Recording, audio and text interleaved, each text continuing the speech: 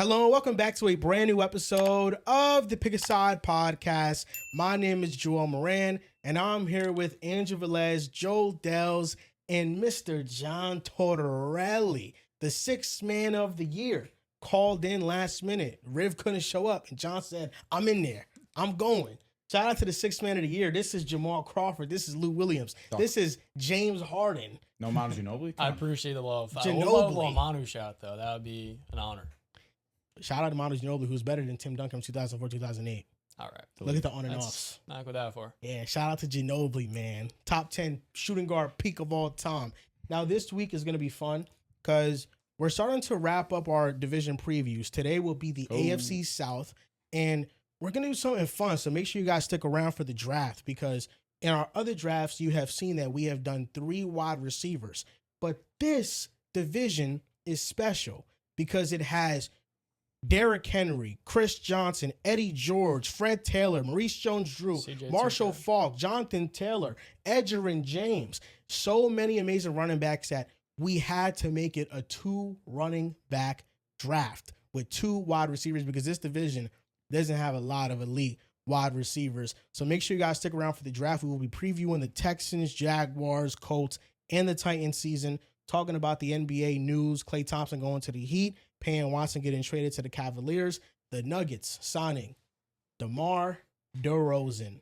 And then the next episode we record this week will be our top 10 point guard peaks since 2000. The 10 point guards that we want, that we are enamored with the most since 2000 in the top 10 list for you guys. And that'll be the beginning of our series where each week we'll do another position. A lot of things to take note of, fellas. A lot of We're things. doing 3-year peak? You could do it however you want. Okay. If you think 2011 Derrick Rose is better than 2022 through 2025 Jalen Brunson, that's on you to decide. Okay. If you think Gilbert Arenas Hibachi, his 3-year stint with the Wizards where he was an all-star every year, one of the most explosive scorers, if you think that was one of the best scoring stretches that you've seen, you could have in top 10. How are you doing your list? For me, just doing it off of who wins. We all got to collectively agree on the same criteria. I feel like you do have to agree on Who you scores, people who having wins, their own who wins championships, agenda. who brings the championship to the city. Okay. So Luka's not going to be in the top 10. In my mind, he already has won the championship. 2024 counts as one, in my opinion. That's not how it works. Counts is crazy. He led a team all the way. He did lead a team, Getting but they lost. unceremoniously eliminated 5 games does not count. All the way? Situation is just everything. If Luka Doncic was in a better situation You with a thought they team were that going was to beat built the around him better, Celtics. I've had faith in my guy Luka. But it wasn't his fault. They shot 17% on wide open He threes. shot 27% Kyrie from Irving three. didn't play Just gotta well. be fair, He averaged objectively. 29. Shout out to those free throws. Yeah. I mean, He's not the first player Nope, you're to right. He was going to shoot have a ton. a bad shooting series from 3 Cook. No. at all. But I like, can I'm name not you a looking. lot. We're not looking at this series like, damn, Luka kills. What were Tatum splits? Ugly. Worse. But he But- won because he had a better team, right? But what'd you just ask for in your top 10? Winning championships. That's all you cared about. So That's why what you asked for. all this context That's what you asked seems for. irrelevant because it's He already you won a win or you championship. don't. Real Madrid. Oh my god. That matters. In the NBA. Youngest ever. In the NBA. Youngest ever. He won an MVP in Real There Madrid. you I go. didn't know he won a championship. I think it was the same year. Maybe it wasn't. The more you know. But I think it I was know the he's the same year. youngest Euro MVP of all Could time. be wrong. I'm We're gonna gonna be have to honest, fact check bro. that. I hate that In we have to regards to Google this. 2024, Luka's run in 2024 was more impressive than Jason Tatum's run in 2024. 2022 though, Jason Tatum. Jason Tatum won a Tatum was- championship yeah. in 2024. I mean, 22, in but Jason Luka's 2024 run he was was better. awesome. 22 24 Tatum. he was awesome. Luka's run was better. I mean, are you just talking just PRA? Sure. No, I'm talking about impact. He's cooking. Impact? Yo, decent take. What? If you're just talking about PRA, you talk PRA about- Luka's going up with Jokic. I'm just like, it's really hard to just I don't You hate talk working about that. PRA like you weren't plastering Tatum's the first player since Duncan and I this wouldn't and say I that to was have points, plastering it. rebounds, that and went, assists. That went around the internet. I wouldn't say like I used that to say how great Tatum was. I think Tatum showed that whole run why he was excellent. Why has PRA become a buzzword to minimize impact? I don't understand. think it's minimizing impact. I'm just asking you, like, are you just talking about like the numbers they put up? Because most of the time when you're making an argument, it's going to be like X player put up more points, rebounds, and assists. I think that's a valid argument. But if you're just saying that, I don't think that's a winning take. But if I could say what Tatum was doing defensively makes up for what Luka was doing offensively, I'd be like, I think that's a valid take. The PRA is just not going to match. Absolutely not, because the level of competition for Luka Doncic was far tougher. You picked against him in every single series, and he came out victorious and proved you wrong. Okay, but then the finals, you picked Dallas, and I picked the Celtics, and I was ultimately right. All right, so I was right on 3 of my takes, and I was wrong on 1. That's still a winning most important record. one. That's still a winner, but still, it's a loss. It counts as 1 loss only. You took the Timberwolves over the Mavericks. I changed my pick. No, you didn't. Oh, thank No, you. did I would not have remembered that. Yeah, I had to lock in because I remember nobody picked it. At the very worst, well, you might be lying right now. I'm not lying. I'm But 500. still, okay. You was negative. No, I was 2-2. Because when did you pick against the Mavericks Oh, I Clipper guess- series? True, good point. OKC series. After game 1, I chose the Mavericks, but going into the series, we all took Minnesota. Mm-hmm. The criteria for the all-time point guard peaks list, I think, should be very simple. It's who are the 10 point guards that are the best that you've seen since that time frame. I'm with you. Which is 2000. Yeah, since 2000. So since 2000, who are the best point guards that you have seen? However you want to, whatever method you want to use, just top 10 of 2000. You Got it. do it that way. So if you think Derrick Rose is one of those guys in the top 10, then you put him there. All right. You know, that's basically how we're going about the list. I'm with you. And Luka did win a championship for Real. That's insane. Same year as winning And MVP. the MVP. Yeah, he's a legend. At 17. No, but he didn't get drafted to the number 1 seed. You know, he didn't get drafted to a 50-win team. Got drafted to a team that he had to carry the franchise. And he was so good so early that they didn't get top draft picks. He's still good. He's still great. I mean, he's finished higher in MVP than Tatum's ever have. You know, multiple seasons.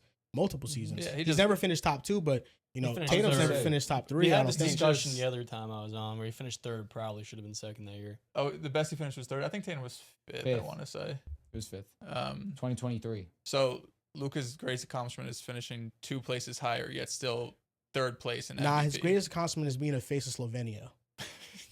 And winning the championship with Real Madrid and an MVP. I mean, he's the face of European basketball.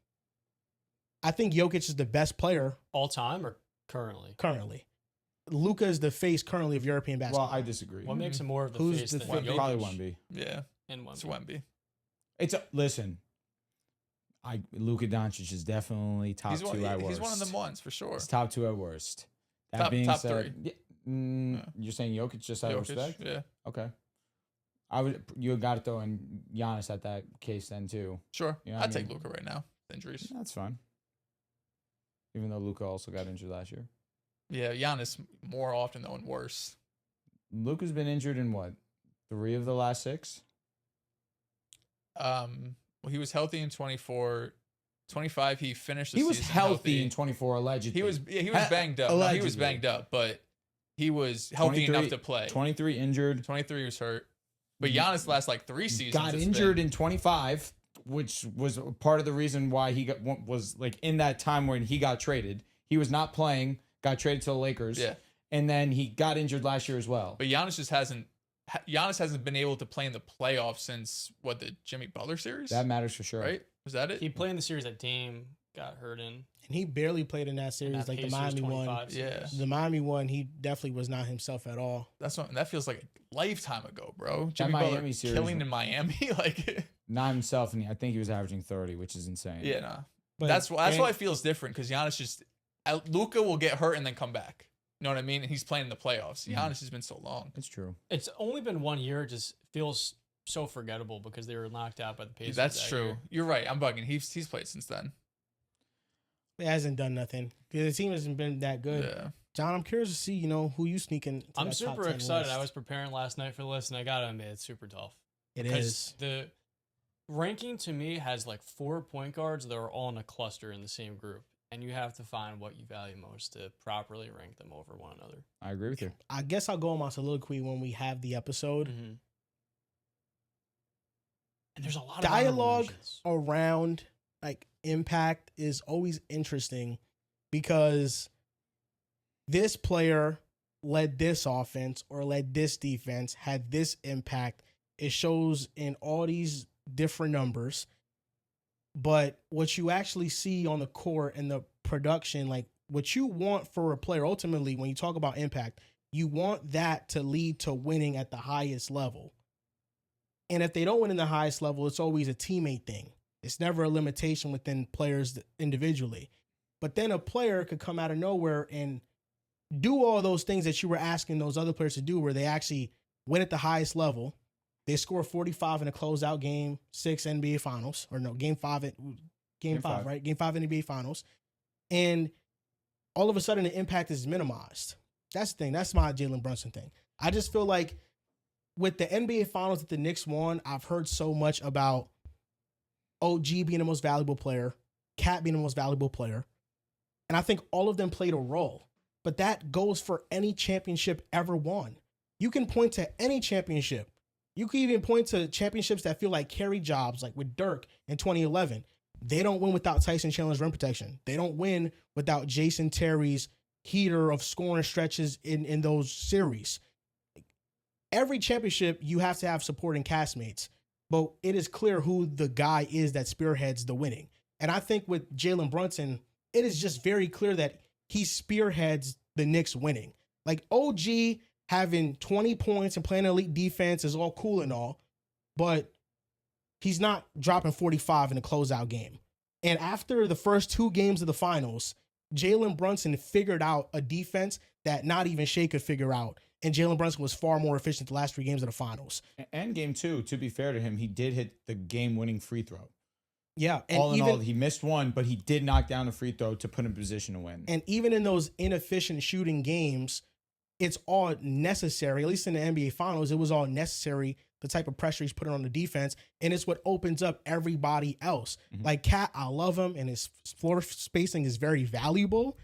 But Jalen Brunson's aggressiveness and being able to score in the tightest spots possible is really what makes the Knicks offense go. And that's what makes their championship ceiling realistic. Like, I think the team provides a very good floor for him with the spacing, with the defense, but he is the one that clearly takes that floor and makes it a realistic ceiling because of his historic level shot making in the playoffs. I mean, there's very few players, you can look at the numbers, like there's very few players that can score like him in the postseason.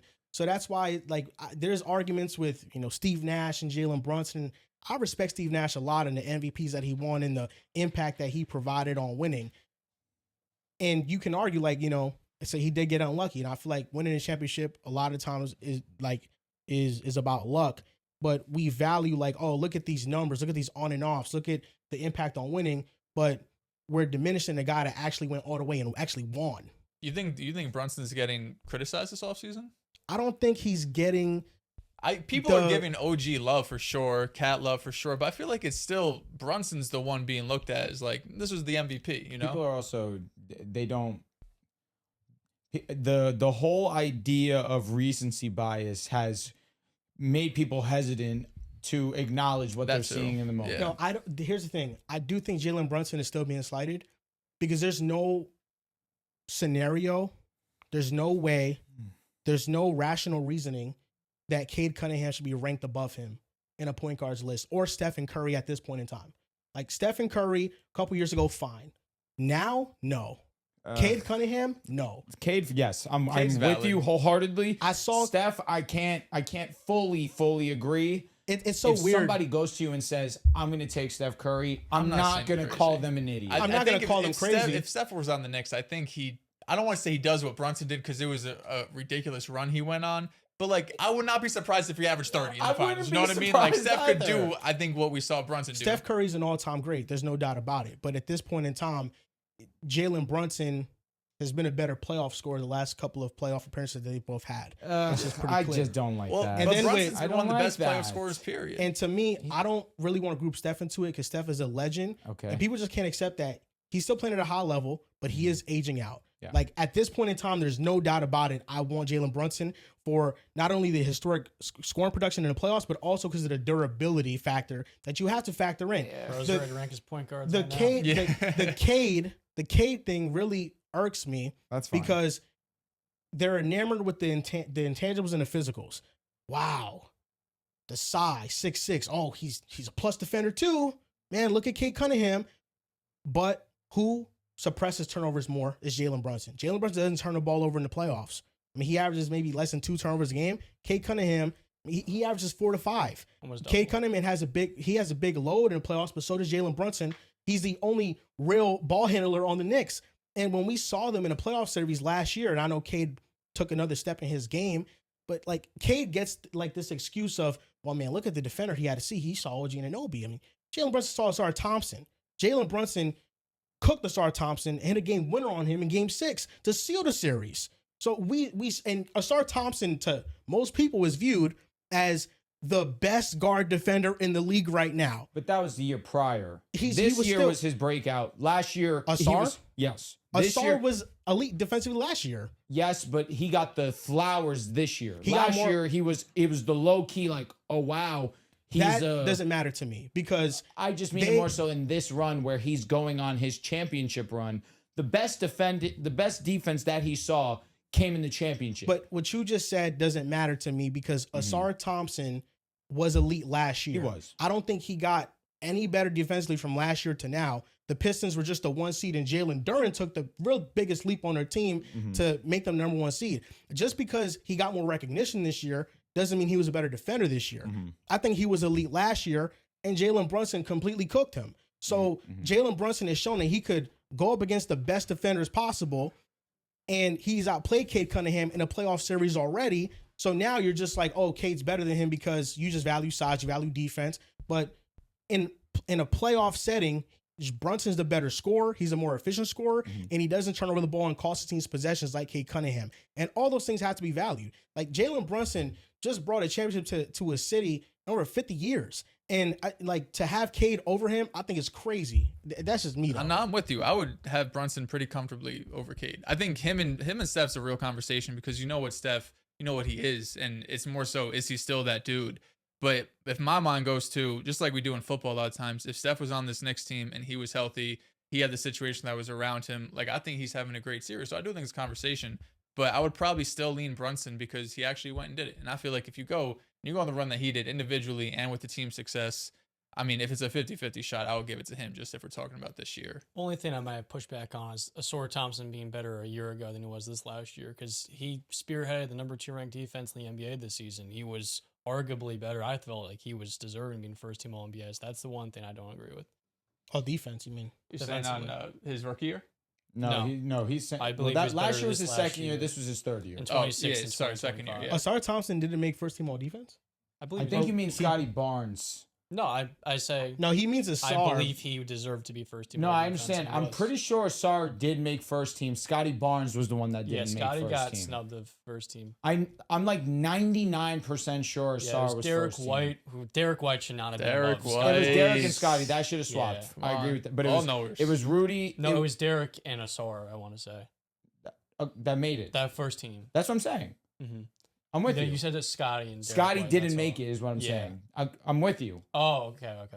But that's what I mean. Bro, Asar was first team All NBA. No, I think that I misconstrued John because I thought that he said that Asar should have been first team, but he was actually referencing that he was first team. Oh yeah, so I think that's what it so. is. Yeah. So I'm looking at it right now. So defense rating with Asar on in 2026, 110.1, and with him off, it was 110.3. Wasn't that big of a gap. Yeah. That alone. I don't know, bro. Come on, we know man. Come elite. on. I mean, I know. I'm just saying. I'm leaning. looking at it from a year to now. So last year in 2025, he had a 112.3 defensive rating on, and the Pistons team defense was 114.6 off. Okay, so they were he was 2 points better this year than last. Mm-hmm. No, well, last year versus this year. So you said 26. He was 110. Last year, no, 25.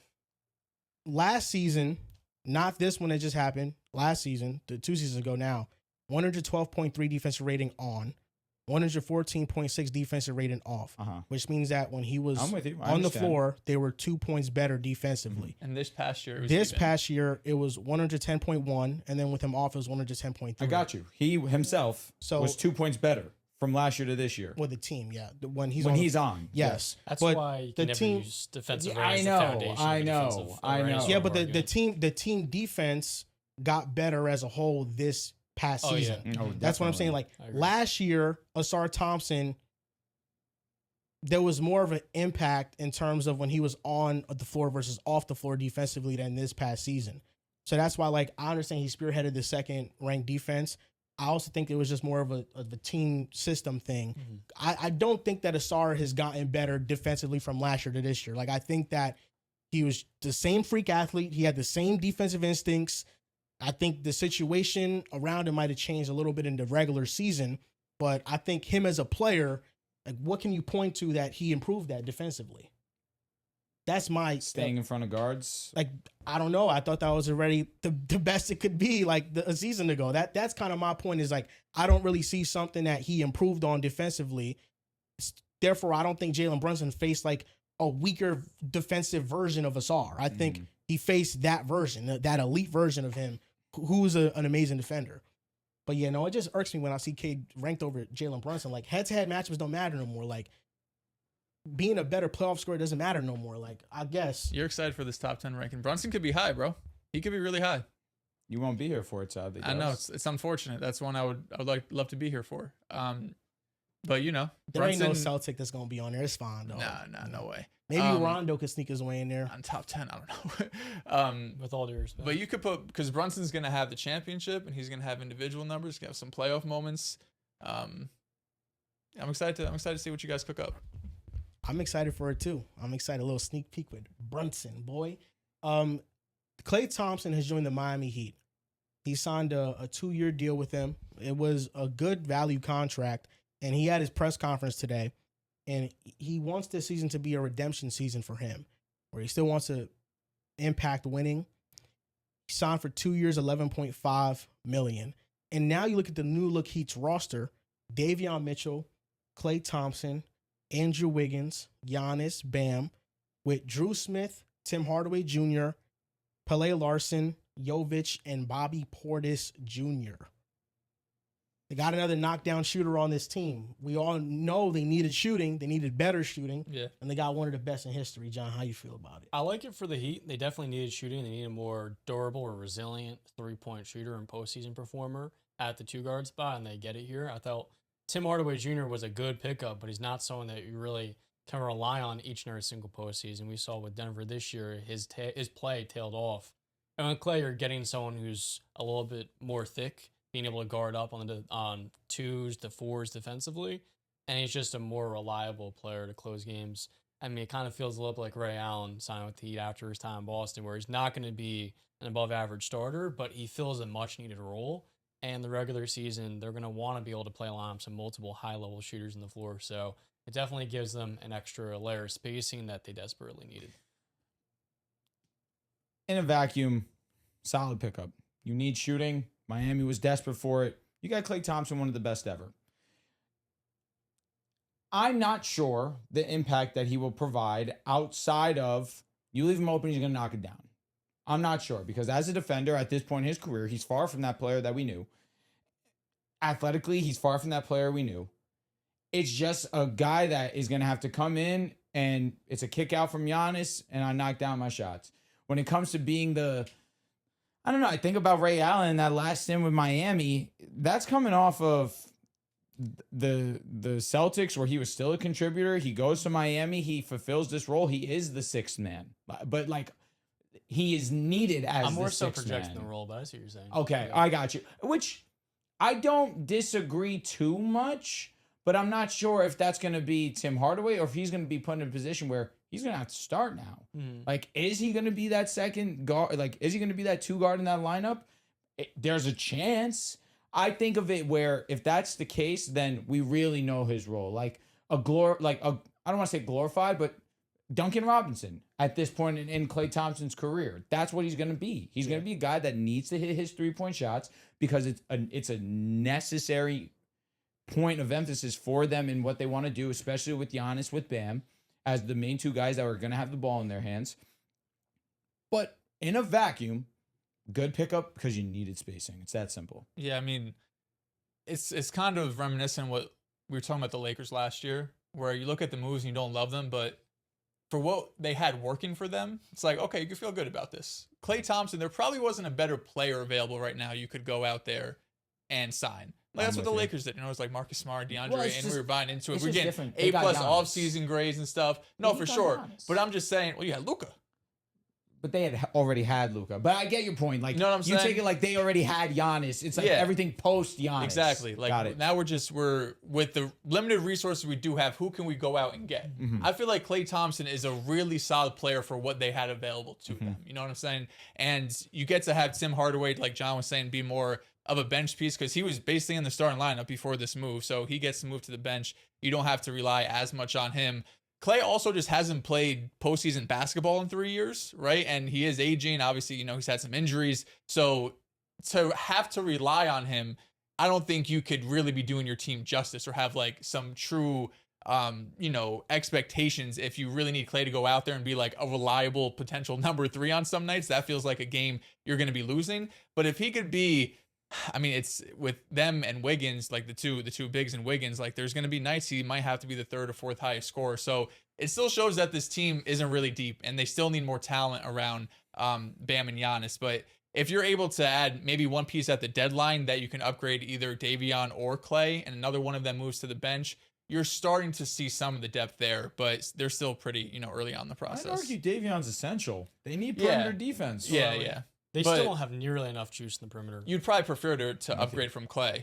That's true. But you could definitely upgrade from Davion too. We don't got to think too much into this. Klay Thompson got paid $11 million for 2 years. I'm with you. They're not asking him to be one of the primary scoring options on this team. They're just asking him to space the floor. Yep. And Klay Thompson, still at his age, can do that better than most players.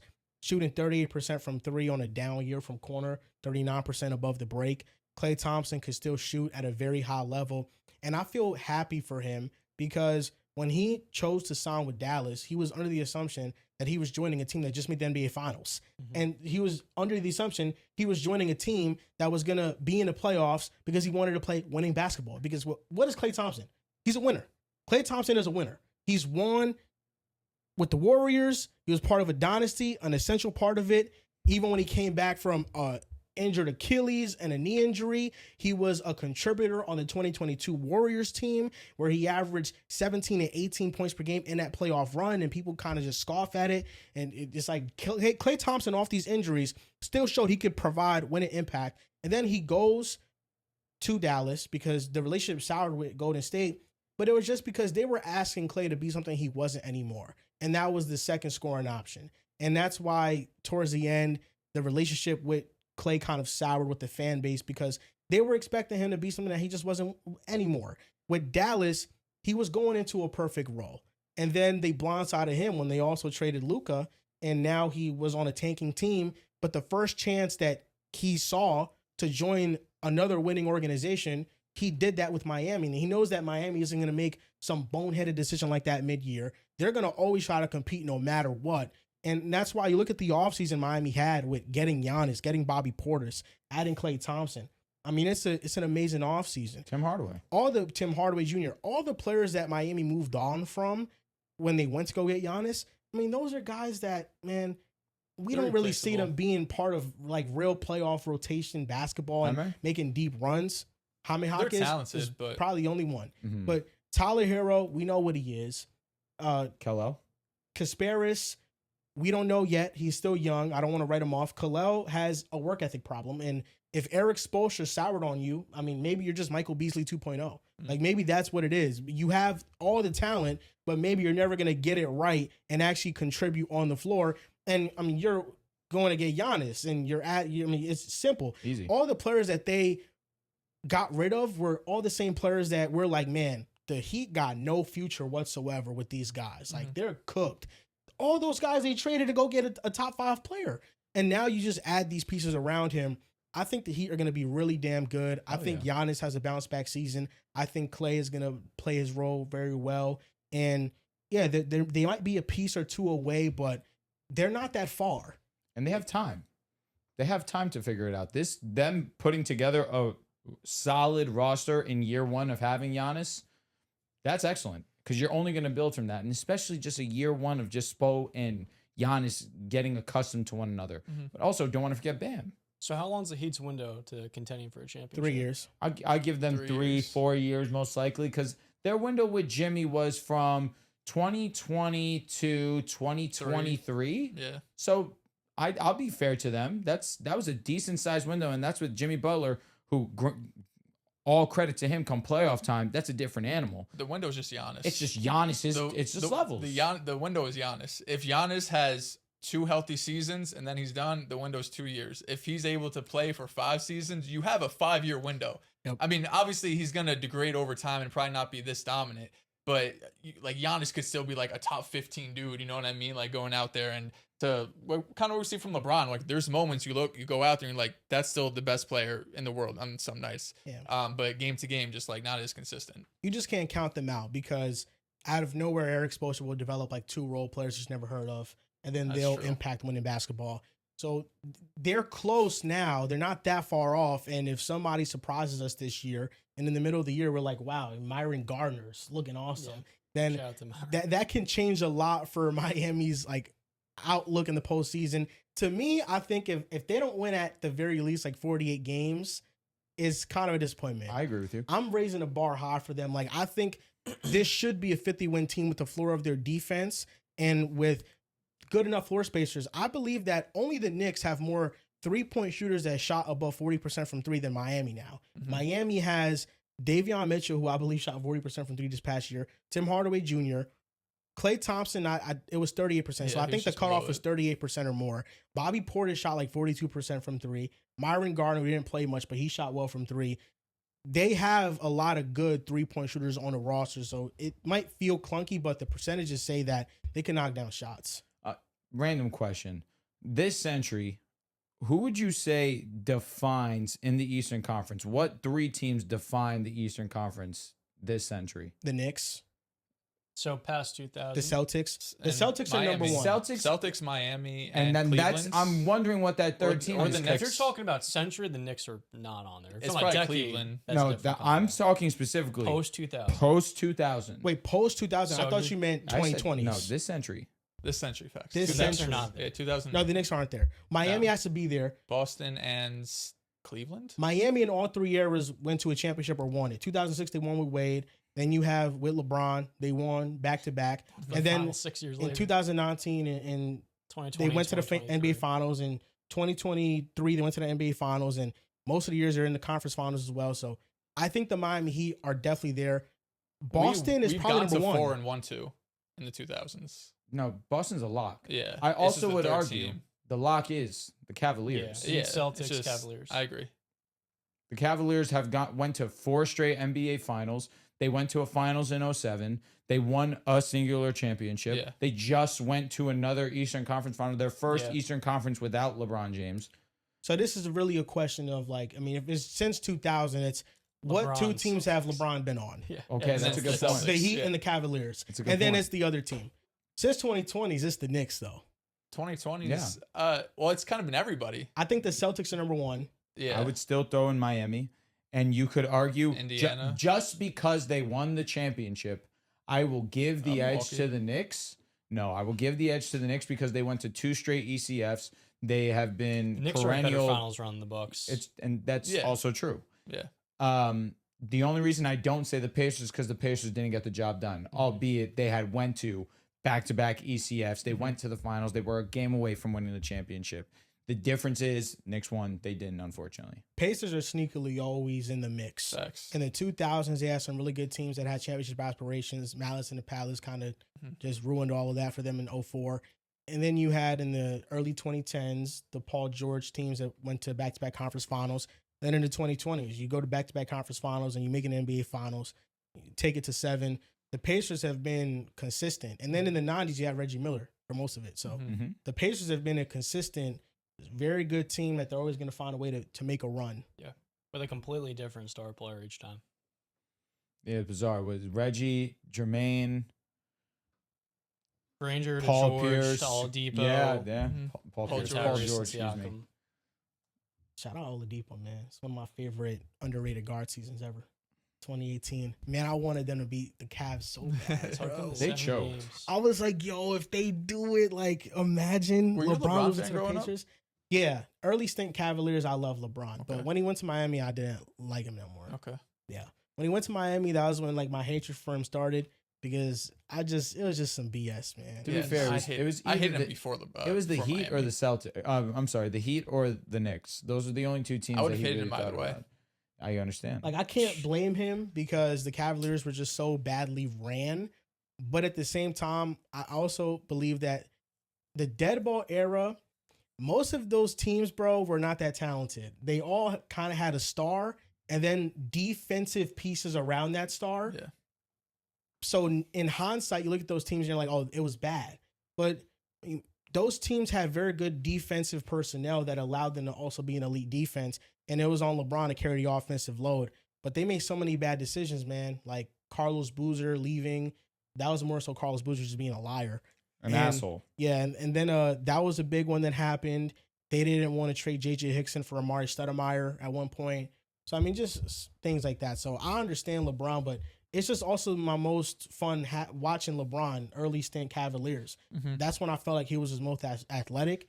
He had the most jaw-dropping plays, in my opinion. And it was the only time in LeBron's career that I could really feel bad.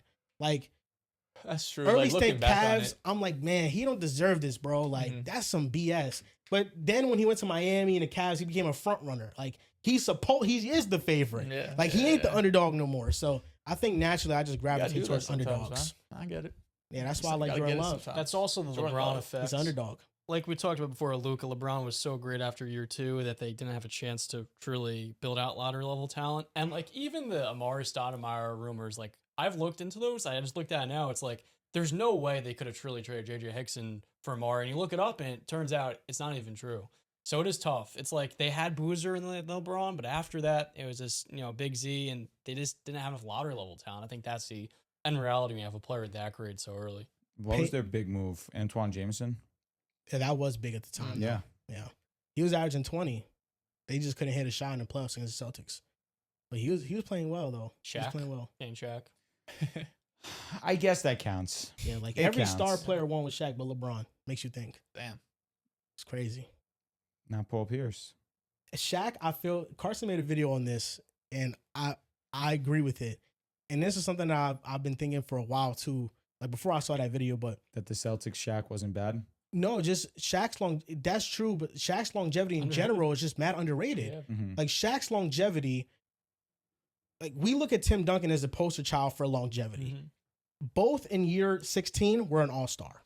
Shaq, even as he aged, when he left the Lakers, he was top 5 in MVP voting in his first year in Miami. He wasn't the spearheading force of the finals run. It was Dwayne Wade, and he went crazy in the finals, and Shaq had a disappointing finals, but in that run, he averaged 18 and 9. And then he gets traded to Phoenix, and he was an all-star in Phoenix, and he had 2 productive years in Phoenix. Then he went to the Cavaliers, and for his standards, yes, like he's washed, but he was averaging like 12 points and 6 rebounds in like 21 minutes per game. He was an All-NBA player the year before in Phoenix. In Phoenix, Yeah. before he went to the Cavaliers. In 09. Shaq's longevity is underrated. It looks crazy because he's in so many different jerseys, but it's kind of like James Harden. Like James Harden with the Cavaliers, with the Clippers, he's with different teams, but he's still an all-star player. Like Shaq, if you look at the per minutes, I respect if you that. look at look at the Cavaliers numbers. Well, first, it's like 12-7, but in year 13, he was the runner-up for MVP in 2005, and he nearly beat Steve Nash out.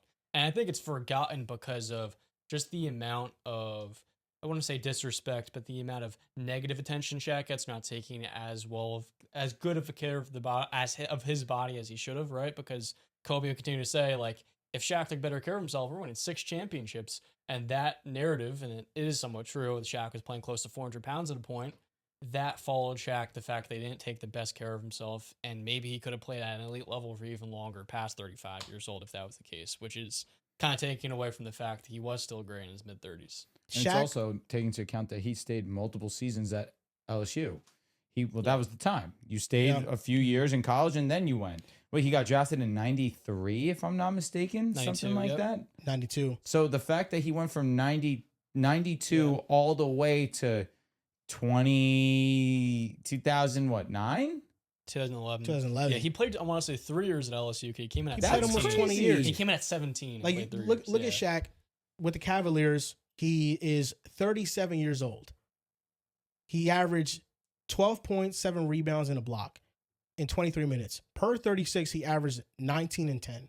Like, on a per minute basis, he was very impactful. And the year before in Phoenix, he was an All-NBA player at 36 years old. Shaq's longevity is very underrated, and that's why, because I was making a top 10 players list, and I had Shaq over Tim Duncan. And the reason why is because I think Shaq's peak is better than Tim Duncan's. Like, Tim Duncan at his best, one of the greatest peaks ever, but I think Shaq's was better than his. And then the longevity, contrary to popular belief, I think Shaq's longevity was pretty similar. Like, Shaq was, like I said, he was an all-star at age 36. At age 36, Tim Duncan was an all-star as well, and he averaged 18 points and 10 rebounds. It was they had pretty similar production, but like, my whole thing is the perception around those two, though. It's like one guy gets perceived as the longevity king, and another guy gets perceived as he's just washed his last couple of years in the NBA, when I just think that was so far from the truth. I think Shaq was still very impactful. He's still a very good player. So his longevity to me is underrated. Nice. I like Shaq, man. Love Shaq. How could you hate Shaq? Yeah, man. Watching a lot of the early 2000s, you know. I came for Kobe. I stayed for Shaq. You know. That's how the Lakers saw it as well. Nah, not all the time, because they traded Shaq. Remember? Well, and they at kept that time, Kobe. You feel me? You know, they had to keep the Mamba around. You know what I'm saying? Shout out to Mamba. His anniversary wasn't that long. No, his birthday. His birthday was his birthday, Sunday, right? August birthday. Yeah, man. Always a sad day for me, man. Yeah. Just look at Kobe highlights all day. Okay. Wait, hang on. I think his birthday's like this week or something like that. I'm pretty sure it was this past Sunday. Yeah. Bean Bryant. Come on, it was 2 man. days ago. Yeah, So it was Sunday, yep.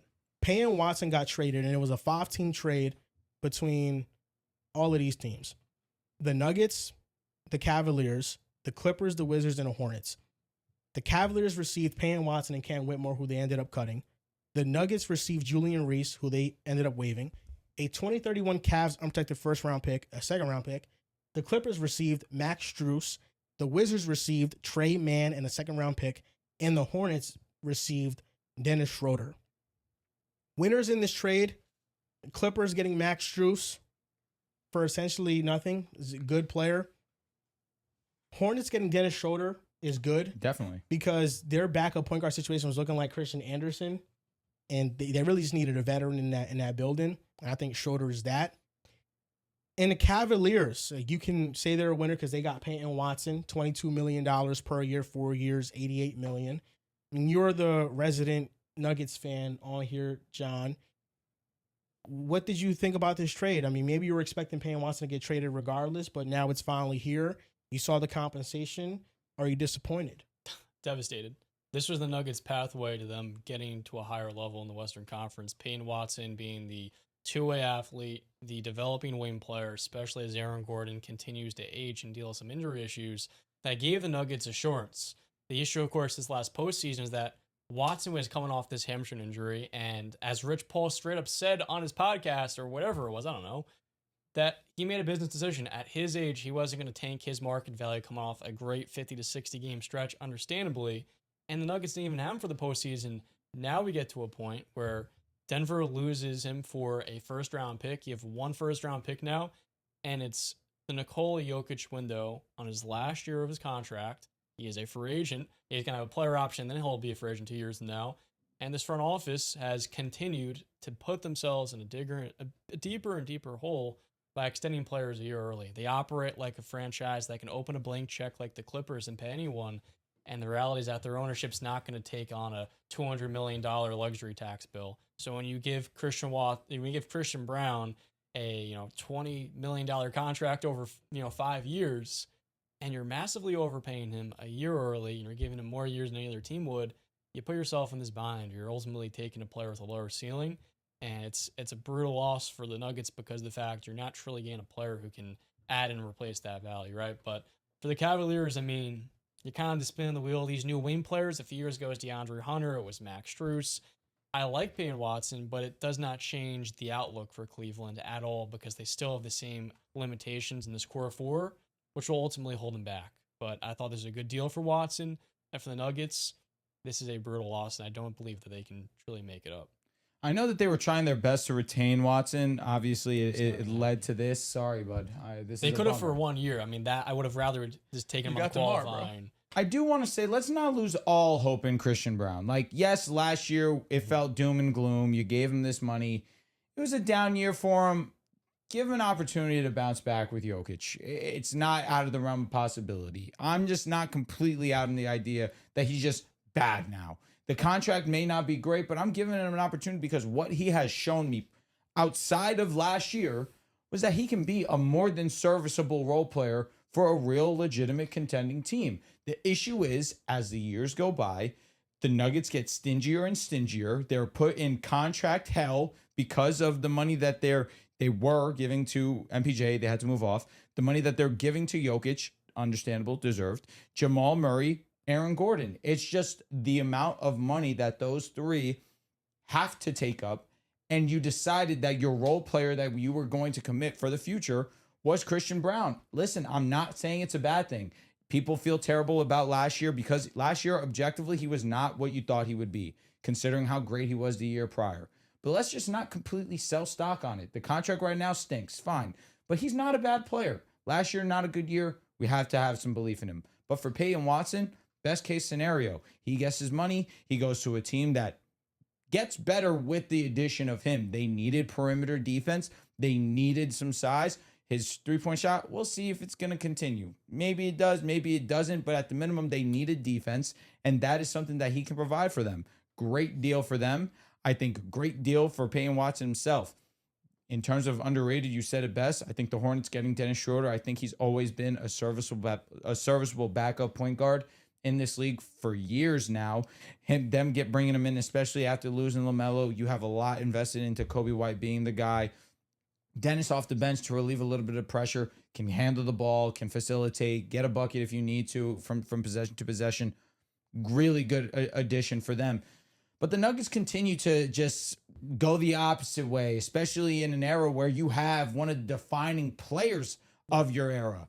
And the fact that you had your one championship and you have not matched it with another WCF appearance in that time, considering that he has been at that MVP level, it's unfortunate that you have Aaron Gordon, who is such an essential piece of this, be injured consecutive seasons. Jamal Murray, inconsistent in the playoffs. You look at that 2023 run and you're just thinking, where is this guy? Like, how haven't we seen him not once since one of these playoffs since that 2023 season? The regular season this past year for Jamal was excellent. Obviously, he makes his first All-Star. But what matters when you are the Denver Nuggets, unfortunately or fortunately enough, is the playoffs. Yeah. And Jokic has not gotten better on defense. He's actually as worse as he's ever been on the defensive side of the ball. Offensively, you're always going to have a great bar, but this team's going the wrong way. And that's the unfortunate part if you are a Nuggets fan. Yeah, I mean, it's hard to see what the Nuggets have on the roster right now and paint yourself into any sort of like contender picture with them. You know what I mean? Like, as great as Nikola Jokic is, they're just nowhere near talented enough to actually go on a playoff run. I don't think they have the top end talent to do it. I don't think they have the health to do it. I don't think they have the depth to do it. It's just a roster right now when you do have Jokic, you feel like you should be competing every single year. Listen, Peyton Watson, I think he's a good player. I don't think he swings anything one way or the other for Denver. I don't know if you have Peyton Watson on this roster, you're still a contender as opposed to losing him. Like all of a sudden you're not a contender. I think he's a good player. He still has stuff to prove in the playoffs, like Drew was mentioning, but you do see what he can be, right? And at a minimum, he's bringing you defense and size and athleticism, which is something the Nuggets desperately need because that's supposed to be Aaron Gordon, but he just hasn't been able to stay healthy. It's really difficult to look at Aaron Gordon as somebody that you're going to a playoff run, and unfortunately, you can't trust him right now, right? It's been back-to-back years where something's been coming up for him. It's always soft tissue. It's always a hamstring or something that keeps him off the court, and he's tough and tries to battle through it, but you could just see he's not the same player than when he's healthy. And then Jamal Murray, I mean, John made the remark, but like, if you got to play the Timberwolves, it feels like it's over. Like they've been your boogeyman, and Jamal Murray specifically really struggles against them. It feels like this is a roster that is Jokic, please save us. Like, just, you got to go out there and be the best player in the world. You got to go out there and be, the engine that you are. And that could get you so far, but you're also banking on him to not be the worst defender, when it comes to rim protection and getting beat off the perimeter. And when you have such a huge load offensively, Jokic already is battling such an uphill battle defensively. It's something that is asking too much from him. Yeah. So I think for Cleveland, it's obviously a big get. You're having an overall talent upgrade to the team. I don't really believe in this core four as is. So Peyton Watson again doesn't make me believe in them all of a sudden. I think they have their own issues that I don't know if it ever gets sorted out. But Denver's the most interesting because they have arguably the best player in the world, top 3 at worst, and you lose Peyton Watson and you bring in DeMar DeRozan. And I think DeMar for like an 82 game season, cool. Like, yeah, he could, be someone off the bench that can handle the ball and create some offense for himself. But you're not selling me like that's moving the bar in the playoffs. The one thing I have to add is that Denver is talented enough to contend. I mean, they're the best offense in the NBA last year. When you have Nikola Jokic in his prime, every single year you have a top 4 player, the best franchise player in franchise history. You have to make smart moves ahead. And when you're investing millions in the front offices, they should be able to understand the market. Like, I agree, Christian Brown can bounce back and have a better season. But when we saw him not be able to guard Anthony Edwards or a Luka or these elite marquee players, and the Nuggets were paying him to do that a year early, I guess that's fair. That's a front office completely missing the market entirely. I mean, Kentavious Caldwell-Pope didn't get the same amount of money, and he was a way better shooter and a more established 3-and-D player, right? And so for Denver to miss out on that, there was a world where you could have kept Peyton Watson and then maybe extended Christian Brown, and then maybe if not, you get a Spencer Jones instead, and they're in a better spot. At the end of the day, it's just a huge missed opportunity, and it's a lot more likely that Jokic doesn't extend because this core it's an elite offense, but they're not giving him the absolute best chance to contend. And it's just frustrating as a fan of the team because you see it, and it's just like very avoidable moves that have continued to ruin and kind of torpedo their chances of contending at the highest level. I'm just going to say, I'm not going to hold it against a role player, even if it may be his job, that he can't stop Anthony Edwards. Yeah. I'm not going to hold it against him. That's fine, but he's got to be guardable from 3, and none of those teams are respecting him from 3 at all. And he struggled bad. 3 attempts a game, getting left wide open, and he's hitting them at a 37% clip, but it's prone to variance with such a small volume. And he's wide open. It's like you're not adding any floor spacing. He had some durability issues this year. I think it was the worst possible. It was the floor. Injury hindered him, in my opinion, more than anything else. But you're not a stopper, and you're also not a respectable 3-point shooter, and you're being tasked to be the lead 3-and-D player in this contending team. Stopped Anthony Edwards? No, I'm not even asking him to be a stopper. He needed an out for some level of resistance. He's clearly a secondary defender on a high level unit. Like Anthony Edwards historically has not been held or limited in any Christian capacity. Brown, on the star players Christian Brown historically has guarded Ant well in previous playoff matchups. If you look at the shooting percentage, he has held Anthony Edwards to subpar shooting percentages for his standards. The thing is that last year he didn't play defense at all. Yeah. So that's an issue. Nobody did, to be fair. Not many players on the Nuggets can play defense at a high level other than Aaron Gordon. He had moments against Ant, but 6 out of 7. He doesn't get that excuse. 6 to 7. Who? Christian Brown? Because that's what he's getting paid to do. But he was injured. He's getting paid to defend. Before that, 7 out of every 10 possessions, he's getting cooked by an elite level player, and he's not a stopper. Mm-hmm. He might have 3 possessions where he's able to hold his own, but more often than not, he's clearly overtasked in that role, and that's the issue. You already don't have the supporting personnel, so you need an even higher level of a perimeter defender. You need an Asar Thompson to truly be able to put out those fires, and he's one of the worst perimeter stoppers in the role he's being paid to be in. Here's the thing, is that the Nuggets have a solid core still. I think the depth around the team is uninspiring. The core is still there. I also have an issue with just letting Jokic skate by on these things. I don't disagree too much. Most of all the Nuggets' defensive problems come from Nikola Jokic being one of the worst defenders for his position in basketball. I agree with you. Nikola Jokic has not been the same level of offensive, unstoppable engine in the playoffs. Against a Timberwolves team had Anthony Edwards hurt in that series, and Ayo Dosunmu comes out of nowhere and torches you for 40 in that series. You're telling me with the hurt Anthony Edwards, you can't will your team to win that series? He shot 19% from 3. Over the 2 of the last 3 playoffs for him, and the year before last season's, he shot 26% from 3. Against OKC in the 7-game series last season, he shot poorly from 3.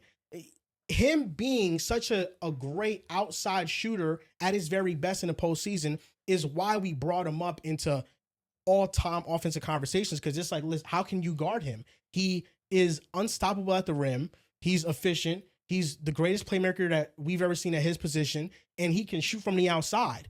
Like, how can you guard that? But as of recently, he hasn't shot with that same level of efficiency. So defenses aren't being threatened in the same way. They sag off of Jokic now, and they dare him to take those shots, and he can't make them. So I think that the Nuggets, it doesn't fall on Jokic. Would a better supporting cast help these things? Yes. But Jokic, the best offensive player in the world, some say, has not been that in the postseason. And Jokic has been such a bad defender that the offense is not made up for him being that bad on defense in the last couple of postseasons. So for me, even though I agree with the Nuggets front office malpractice, I agree with how they have managed the situation with Nikola Jokic. Jokic has also been below his standards. And if he was better, then they should have beat the Minnesota Timberwolves in the first round with an injured Anthony Edwards. I would assume shouldn't be looking like the best player in a playoff game and having 40 points on you because he doesn't respect your defense or any of the players on your defense. He sets the tone. So for me, even though I agree with the front office mismanagement, Jokic hasn't been his best self, and we don't call a spade, and we don't say, listen, he's been underperforming too. And he has been underperforming. Let me ask you a question, Joel. Before Jokic had a wrist injury in the middle of last season, he was shooting 44% from three. It was and really having automatic. one of the best offensive seasons of his career. Do you feel like the wrist injury had nothing to do with this? I mean, it sounds like what you're saying is that you're not really looking at the injury, and it sounds like you're overlooking it entirely. That would be foolish. The injury, of course, played a role. You just haven't mentioned that yet. Okay. What did he was shooting 44%. What did he shoot after? What did he shoot after the injury? Not postseason, just from that point on. A lot worse. Okay, tell me what was it? I will look it up. Was it 19% from three? I'm not Claude. I couldn't tell you. Okay, I'm not Claude. All right, so he doesn't even have those numbers in front of me. All right, let's see, because 44 was crazy. Of course, 44 is crazy, but if that dropped to 36% from three, and then in the playoffs you shot 19%, you cut your percentage in half even after the injury. I definitely hear what you're saying. So I need to know the context of what he shot after the injury. I'm looking it up now. If it was poor from the entire 31%. Okay, and 31 to 19 is a big fall off, regardless of how you slice it. He went from 44 to 31. Any which way you shake it sucks. Okay, so clearly sample. the wrist injury, nobody's saying that the wrist injury had nothing to do with it. Okay. Nobody's saying that at all. He's never mentioned the it. wrist, no. It's not that I didn't mention it. It's just you it's because that great players overcome. Jalen Brunson won the NBA Finals with a broken wrist. Jalen Brunson, he went on a 3-game heater to close the NBA Finals with a wrist injury. You know, Jalen Brunson played with the wrist injury the entire way. Right now, he got a cast on it because he got surgery on it. Mm-hmm. He played with wrist injury. He's a warrior. Did that affect his shooting in the finals, John?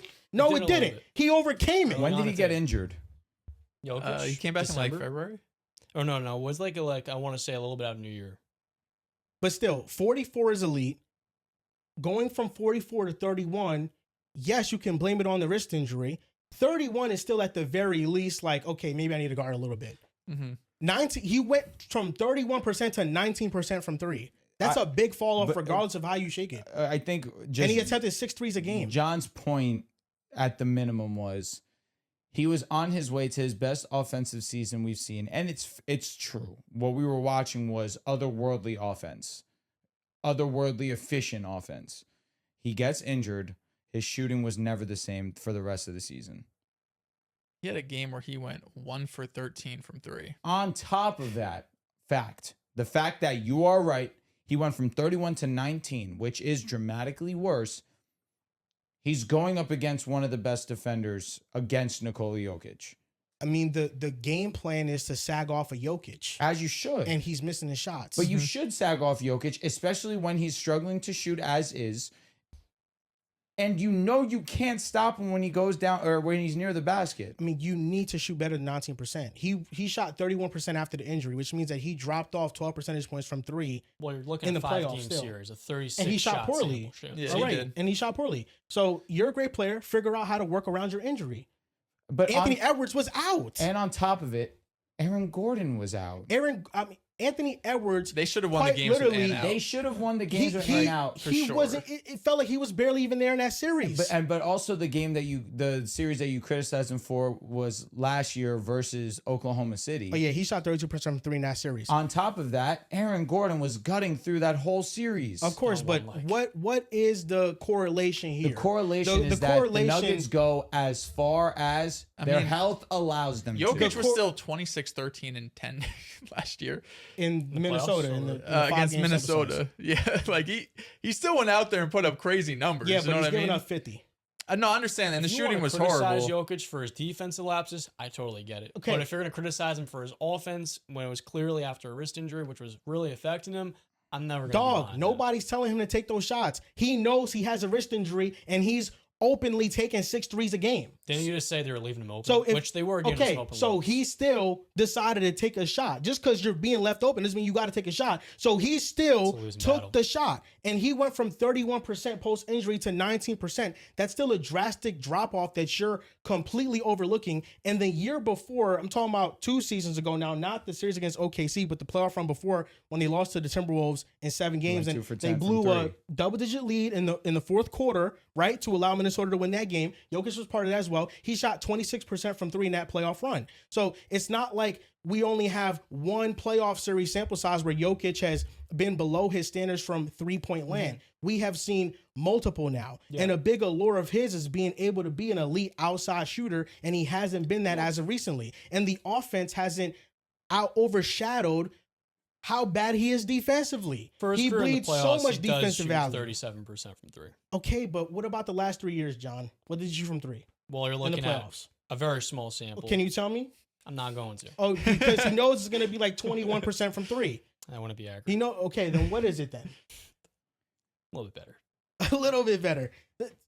I'm not saying Jokic deserves the most blame. I'm just saying that any other star player would get held accountable if they are below their standards. And Jokic was. And this is a series in which the opposing team's best player wasn't on the floor for a majority of it. And you didn't even make the series competitive. The closeout game, Ant didn't play. And we're like, yo, maybe Denver got a chance. They got smoked. Come on, man. Nah. You're an all-time player. If the best player on the opposing team's not there, you got to win that. Best part about it is that at no point in that series you count Denver out. And there's a reason why. Yeah, and I was wrong. I was wrong. You can't go out like that. I do hear what Joel's saying. I was wrong. I didn't count them out because of Jokic. And then he was also one of the reasons why they lost. Yeah, I think he was one of the reasons, but what was he, like 5th on the list of reasons? Man, his defense is number 1 reason why they're so bad. What about Jamal Murray dropping off from all-star, all-NBA to he's in a box, he's useless to us? He wasn't useless. Jamal Murray had more games in that series where he led the team in points. What was his efficiency, Joel? So I'm looking at Jamal Murray. Question. All right, let's look at Jamal Murray. The first game he wasn't efficient, but I'll go game by game for you. What was he in the series? Just go get overview first. Okay, in the series, Jamal Murray averaged 24 points, 5 rebounds, and 6 assists. He shot 35% from the field and 26% from 3. Pretty horrible. So looking at the game logs in the playoffs for him in that series, in the first game, he went 7 for 22, which tanked his efficiency, but he had 30 points in that game. And if you remember watching that game, yeah, he went 7 for 22, but he went 16 for 16 from the line. Mm-hmm. He was perfect from the line. He had 30 in that game. He was a plus 13 in that matchup. In the second game, he had 30 points, 44% from the field, 43% from 3. In game 3, he had 16 points, worst game of the series so far, 5 for 17, over 5 from 3, 29%. Then in game 4, 10 for 25, 40% from the field, 43% from 3, 3 for 7, and he had 30 points. And then in game 5, he had 24 points on bad efficiency, 9 for 23, 39%, 2 for 6 from 3, 33%. And the closeout game, he had 12 points. They got smoked, 4 for 17, 0 for 2. Still, Jamal Murray had 3 30 balls in that series, and he had one game where he had 24. So Jamal Murray had like 4 really good games, or 4 good games, I should say, and 2 really bad stinkers. So yeah, Jamal Murray, he was a problem, no doubt. Like, they lost as a team. A lot of them were issues. but the biggest defensive problem is Jokic, like by far none. And he didn't make up for his offense either. Like, he shot 19% from 3 as well. You hear that? Like, he didn't shoot well either. You hear that? Yeah, I heard. What did you hear? I heard it. Listen, I agree with the defense. I mean, it's something that we've talked about ad nauseum at times because it's very important and it does cap their ceiling. They also have 0 perimeter defense. No, Seems whack, exactly, bro. but it's not good enough. I don't know, John. No, the Nuggets respect it. literally I- go as I far don't as see it like, as- please, Jokic, I'm begging you, carry us to the moon. So much so that we're scrutinizing him for. Because I just don't think Shooting Jamal like Murray's shit. going out there and competing with Minnesota or the Spurs or OKC. I don't know if Aaron Gordon's going to be able to stay healthy. I don't know if Jokic's defense is ever going to be good enough. I just feel like there's way too much to put him in the tier the with thing other is guys. that Denver has limitations, but a big limitations of theirs is Jokic's defense. Yeah, that is a big limitation. sure. And when you have to be all-time historically great for you to mask how much value you bleed on defense, when you can't get to that level, we see how vulnerable they become. And for the most part, them not getting to that level is in part because of Jamal Murray not being the same playoff performer, Jokic not having the same shooting splits from the outside that he has, and he's not able to maintain that shooting efficiency. And then it's been their injuries and the inconsistency at the 2-guard spot. There are reasons for it, but Jokic is also a reason. He doesn't completely get no blame here. And Peyton Watson getting traded was obviously devastating for Nuggets fans because they need more athleticism. But I didn't think the Cavaliers got better. Peyton Watson was a solid move for them, and hopefully he can continue to improve. But when I look at what the Cavaliers lost, 3 players from the playoff rotation, Dennis Schroeder, Dean Wade, and Max Strus. Dean Wade, offensively in the playoffs, he was really something terrible to watch. Defensively, he was one of their glues. The only viable playoff lineups that they had on the floor were most of the time when Dean Wade was on the floor with them. And now Peyton Watson comes into the situation and you add one good rotational player and you get rid of 3 of them. And now they're counting on Tyrese Proctor or Craig Porter Jr. to take a step up. Malik Thomas, who's a rookie. Peyton Watson is going to start in the starting lineup. Jalen Tyson off the bench, who in the playoffs didn't make much of an impact and was kind of disappointing, but I have optimism that he could be a playoff rotation player in the near future.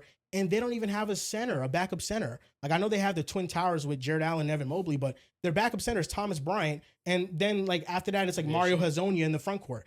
And then it's a Naquan Tomlin or Nate Tomlin, it's something like that. But I mean, their roster is super thin. But can't you just stagger the minutes like after the opening portion of the game between Mobley and Allen? Then who plays the 4? I mean, maybe Watson. You don't have a backup 4. They don't have a backup 4 or 5. That's the thing. They don't have no size, and at least Dean Wade gave them that. So, like, if the Cavaliers kept one rotation player and added Peyton Watson, I'd be more on board with it.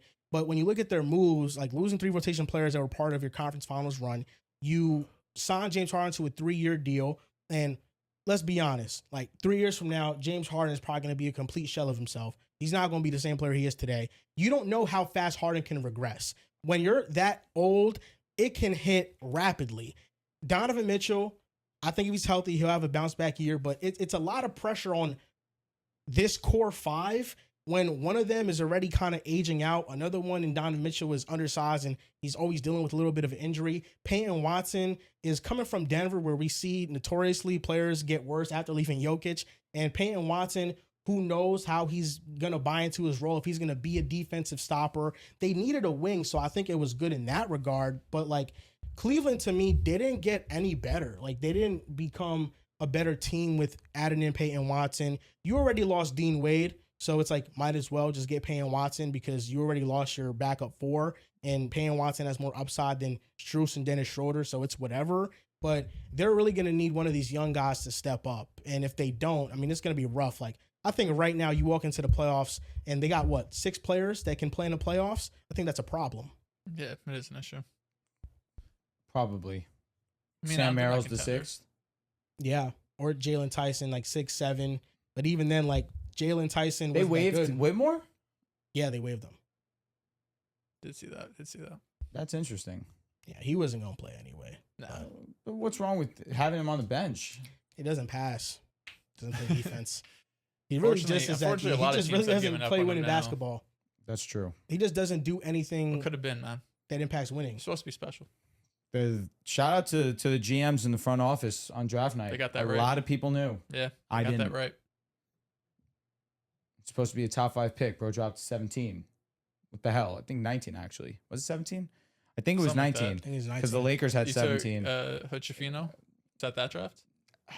No. Yeah. Was that the I think Jalen I Hutchifino feel like draft? that was. Oh, Jesus. Well, either which way we were going to botch. Yeah. I think Pods was 18 I think Pods was 18 or Hawkins was 18. One of the two. I would have felt better about Denver if they kept Watson, obviously. But I do think DeMar is something they need. They needed. I think for the DeMar regular DeRozan. season, yeah. I think you make the argument even the postseason. They need somebody else outside of be on Jamal and ball. Jokic who could just It's freaking like score. it's low-key like Westbrook. I'm going to say Like that. when they I'm added going to say Westbrook. this. Good opinion. Why? If you go up against Minnesota, now Jamal Murray most likely isn't getting the Jaden McDaniels assignment. Why? DeMar DeRozan now is probably going to get that assignment. Absolutely not. Well, no. DeMar's is going to get a much more favorable matchup. Favorable 'cause matchup, the which- Jaden's still going. And I agree with you. And I think that would kind of be a successful thing for Denver. Yeah. Teams are going to want to cut the head of the snake off by its head. They're going to focus on Jamal. And then DeMar's going to kind of do his thing because DeMar's far from a bum. And then naturally, that'll lead for successful offensive possessions for Jamal. Because eventually, you're going to have to match that size with Jaden McDaniels. Will Ant guard DeMar? Say it again? Would Ant guard DeMar, though? Interesting. I think Ant could probably play defense on Jamal, too. I mean, Yeah, but DeMar's Jaden coming off the just a bench. Demon. I don't think he's starting. You think he closes, though? Maybe it depends Who's if Christian DeMar? Brown. Who's starting over DeMar? Christian Brown. No. What do you I mean? think if no? Christian Brown wants a shot to get back and be a very impactful player for the they don't Nuggets, he need could be DeMar that in the starting lineup. DeMar's going to start. A defensive lineup of Jamal I Murray, bet you he DeMar doesn't start. DeRozan, Cam Johnson, I don't think he Nikola starts. Jokic, All and right. Christian How Brown. much you wanna would be one bet? of the We worst could bet teams in the NBA. $20 on it. All right, that's It's a fair something deal. calm. What? I don't think DeMar starts. I think Okay. he went there to be the sixth man. Yeah, no, I do They- think he'll come off the bench, but I think they'll be nice. He'll close. They might have guaranteed him a starting spot, which is why it shows them over Miami. It's just such a thought he said horrendous it was a bench defensive spot. fit. It's Let's hard just to be honest. He's it's not hard gonna to come off the understate bench. that. We all But know the Christian head of Brown's the also snake getting is Nikola 125 Jokic. million. I don't want to He's say it's getting Jamal, but 125 million over 5 years. He's getting 20-some million a year. He's a role player. 25 year. I guess. And what Low-key, is that DeMar? role If player we're money. measuring them by their I mean, DeMar's numbers, what is getting DeMar minimum. getting? He's He's getting getting nothing. Yeah. minimum contract. Like they have no point. investment. 1 year, $3.9 million for DeMar.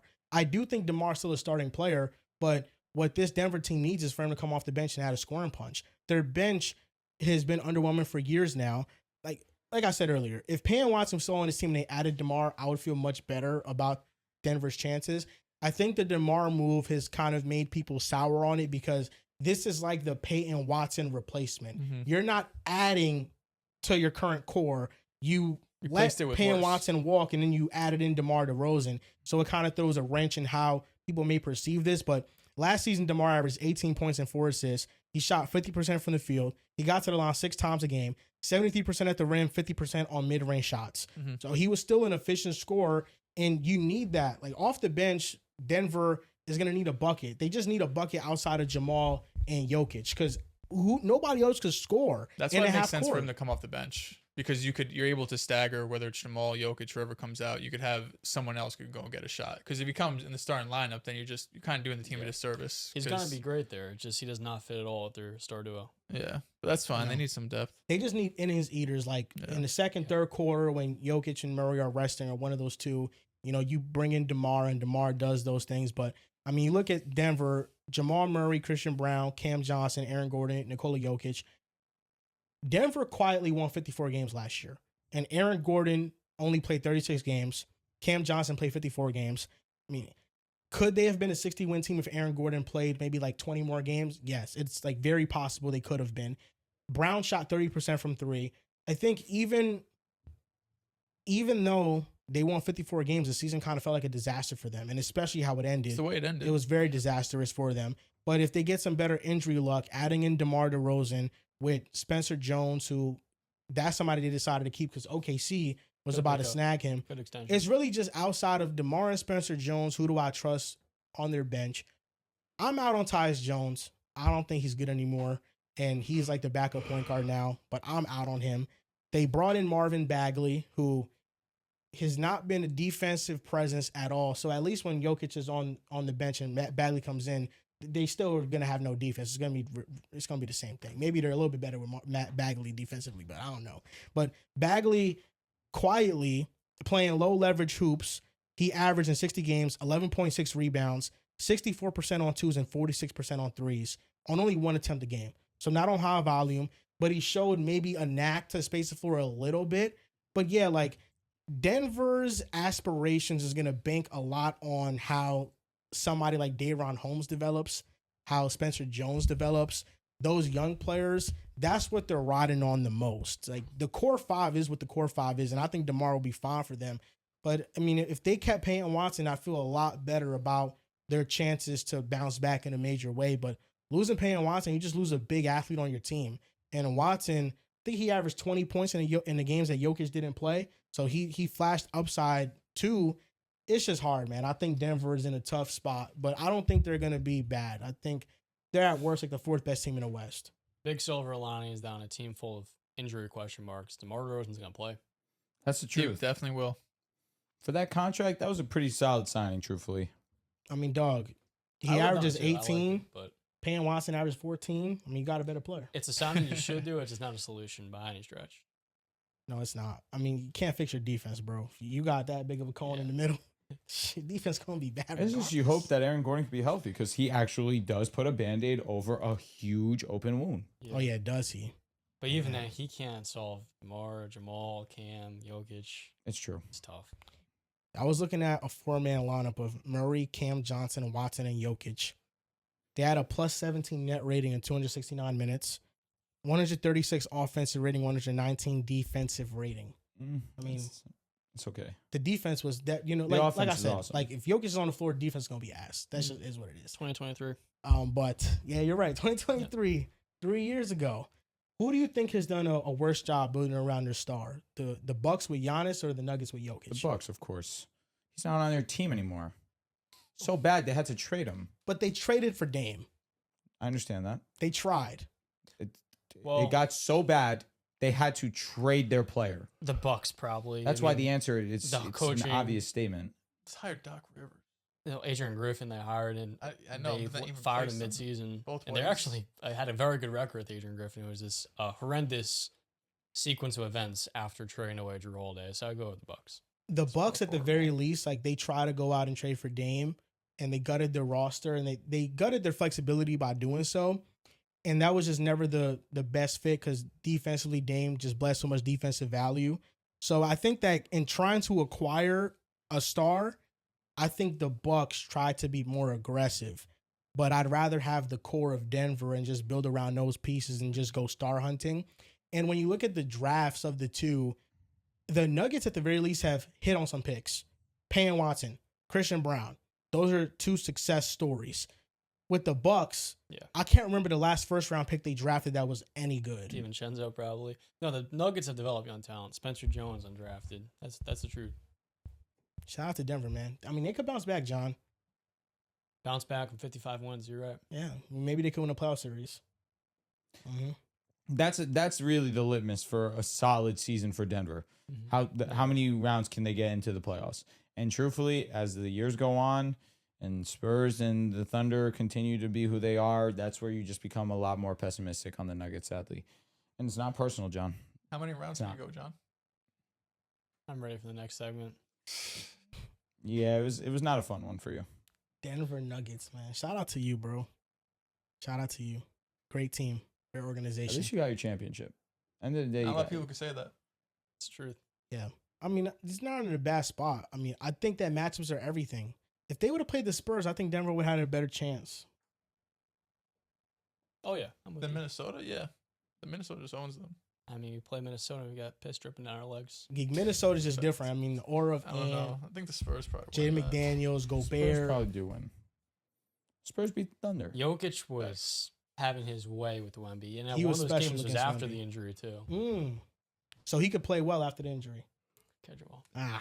Small sample sizes. They could be dangerous. He was frying Wemby that I just game. said it was a matchup-based environment like 2 minutes ago. Gobert, man. It's just Gobert puts fear into your heart. Yeah? Yeah. 2020. That was years ago. It's like Yes. it might be legitimately only time an NBA players come back from back-to-back. It might be the 3-1 deficits. legitimate No one else only has done time that Jokic has just outright embarrassed. Oh, how about 44 points in Game 5? That's what I Or said. 50 I on it, which gave was it to just you. this last I'm December. talking to you. You're No, right. you're talking about 2020. And I'm then talking no, about come 2025. I'm talking playoffs, about 2024. come playoff time, what happens? Gobert plays significantly better defense. Well, I think you're thinking of marquee primetime games, and I'm thinking of Jokic on Christmas Game 15. Yeah, no, regular seasons, whatever. Triple-double. Yeah, it's 50-point triple-double. Yeah. No, 50-point triple-double is fucking nuts. That's what he not does on regular. Rudy. That's If not you- That's what regular. he does on Rudy in primetime. If you're responsible for telling the history of the NBA, No, you can't tell without Nikola Jokic. And the question, no, you can't. And the question came up: who won the matchups between Gobert and Jokic? What would your answer be? It would be Jokic. It'd be Jokic. Brother, I have 50. It'd be Jokic. Yeah, the brother at 50 automatically sways it. He's So still- Gobert this hasn't dog shit closed the series he gap had, as he's of still recently. 26, Close the 16. gap. He's made it. Gobert Better. won Let's say if they have dominated another playoff series, I and just Gobert, finished saying that Gobert has done a good job over these last few years. He has. so if he has one more playoff series where he actually like does another great job on him, Mhm. does he now become in the lead for? No, not he's in the lead. he's the winner. Nah, He doesn't get the lead. Gobert owns Jokic come playoff He time. doesn't get the lead. He doesn't have that. No, Is he close? no, because in the year that they won the championship, they did play against Minnesota. Like they did do that. No, Jaden McDaniels though. But he played. Yeah, Gobert you're right. played. Gobert did play. Gobert did play. Because no end, and we are here fucking praising to no end Minnesota. Yeah, I can't believe they did that, man. They embarrassed your boy for real. Damn. It was an embarrassing moment for them. It was. I picked Denver, bro. I mean, I was embarrassed too. Damn. I had assumed with just the 40 ball. Sheesh. Can't come back from a 40 What he ball got? from He got Iowa 130 Sumo. million for that? You guys are actually the sole reason why Iowa Sumo can never worry about money ever again in his life. He was arguably the best six-man basketball this last season. He You went, could- but he He went just played in crazy. Chicago for half the year, and he He dropped probably should have 40 won the though. award. And then he went to Minnesota and He shouldn't do that, man. he went to the moon. He shouldn't do that. You gotta lock in for that. Kind of reminds me, I'm not going to go there. Not going to go there. Who are you gonna violate? Don't worry about it. We used to Caleb Martin. What are you gonna say? I don't know. Max Struess. He had a great series against Austin us. Reeves? Austin Reeves. Just thinking, I'm I not a thought Laker fan no more, bro. Sorry. Shout out to the NBA, man. Let's get on to the AFC South. Woo, here we go. Let's talk about the first team that won the division, the Jacksonville Jaguars. What can we expect from the Jaguars this season? Are you expecting them to continue on their momentum where Trevor Lawrence was so good the second half of the season where he finished top 5 in MVP voting, the job Liam Cohen did, their number 1 rushing defense in the league last year? The first time in their franchise history they led in rush defense. There's a lot of things going for Jacksonville. How do you expect this season to turn out? I will say that last year the Jaguars were one of the most impressive stories of the NFL season. There was a point in time where majority felt like this was legitimately the best, hottest team in the AFC. One of the best offenses, one of the best defenses. The turnover margin that they were able to create was one of the main reasons why we looked at that defense and gave it such an acknowledgement. The loss of Devin Lloyd, that's 5 interceptions right there. So that the turnover margin itself was one of the main reasons why that defense was great. But on top of it, I think the main reason why was because of how elite their rush defense was. Their pass defense was pretty below average, actually. I believe it was bottom 10 in terms of yards allowed, in terms of passing yards allowed. But that rush defense gave them such a safe floor, and the amount of turnovers they created gave them such a safe floor. And then you look at Trevor Lawrence and what they were able to do rushing the football, his ability to rush the football himself, the breakout late in the season of a Parker Washington after the acquisition of Jacoby Myers. You started to see this offense with some juice, some life. And that's with the down year from BTJ, and that's with Travis Hunter unfortunately missing a majority of last season. They still were able to keep it rolling. The offensive line took a huge leap in their success. You saw Trevor Lawrence gain confidence week to week. The defense created a lot of turnovers. Last year, 2 years prior, they were in the teens in terms of turnovers. Last year, they had over 30 turnovers.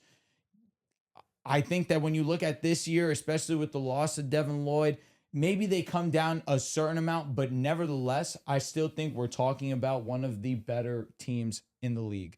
I think that where the difference can be is that secondary position, for the fact that I think we see a lot more of Travis Hunter at cornerback this year, because you don't need him to play wide receiver as much. As much as I want to see him play wide receiver for selfish reasons, the reality is he better serves them right now as a cornerback. They need secondary help, and you could argue that he might be their best option there.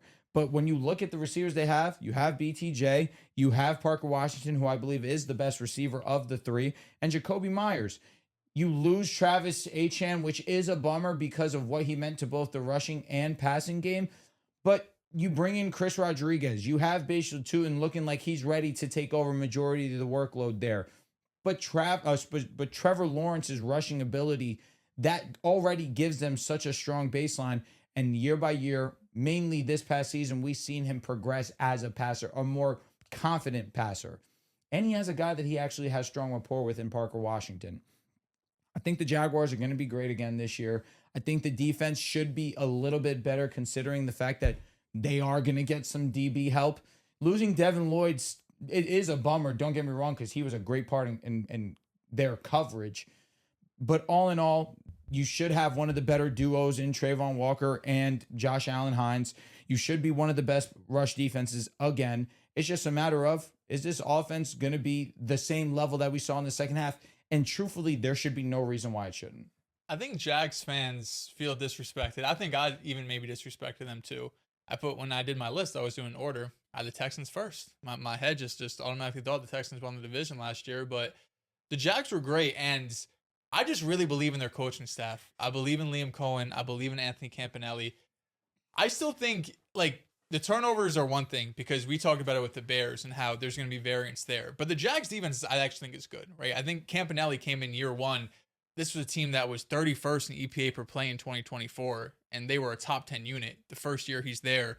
And that's not like going out. Obviously, you make the big move for Travis Hunter, but he plays half the year, and the games he's playing, and it's not like he's a full-time corner. They signed like Jordan Lewis in free agency, but it's not like they had this crazy influx of talent, right? It's kind of similar to what Jesse Minter did with the Chargers, where he was able just to turn around a lot of the stuff that they already had, or players you weren't expecting to play great. And Devin Lloyd has a breakout year, and he goes and gets paid because of it. So I just really believe in this coaching staff. I believe in the defense. They were number one team in terms of rushing defense. Success rate wise, they were top 12 against the pass too. So they were still, solid both ends. Just when you're so elite against the run, sometimes like, well, we're going to throw the ball against you because we can't run it against you. So I think that's why maybe some of the yardage is looking that way. So defensively, even with the loss of Devin Lloyd, I just really believe in what Campanelli is going to be able to bring and be able to replace that. And offensively, we saw last year, the second half, like the true Trevor Lawrence breakout. I think what we think he can be. He can be a top 10 quarterback, a top 7 quarterback, potential MVP type of dude. And as he got settled in this offense, because I remember beginning of last year, just all of like the formation issues Jacksonville would have early in the year. Like they were starting what felt like behind even entering the season. So as it went on, as the season progressed, he just got more comfortable in the offense. And I worry about just in terms of their rushing offense, because even with ETN last year, it wasn't great. It was like a bottom 10 unit in terms of success rate. The second half of the year was even worse for HN, I should say, than it was in the first half. So although I like what Tuin can be, I like what Chris Rodriguez can be, it was a rushing attack that wasn't really efficient last year. So you're taking away your most talented back for two guys that have shown in limited samples to be explosive, to be able to, catch the ball a bit, be able to have efficient runs, but we haven't seen them with a full workload. And they're going to have some sort of 1A, 1B split. It seems like Tuin's the 1A, but then you see reports where sometimes it's Chris Rodriguez is the 1A. So I feel like since Cohen drafted Tuin and Chris Rodriguez was a pretty small deal, I imagine he gets the upper hand there. And the passing offense I feel great about, because you have the weapons, you have Liam Cohen and Trevor Lawrence feel like they're super locked in. And the offensive line pass protected pretty well last year. It's really the run game they struggled in. They weren't able to generate much of a push. They were bottom 10 in the league in terms of yards before contact. So HN was fighting an uphill battle because the lanes weren't exactly there. but it's a well-coached team. It has a quarterback that I think is a star, and a division where I really only see one other team in their tier. Like, I think they're comfortably over the Colts for me. Like, I feel like they are a team that we should be looking at as a playoff lock going into next season. Whether or not you want to believe it, the Super Bowl window is open for the Jaguars. This is the perfect time when you have an ascending young head coach in Anthony Campanelli. Shout out to him as a New Jersey guy. Facts. He coached at Fairlawn. Yes. Yeah. We got a few. I met his dad. You did. I did. Which is lit. Pretty nuts. That's pretty sick. And then you also have Liam Cohen as well, who did a fantastic job last year revitalizing Trevor Lawrence. I believe to have those two at this young ascending coaching staff is such a big difference. And it's what makes this Jaguars team different. You stack on top of that the diversity of weaponry, the secondary developing. My breakout pick would have to be Travis Hunter, focusing more on cornerback, adding a lot more to that secondary, and then him coming in sub packages in this room of weapons where you have 5 different pass catchers who can make a difference week in, week out. I still do believe the heater that Travis Etienne got off to last year, it gave him a very big boost early in the year, and I do believe that's going to be felt, that loss, to some extent. But at the same time, I believe that they're going to be able to kind of make up for some of those losses and build off of last season. We've seen Jaguar teams of old, like 2017 and Trevor Lawrence's second year with Doug Peterson. They've, kind of came out of nowhere, and it was kind of like we look back at it now, and they never built off of that. Immediately the following year, they take a big step back for one reason or the other. But I don't believe this Jaguar team is going to be the same way. I believe they're going to firmly establish themselves as a contender in the AFC. And last year, they went toe-to-toe with Josh Allen, one of the best playoff games that he's been able to play individually. And we saw just how close they were being on the cusp. I believe having a little bit more continuity in this offense and this defense continuing to get better, they can get back to that point further this season. They went up against wildcard Josh Allen. Josh Allen in wildcard is pretty flawless. He doesn't turn the ball over. Those for a ton of yards. They pretty much shut the water off the run game, and Josh Allen was able to make any pass he wanted. But the Jaguars, they're the most complete team in this division. I know the Texans were enamored with them because of their elite defense, and that defense is elite. It's a championship caliber defense. But if the Texans' offense is below average again, which is very realistic, I would take the top 10 offense and the top 10 defense over the elite defense and the below average offense. So that's where I think that the Jacksonville Jaguars have an advantage, because they have an offense that can put up points. They have an offensive-minded head coach that can design great game plans. And Trevor Lawrence in the second half of the season, 21 touchdowns, 7 interceptions, a 100 passer rating, completed 63% of his passes. You compare that to before the bye week. I mean, people were questioning whether or not Trevor Lawrence was even going to be a long-term dude in Jacksonville. Maybe he just doesn't have it. He's just all been hype. And then he goes on a heater. And I think it was far from fake. Like, they blitzed the Los Angeles Chargers, a top 10 defense. They blitzed the Broncos defense, which was a top defense. They scored 30 on the Texans defense, or was it 29? And that was elite defense. Like, they showed against elite level competition that they could score points. It didn't matter who you were. Travis Etienne is a loss, but Chris Rodriguez and Bashal Toon were both higher than him in yards after contact per carry. Much lower sample size because they didn't have the volume at all. But it does go to show that you do have two guys that can break tackles at an above average level that can probably split the backfield.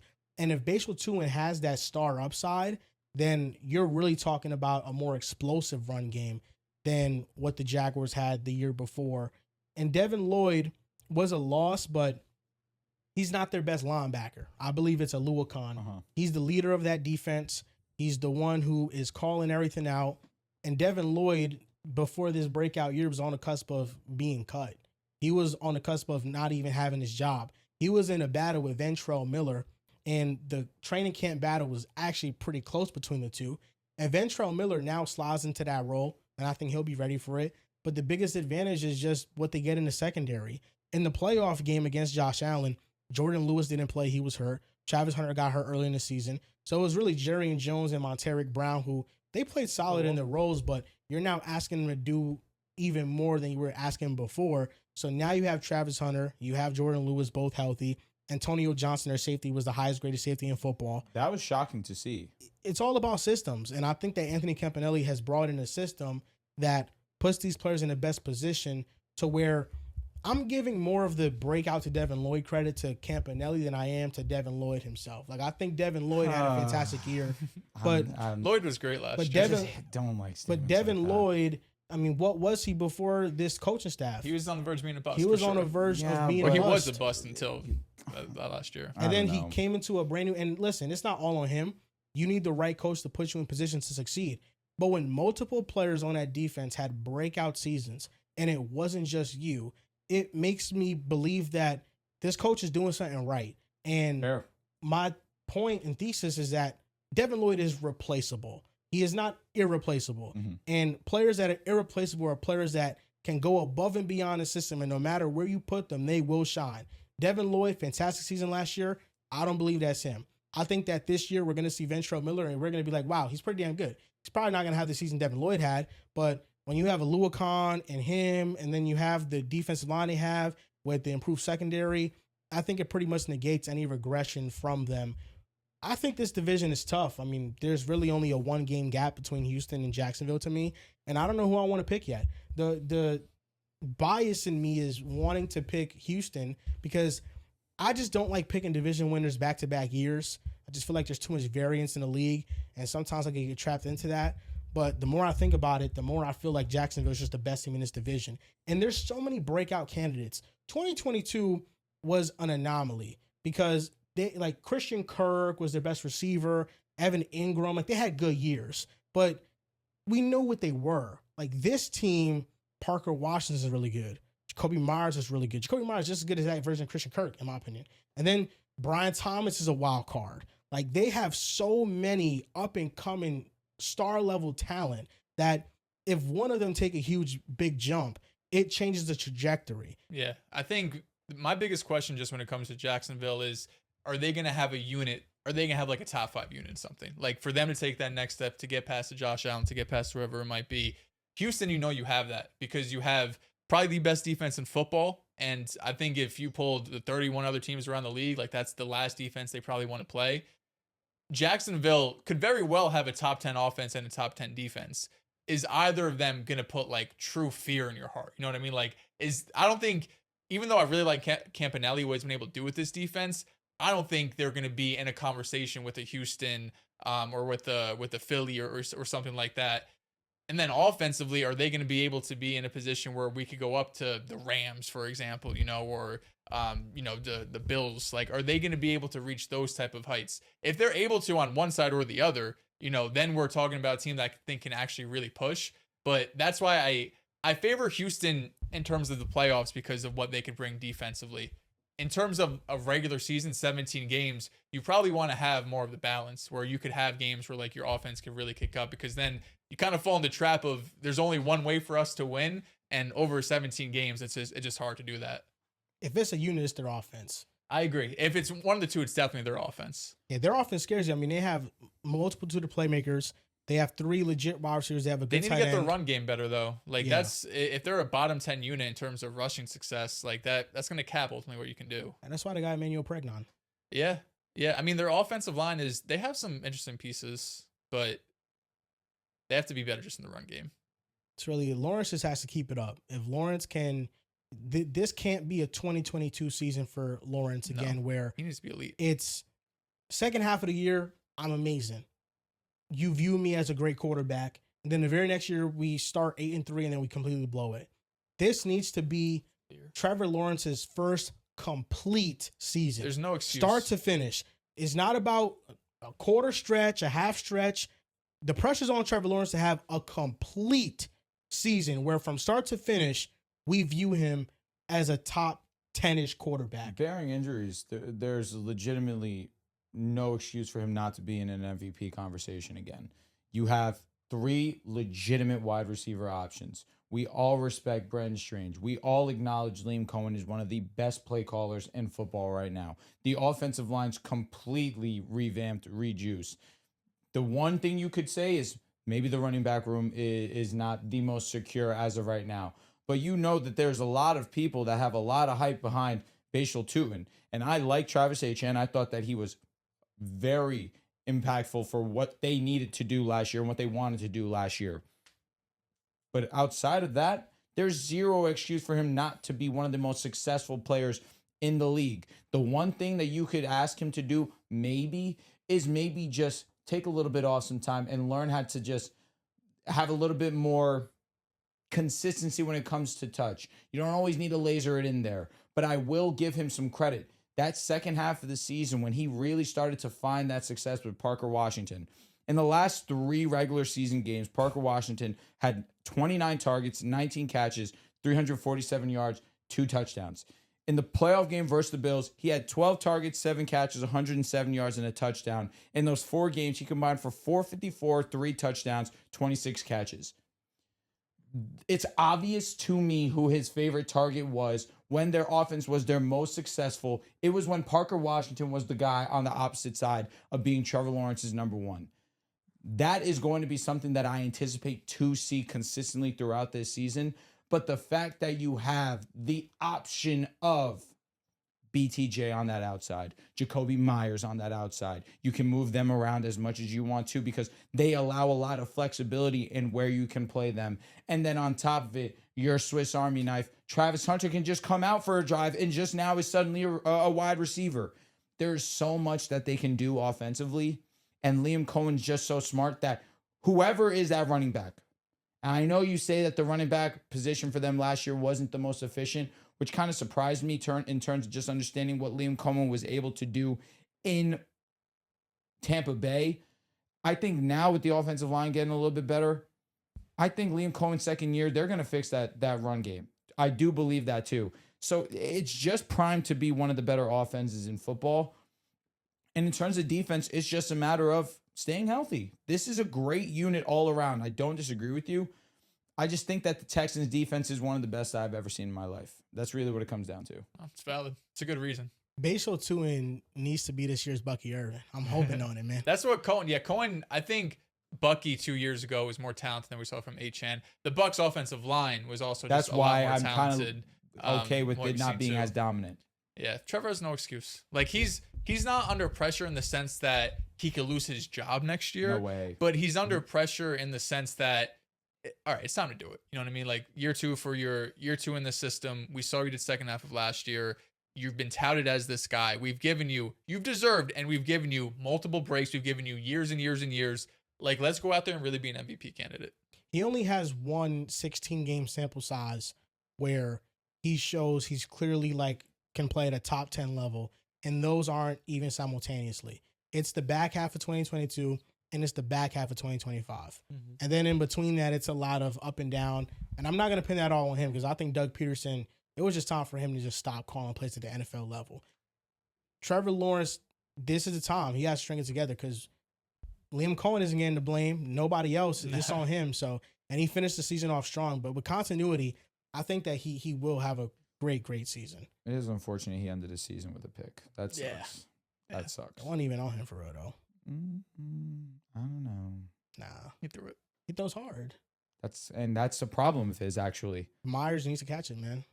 I think that an honest criticism of elite arm talent quarterbacks is being fair and partial to them needing to understand when to laser it in, when to kind of take a little bit off. I don't need to always throw the ball 70 miles an hour. Mm-hmm. No, and Cooper Kupp said that. Cooper Kupp was doing an interview, and he said, I'm not a really big fan of like when quarterbacks just laser it in because, the closer you are, it could hurt your fingers more when you're trying to catch it.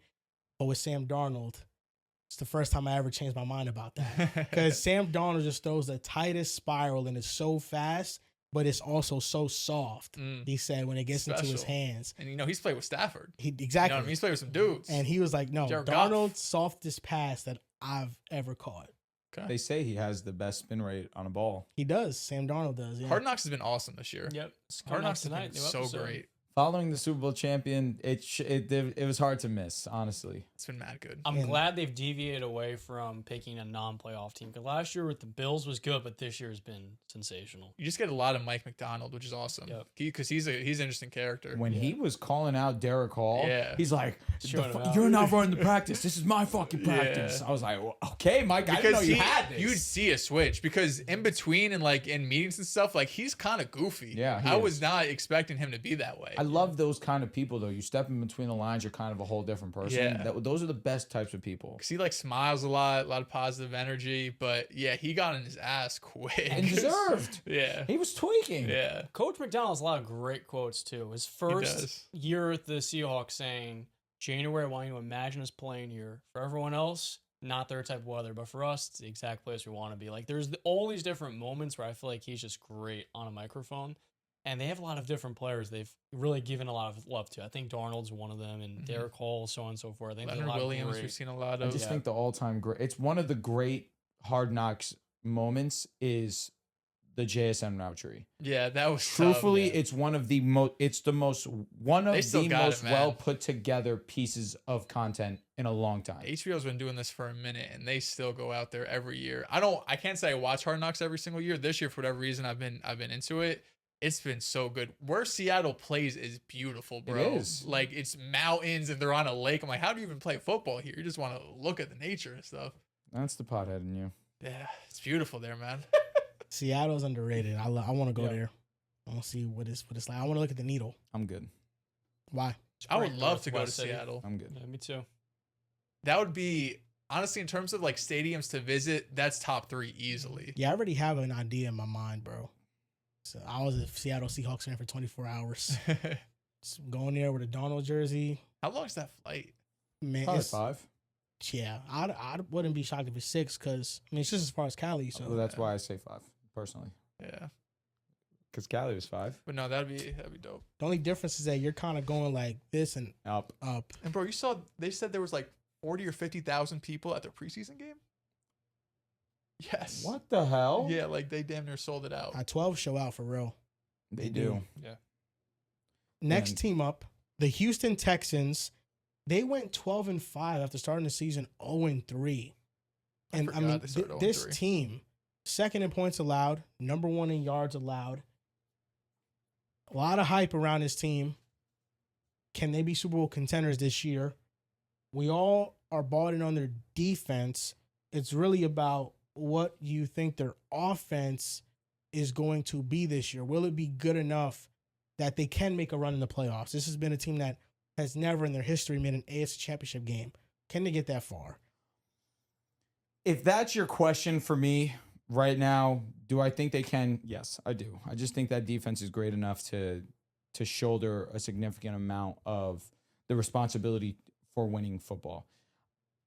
Now, when it comes to competing for a championship, for me, I have to wait and see because I need to see how this offense looks. And I think that's a majority of the people when they talk about the Houston Texans. CJ Stroud last year was far from bad. I'm not going to say he was bad, especially given situation. I'll be the first to joke about CJ Stroud because it's always fun to have the back and forth with Riv about Bryce Young and CJ Stroud. Bryce Young was far from bad given situation. I just think that come playoff time, I needed significantly more. Given the competition that they were going up against, granted, yes, the Steelers, solid front seven, especially with the offensive line that the Texans have. It was going to be hard for CJ to play well, but you can't go out there and play horrendously. You have to play a game manager type of role, which it's kind of what we expect from him, especially knowing you have this offensive line that puts you at such a deficit. We need to make quick, timely decisions. And then you go up against the Patriots, who kind of were putting you in position to also kind of take that game with the amount of pressure that the Texans defense was putting on Drake May, and they simply could not do it because they could get nothing done on the offensive side of the ball. This offseason, they made it a point of emphasis to revamp the offensive line, bring in a running back that they can rely on for all 3 downs, but also be a presence in terms of pass blocking as well with David Montgomery. It sucks that Jaden Higgins went down because I think that we all were under the belief that he was going to be one of our breakout guys.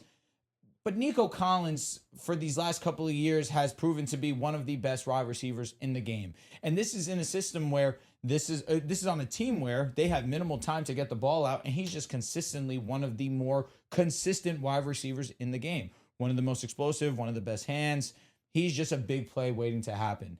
But I think the biggest difference will be the time that CJ Stroud has in that pocket to make plays, to allow plays to develop. Like I mentioned, it sucks that Higgins gets hurt, but I think this opens up a window for a Jalen Noel to come out here and be a breakout player this upcoming season. They have that need for that wide receiver too. I do believe that he will be one of the recipients of that. However, it's just a matter of kind of allowing David Montgomery to take up a couple of yards, work off the play action, have some time in that pocket, and just take care of the football, which we know that CJ Stroud can do. This defense is going to be arguably the best in football. I project it to be the best in football, given the continuity that they have. On top of it, adding Reed Blankenship to this secondary, you have the best pass rush duo in the NFL with Danielle Hunter and Will Anderson. One of the best secondaries. You could argue the best cornerback duo in football with Stingley and Kamari Lassiter, who broke out last year to be one of the best twos in football, which is one of the best cornerbacks, period. Jalen Petrie on top of it too, solidify himself as one of the best safeties in football too. It's just one of the best defenses that I've seen in my lifetime. It is a complete roster if CJ Stroud and has time in the pocket, but that won't be determined until we see them play football. Because right now we're just going off of projection and how the offensive line looks. And you bring in a couple of guys, you solidify the right side and the left tackle, but it's a matter of what version of CJ Stroud we're going to get. And I think that he should have a solid season. I think the Texans are going to be one of the best teams. The Texans should be great. I love the Kayshon Boutte trade. The fact that he's going for, I think it was a 2028 7th round pick. He's someone you could just put on the outside. He's going to play X, and that allows you to really open up Nico to play anywhere, because one of the worries is if Higgins goes out, you don't want to limit Nico too much to just one position, but since he is such a big body, it's, easy to kind of put him out there and forget. Now you can move all around the field, easier to get him some targets. But I love the Boutte trade to give up a nothing pick that's going to turn into anything. That's someone who can be a contributor for this wide receiver room, because it seems like Tank Dell, although he's practicing, isn't close to playing. And then it's Jalen Knoll, Xavier Hutchinson. There's not much there. I think Boutte should be able to come in. And I know they said he hasn't earned the wide receiver 2 spot. To me, he's the second most talented receiver on this team. He had a very limited role with New England, but he had 14 20-plus yard targets. He caught 10 of them, highest rate in the NFL, turned into 5 touchdowns, third most in the NFL. When he was able to get some opportunity on one-on-one situations, he's only listed at like 5'11", but he plays a lot bigger than that. He can win outside one-on-one. It could offer them just something, we haven't seen outside of really Nico Collins, just in one-on-one situations for this team. So I love the Boutte signing. It all comes down to what kind of floor I think this offensive line is going to give you, because I don't really see like a ceiling case. Like, I don't see a world where this offensive line turns into like a top 15, a top 10 unit or anything like that. You brought in like Braden Smith, veteran tackle. Wyatt Teller's been in the league for like a decade. You drafted Keelan Rutledge. So it feels like you're just trying to have a baseline for what this offensive line is going to be, because we've known it's been a terrible unit. Last year was a bad unit. And the other impact of that is just what that does for the run game, because it's been a while since they've had something you could actually rely on or even be efficient in. Like the last year of Joe Mixon wasn't that pretty. He started off playing well, but down the stretch, he fell apart. Then this past year, of course, it was like Woody Marks for a majority of the season. He wasn't able to be efficient. Now, David Montgomery is probably the most talented they've had since Joe Mixon, but he's also leaving one of the best situations in Detroit and going to I don't want to say one of the worst, but just in terms of offensive infrastructure, a unit that has to prove themselves right now, right? He went to a team that offensive line is getting downgrade, play calling is getting downgrade, weapons overall, quarterback is all getting worse. So how much better, or how much can we really expect from David Montgomery? Overall, I think it's going to be an upgrade. I just don't know how much it's going to be, or if it's going to be enough to get them to the run where they want to go. Because defensively, it's ridiculous. I don't think I wrote a single note down for the defense, because we just know like you're going to go into Houston, or they're going to come on the road, and it doesn't matter where you're playing. It's going to be a unit that you're not going to be able to move the ball on. Like it's different from what like Seattle does, where obviously the team is so good, but they're obviously throwing all this different stuff at you. And Houston's a lot of like, we're going to just play what we want to play, and I just don't think you could beat us. And they're damn right. I mean, the fact that I saw the 25 under 25, Will Anderson's probably should be number 1. He was like number 6 or something. To me, Myles Garrett's got it, but I mean, he's 2 and climbing. He could have a Depoy type season. And CJ Stroud, I still believe in. I'm staying with Drew. Like, we bust balls because it's Riv. I think CJ Stroud is perfectly capable of, if he's in the right situation, he's going to be able to lead a fine offense. Seattle was 14th in EPA per play last year on offense. If he could do that, we just saw that's good enough, because their defense is just as good, if not better. So if they're able to have a league average offense and the defense is as good as it is, we just saw that formula work last year. So I'm all in on Houston. I think everyone should be sipping the Kool-Aid because this team is crazy talented. And CJ Stroud's still a good quarterback. I know that rookie year feels like forever ago, but I still think he could go out there and be, a top 12 quarterback any given year. And let's also just throw in the fact that before the hamstring injury, not this past year, but the year before with Nico Collins, dude was at the 1,000-yard mark before anybody else in the season. He goes down with the hamstring injury, but he had shown you he has the capability to put up the counting stats with the best of the best in the league. And that was at a time where that was year 2 CJ, that you weren't sure, like, hey, can he repeat this rookie season he just had? But the second half of the season, you have 4 weeks without Nico Collins putting up some of the best production in the league. I say all that to say, you mentioned Seattle, and I'm not telling you Nico Collins is JSN. JSN's a one-of-one route tree, one of the best hands, whatever. But in terms of the statistics, in terms of going up with any of the top corners, Nico Collins can win against anyone. Stroud's also is not Darnold. And that's the big thing. And that's a problem if you are a Texans fan, respectfully to Darnold. You got to hope he could be Sam Darnold. You know what I mean? Like, I think that's in the possibility for CJ. Yeah. Got to be in the range of outcomes. It's not in the range of outcomes. No, it's got to be in the range of outcomes. If we're talking about quarterback, what Sam has become, not what Sam was. Maybe I know we still measure Sam by the perception of what he was early in his career, but we're talking about Minnesota Sam, who was statistically a top 5 quarterback in the league that year, Pro Bowler, and last year Pro Bowler. And you mentioned their offense was 14th in EPA per play, but Seattle was very much like a top 10 passing offense, even on low volume. And Sam Darnold was top 10 in EPA per play, and he was very efficient. So for most of the season, I was gonna say just the second half, even the wheels started to fall off. But he had, when you needed him, he took care of it. Playoffs, but in the second half, that's not even true. Like in the second half of the season for Sam Darnold played really well. But didn't he end up leading the league in turnovers? He did have turnovers, but from weeks 9 to 18, he was 16th in EPA per play, but he was 4th in success rate. Weeks 1 through 8, he was 4th in EPA per play and 6th in success rate. And first half, he was elite. So in the second half, I mean, the EPA per play dropped, but he was 4th in success rate, which means on a down-to-down basis, he was still producing at a high level. So to me, really, I don't think it's been on CJ Stroud, the Texans' shortcomings. I think that it's been a situational thing. With the offensive line, in 2025, they were 30th in pass block win rate and 32nd in run block win rate. It panned out exactly how I expected it to after trading Laramie Tunsil. They're going to be very, very bad. In 2024, it was 22nd in pass block win rate and 31st in run block win rate. So over the last 2 seasons, the Texans' offensive line has been one of the worst in football.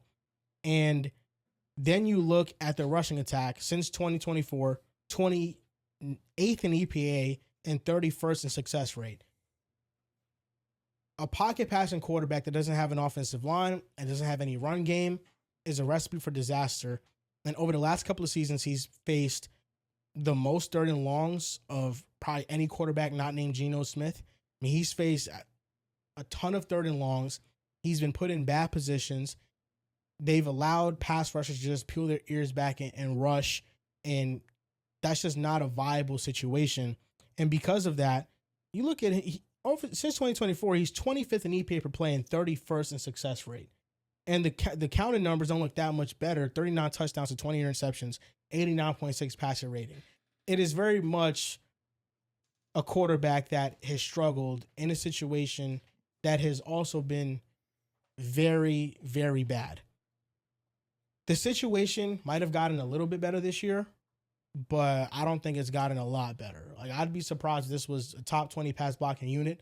I'd be surprised if this was an efficient rushing attack. They looked good in preseason, but it's preseason defense. It's only one drive for the most part. And I'm just unsure of this offense. I really am. I think they added talent. They did, but I'm still very unsure of how this is going to look like on paper.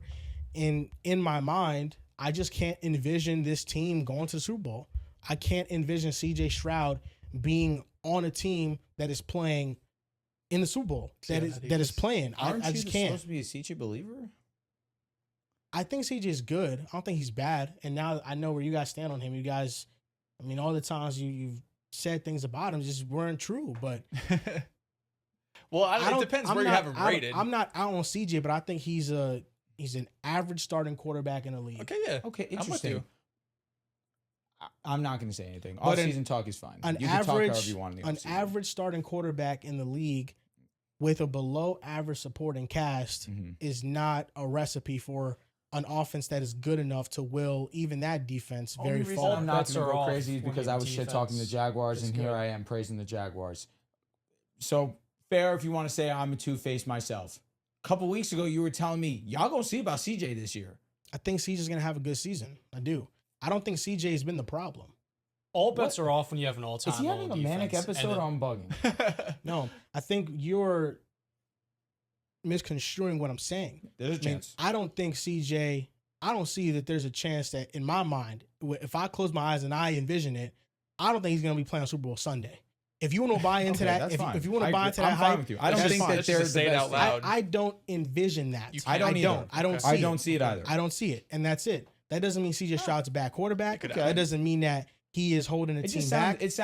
sounded like No. it was CJ oriented. I apologize, as opposed to it was just Texans oriented Well, because situation. I can't see CJ doing it. So it's very much Oh, CJ. CJ. No, now you're just Oh my god! You're just pulling at- Hold on, what are we doing? you're just pulling Am at I strings tweaking? now. No, I feel like we're going back and forth. No. Do you? I do. Okay, I got do. it. Yes. I can't see CJ doing it with this infrastructure and with Yes. this All team. right, yeah, Yeah, absolutely. All right, no, we're back here. But it is very. Took It a is. minute, it we is- got there. It is two in the same. It's the same thing. If the situation is bad, I can't see him. Well, doing I it. think there's a difference saying I can't see CJ Stroud on Super Bowl Sunday versus I can't see CJ Stroud with this team, with this infrastructure. There's some context What there. team is he on? Obviously, he's on the So Texans. then that's the but context you're that we're making, talking you're about. making made it it seem seem like like it was a he him just thing. can't No, see it's it. not. You made it seem like That's a him thing. John. Did I make it seem like that, or When was he it? when he's No, you okay, made it thank definitely you. seem We're like not It's, crazy. it's a siege. It's a yes. You in said this I can't situation, see CJ Stroud on Super Bowl Sunday, and I I'm can't. expected to believe that it's not a, it's just a CJ Stroud I thing. can't because he's on the Texans, and I can't see the Texans with this offense doing that. I mean, the offense got a little bit better, but still. I'm with you. See- I am with you. I'm just. So what's we're just the how it's- issue? Just how it sounded. We just want to clarify. We don't want anything misconstrued. No, you're talking in circles. That's Nothing. what's going on. No, That's bro. what's going No. on. We're good now. We're good That's now. what's going on. We're good now. CJ Stroud is a fine quarterback, but this situation, if we ranked every offensive situation in the league, this would still be in the bottom 10. Yeah. Yeah. Comfortably. I will say, and I don't think everything's equal. Last year, we weren't looking at Seattle like they were a top offensive unit. Far from. To be fair, they bring Kubiak in. You get a different play caller. There's some different upside. Well, there. that's because y'all didn't believe in Sam. I believe in That too. Sam. That too. So that's the difference. Sam was is also that You great. just didn't believe in Sam. Okay, I very but much believed in Sam. But even though you like Sam, we could just say take Sam out because we're taking CJ out in this world. The infrastructure around Sam, we didn't. That was probably like looked at as probably a bottom 10 unit. Maybe definitely below average. JSN hadn't broken out. Kenneth Walker to that point hadn't done much. The offensive line was questionable, and they signed Cooper Kupp. Like that was not a great situation either. Well, in your opinion, because the tackle situation, Charles Cross just had a breakout year the year before. Yeah. Abraham Lucas was coming back healthy, and they drafted Gray Zabel in the first round. Sure. And he was a high-quality guard who was able to plug in and be a starter, and he's a big reason why they were able to jump up and be a top-half offensive line in the We're league. talking in hindsight. They now. still had Kenneth Walker. Kenneth Walker has always been a top 10 level back to me, and JSN broke out in the second half of 2024. But we were not looking at that Seattle team like that was an above average offense by any We means. saw holes. The problem really was they were coming off a season where they had Ryan Grubb at OC, Yes. and they went No, from Clint that- Kubiak. that's the biggest so argument. there Yes, was a it's- lot of things going Yes. right for them, and a lot of the distrust in Seattle was I just saw Sam Darnold, not speaking for me, but speaking for everybody else. I saw Sam Darnold melt down in the playoffs, and I don't believe he's going to go to a situation in Seattle, which I deem worse, and play well there, where they're going to be viewed as a very good high-level team, and they can make it all the way. But he clearly proved Did everybody he wrong. question moving off Geno for Sam? I don't remember. I don't believe so.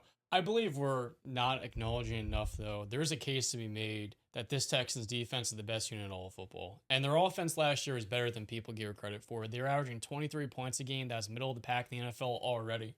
So if you have the best defense in the world, and last year they allowed 17 points a game, you get that, this is a Giannis-setting unit, to 15 or 16, and their offense is just as good as last year, this to me feels like a shoo-in to win 12 games again.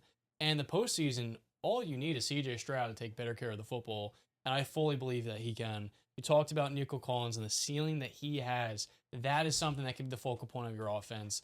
I believe the offensive line's not going to be great, but it definitely can improve. You have these young pieces, some established veterans, and if the offense is even moderately better, this should be one of the top 5 teams in football, arguably, because of how great this defense can be. And the postseason, the value in having the best pass rush in football, a complete secondary, and D'Amico Ryans as your head coach. So when I look at the Texans, I can see C.J. Stroud playing an AFC Championship game and maybe going to the Super Bowl because of the back of that defense. And when you have the talent in offense, just Nico Collins and a little bit something extra, an average unit can get you to the Super Bowl last year. It can definitely get you there with this defense. And I feel like they have that right now.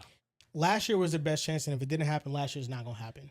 Because last year you had most of the elite quarterbacks out of the conference, and you had a Patriots team that made it all the way, that their offensive personnel was very underwhelming at the receiving position.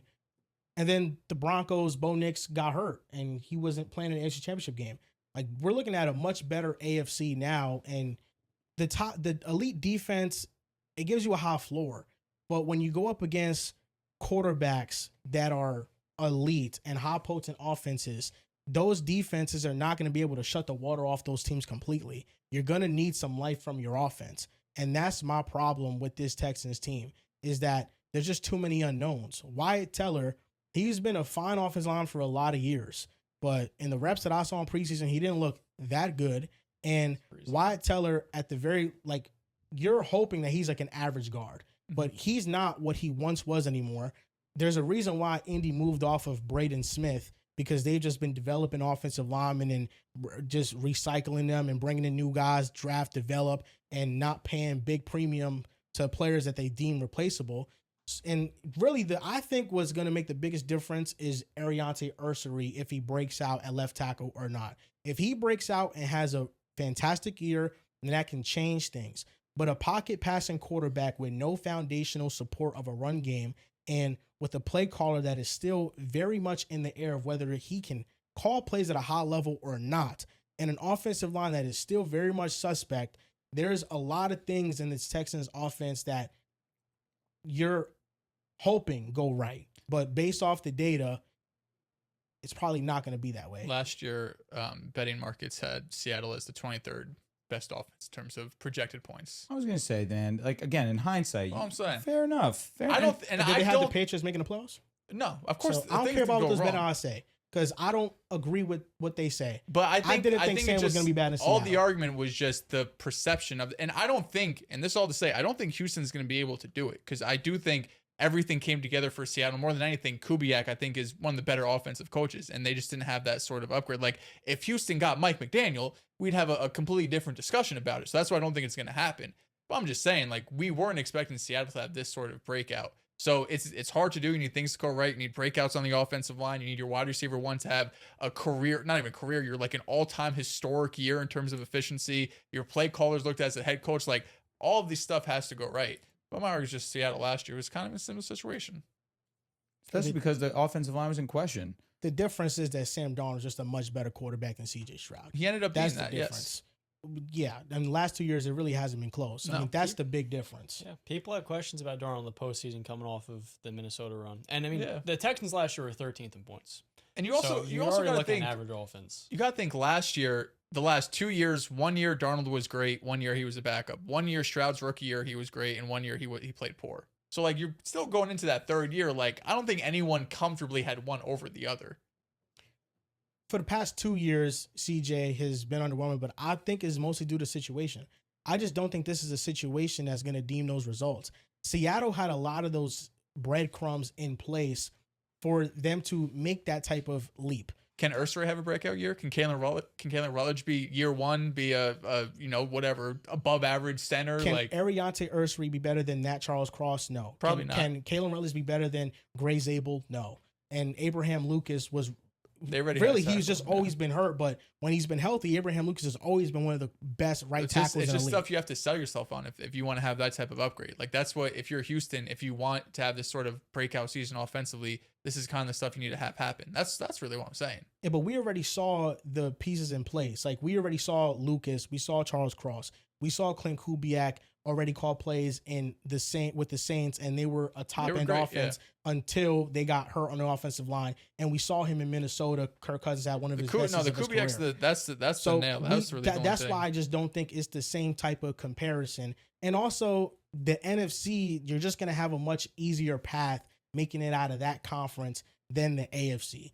The NFC really is just the Rams that you're looking at, and you have to face them. The Eagles? The Eagles, as of recently, no. Last year, the Eagles, the offense couldn't move the ball. And this year, we don't even know if the offense is going to be any good. Well, the Eagles' defense is one of the best in football. The Eagles' defense is one of the best in football, and an injured Niners team was still able to beat them because their offense could not get a first down. Okay, there you go. I was going to say they had turnovers in the game. The offense simply just couldn't do anything. Of course, but that's the thing is that the offense offensive was line, lifeless. unfortunately for them too, plays such a huge factor on what they want to do. If the Texans were in the NFC and they faced incompetent offenses to that degree, your defense can take over. But you're in a conference where most of the high potent offenses are coming from this conference. I would say the Patriots' offense wasn't anything to write home about come playoff time. No, but that's because of the receiving personnel. Now this year, you're not going up against. The offensive line was poor too. You're not going up against Kayshon Boutte. You're not going up against DeMario Douglas being number 2. You're going up against an AJ Brown. They added so much to the receiving room that it drastically upgraded them. And now, that's going to be a high potent offense. That's going to be a scary playoff offense. With AJ Brown in New England, Drake May will not have another postseason this poor. The postseason was this poor because of the offensive line and because the receivers just couldn't get open. But Drake May, if you give him those elite weapons on the outside, which now he has, he's going to be more than fine. This was the same quarterback that in the regular season was runner-up to MVP with, all due respect, a very lackluster receiving core. If you ranked all 32, they'd land at 30. Mm-hmm. And he was the most efficient quarterback in the NFL. So, that didn't translate into playoffs, but it showed you what he could do with not a lot. It's just that in any game he played, he was nowhere near where he was in the regular season. Okay, but he had 265 yards against the Texans defense, and he had some strikes in that game. He had some. No, shout out to Kayshon Boutte, who had one of the best catches of the postseason. Yeah, that was over Derek Stingley. Yeah. What was it? Man. The third down, the slant that he threw that was a touchdown at the Texan side of the field.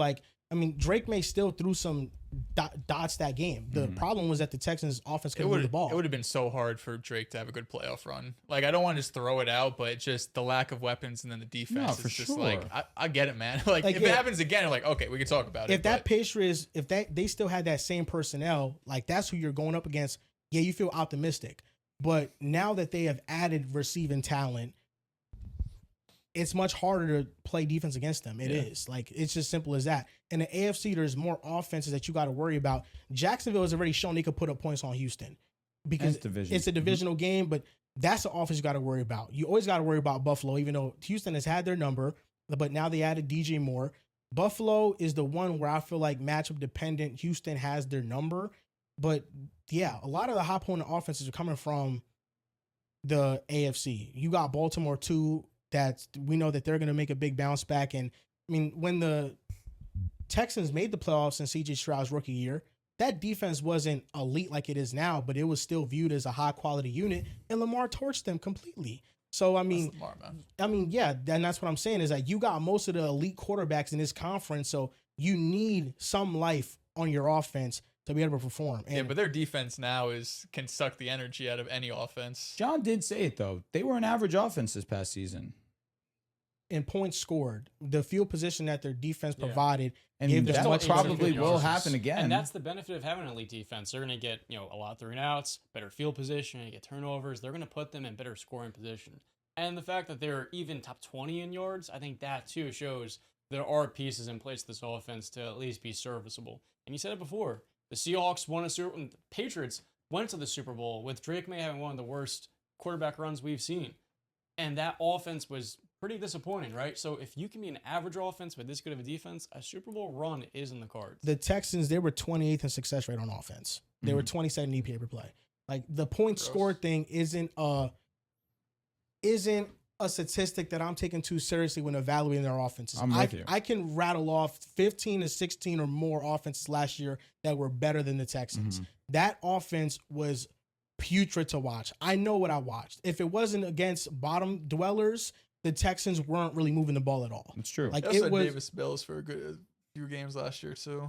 So yeah, if they make a leap, sure, but I just don't think they did enough to see a leap that big. Like, man, I don't think they're gonna be like that big. a top it, half. It goes from what, winning one game in the playoffs to winning 2.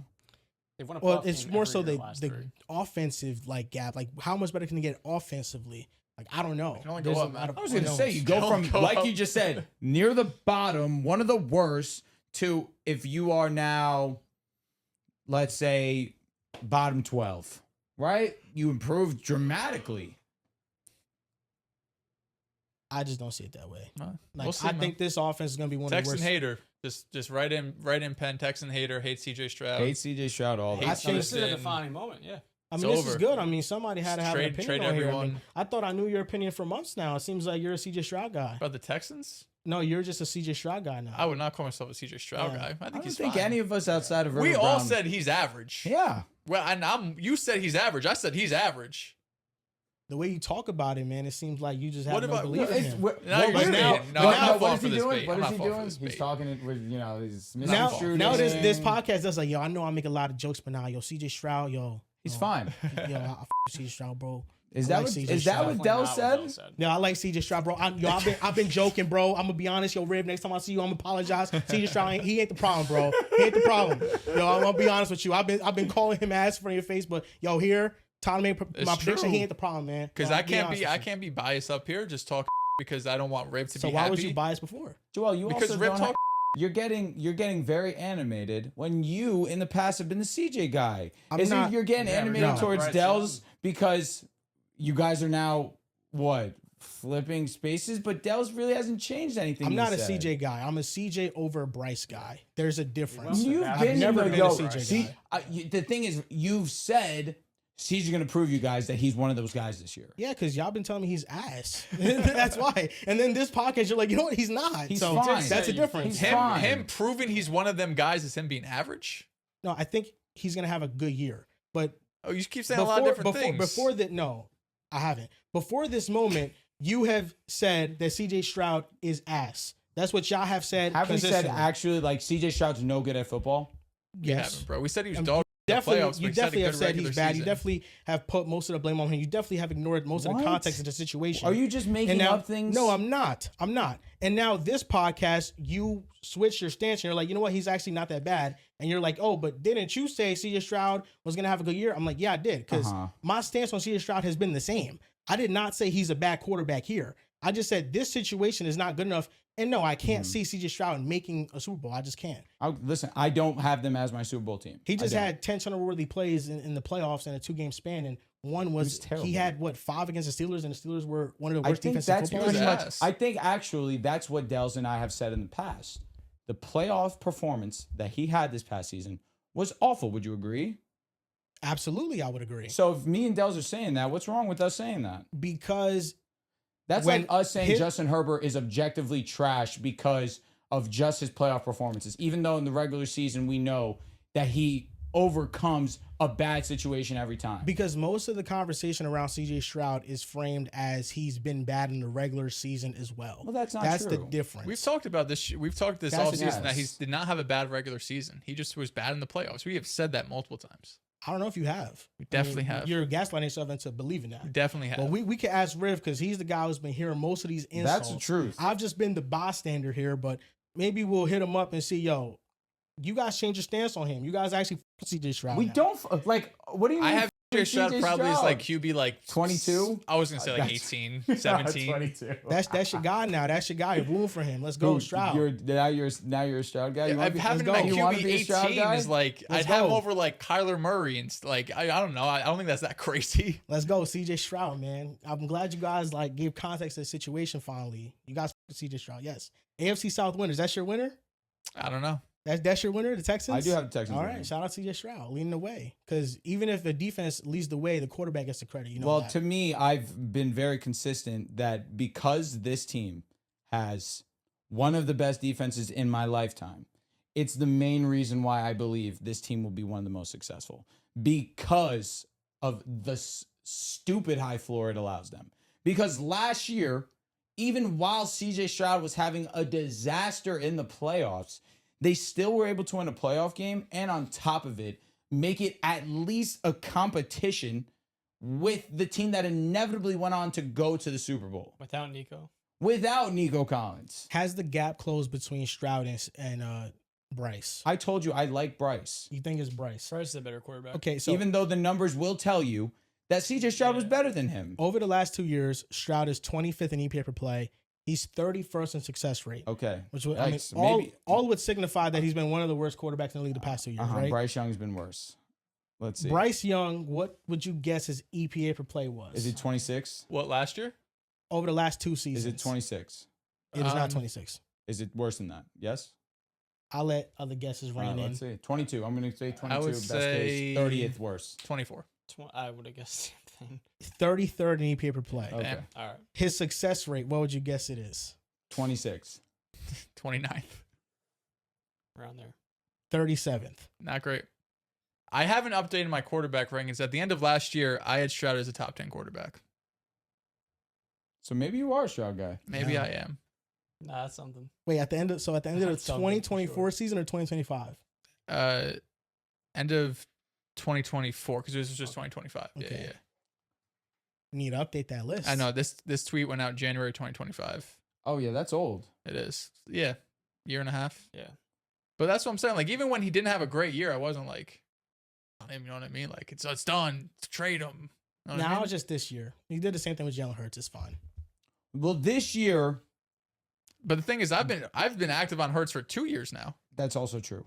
But this year, CJ was objectively the worst he's ever been in the playoffs. He never looked like this. No, he was awful. And the fact that this is in the cards for him is why I can't believe in it. The offensive line, you've read the statistics, was arguably the worst in the league. But and some Nico of it- it Collins It just might didn't not be play. good enough, which is Some fair. of it, some of it was just avoidable though. Like there's some mistakes that he had in the playoffs that, regardless of situation, it was just you're making it so much worse. Like just stop. Agreed. And he was just throwing things. He was seeing ghosts. He was. I mean, didn't read the field well, but This is your guy. he's doing some eye exercise now. Where would you have him ranked? Just ballpark. I know it's not accurate. I won't hold you to it. This is literally your guy. That's what's cracking me up. 20. 20. Yeah, Okay. okay. So I'd That's- be yeah. higher than you. Yeah, that's surprising. You are the CJ guy. Yeah. Like Congrats. Yeah. now I gotta Outside actually of Riv, look. amongst us three, you're definitely Yeah, the CJ guy. I guess so. Now I you're freaking connected guess to him so, forever. man. It might be am I just forgetting a lot of quarterbacks? Like I don't know. I don't know. The thing is I think that's that- fine. I mean, CJ Stroud, he's around there. And really, I mean, Kyler is around that area. Baker's around that area. Daniel Jones is around that area. Daniel Jones had a good year. And we're going to now segue to Daniel Jones. The Colts finished 8-9, and all of their wins came with Daniel Jones. They were 8-5 with Daniel Jones. Weeks 1 through 14, fourth in EPA per play, third in success rate. Historic level offense. There was a point in time where this team was on pace to shatter the best of bestest teams' offensive records. They were that efficient. They were that potent. And then the wheels came off. And it really happened after trading for Sauce Gardner. And they traded for Sauce Gardner. Daniel Jones gets hurt. And then their season just derailed. We got a really cool Phillip Rivers moment where he went and he played, and he actually didn't play that terribly. The defense just fell off so bad for the Colts that it didn't matter who was playing quarterback. They were just probably going to lose those games. But now the Colts come into this year, and it feels like they're kind of being forgotten about, a bit of an afterthought. Like, people are forgetting that this team was 8-3. This team was at the top of the AFC, and now Daniel Jones is throwing the football, and it looks like he's not coming back from an injury. The Colts have been so impressed by him in training camp that they think that he's ready to go day one. Alec Pierce is walking fine now, so he might be ready to go week one. And this is a team that, after making a big-time trade and getting Sauce Gardner, they addressed their secondary. To me, if the Colts don't make the playoffs this year, I think the Sauce Gardner trade was a failure because they gave him a 2-year leeway. The year they traded for Sauce and the year after. And one of those years, you got to do something because you traded 2 first-round picks to go get Sauce Gardner because you believed you had a quarterback in place. He unfortunately got hurt, but now it seems like he's going to bounce back this upcoming year. And trading for a high-profile corner like that, you have completely butchered your chances to find a long-term answer at quarterback if Daniel Jones doesn't pan out. So to me, the Colts very quietly have a lot of pressure on them this year to make a run and be in the playoff hunt, if not get one of those 2 final wildcard spots. I'll say this: it's an unfortunate position that they put themselves in. Because yes, you trade 2 first-round picks for Sauce Gardner. I agree with where you're coming from. The expectation is we're supposed to compete. You don't trade 2 first-round picks and you're not at least thinking we're going to be one of those playoff teams. We're going to be contending for a Super Bowl. That's moves that have been made in the past that more often than not don't end up panning out. Obviously, as somebody who was on the wrong end of that, being the Broncos with Russell Wilson, Deshaun Watson, but then you have your opposite, like the ultimate holy grail of trading first with the Rams, doing it with Jalen Ramsey and doing it with Matthew Stafford. That it worked out, but sometimes it doesn't. Now you have the Colts where Daniel Jones is playing elite football in the first 8 weeks. He fractures his fibula. He plays through it, which insane. Like that's insane. Playing through a fractured fibula as a quarterback when one of your best traits as quarterback is your mobility. He still plays. He tears his Achilles. The wheels fall apart for the Colts. It's an unfortunate spot and unfortunate pressure put upon them. And also, I feel like this whole now, Daniel Jones looks like he doesn't even have an injury. To me, it feels like we're trying to put more pressure on the Colts to be good now when I'm going to give them grace this year if they're not good. If Daniel Jones is working back and not the same quarterback at first, like if he's just game managing his way through games early on, especially with Josh Downs being banged up, not practicing right now. Alec Pierce being banged up, not practicing right now. Keenan Allen being like the big offensive addition that they had this offseason. To me, I'm going to give them some leeway here, but that's me, not immediate results, because if they're bad this year, the Jets get a great pick. Everybody's going to point and laugh at the Colts like, haha, bad franchise, you can't get anything right. But it's an unfortunate hand that they were dealt. Do I think they're going to be good this year? I don't feel confident, truthfully. I think that this offensive line is amongst one of the better ones. I do believe Jonathan Taylor is one of the best running backs in football. If I knew confidently that Daniel Jones would look like how he looked last year, yeah, I'd feel great about the Indianapolis Colts in all actuality, because Alec Pierce is one of the most explosive players. Josh Downs is a really strong intermediate player. Great number 2. I think obviously off the back of Jonathan Taylor and Daniel Jones, we saw how effective, efficient this offense was. And defensively, they were average. Let's just be honest. And like maybe I'm being kind when I say that. You bring in Sauce Gardner, you're anticipating we take up a notch. Bynum, one of the better DBs, one of the better safeties in the game. Great at making big plays, turning the ball over. There's pieces to like about it. Latu, great addition for them. But you go as far as your quarterback takes you in this situation. Daniel goes down. The run game drops off dramatically. Jonathan Taylor is going from potentially breaking LT's record, leading the league in rushing yards, to he does not lead the league in rushing yards. He actually doesn't win the rushing title. Towards the back half of last year, he was barely averaging 4 yards a carry, if that. He was getting an insane amount of opportunity. He was doing minimal with it because they were just stacking the box, because it was Phillip Rivers. It was a bunch of people that had no business playing quarterback position for them. Showed you how important Daniel Jones was. So I don't know what I'm going to get from the Indianapolis Colts this season. I feel like there's very few instances where I allow myself to kind of wait and see. I like to make my firm stance on majority of situations. But I'm not going to know about the Indianapolis Colts because, again, reports are only reports. And when regular season starts, that's when you get a great gauge. Week 1, you'll find out how good does Daniel Jones actually look coming back from this Achilles. How much can I buy into he looks exactly how he never got injured. You tear your Achilles, you can only be so great so quickly. It's gradual that it comes back. I get that medicine's amazing these days, and we've seen players come back way quicker than the fact that George Kittle's the age that he is, and he's already going to be on track to play week 1. Maybe there's new medicine to torn Achilles, but when your game is so heavily predicated off being able to be mobile, I got to wait and see. I think the Colts, they're going to be okay. They're going to be an average team. And I guess that's not what you want for a team that just traded 2 first-round picks. No, not at all. I'm really excited for the Colts in a way this year because I felt like this last season was so disjointed where if we think back to where we were a year ago when Shane Steichen announced that they're going to start Daniel Jones, everybody was criticizing the move. And they roll out 7-1 the start of the season with, like Joel said, a 35-point per game average at a certain point in the season. And everything was coming together and Steichen looked like a genius. And I feel like when we talk about Steichen, the pressure on this team is not just because of the amount of draft capital that Ballard invested into Sauce Gardner, but also Shane Steichen's done a fairly good job in Indianapolis given the quarterback play, but it's all been limited by the Anthony Richardson pick. Like the fact that he is a near 500 coach with a 41-year-old Joe Flacco, Gardner Minshew, Anthony Richardson early on, and last year was Phillip Rivers at 44 years old coming off of, coaching high school football. He's never finished a season with a starting quarterback, and yet still their offenses have always been really good. They have so much talent. They have one of the great offensive lines in football, all this young talent developing. And you look at a guy like Tyler Warren, who last year had almost 80 catches as a rookie. You have Josh Downs. The Keenan Allen side of me was like, all right, they kind of had to do it to injuries, but I still feel like there's all these different pieces for Indianapolis to still be a really good offense this year. But to me, it really all goes back to the durability of Daniel Jones because that was what completely torpedoed their season last year, of course. And their defense being, like you guys highlighted, not great in the front seven. But I do believe this year there's some level of excitement just to get DJ back healthy for week 1. And the hope is that they can get off to a stronger start. Their schedule is somewhat favorable.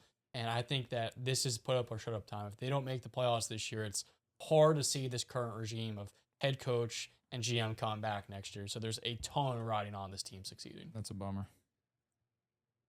The Colts are just a third-place team. I don't see a world, barring injury to one of the quarterbacks. We saw Davis Mills play well. The Colts are a third-place team to me. Although they were so good in the first half of last year, weeks 1 through 8, only the 2007 Patriots had a higher points per drive. Like, they were on an efficiency that's probably not even sustainable, right? Like, I don't think we can't project the Colts to do what they do. But the most interesting is just that month in between their insanely hot start and before Daniel Jones got hurt. Because there is a month from weeks 9 to 13, and Daniel Jones is dealing with an injury at this time, to be fair. He has some hairline issue that he's got going on. But obviously, with a fractured fibula. Yeah, but he's obviously hasn't torn his Achilles yet. The offense did fall apart. They went from an historic all-time offense to being 23rd in dropback EPA. It was a completely different unit than what we had seen previously. Some of it was the competition. They played Pittsburgh over that stretch.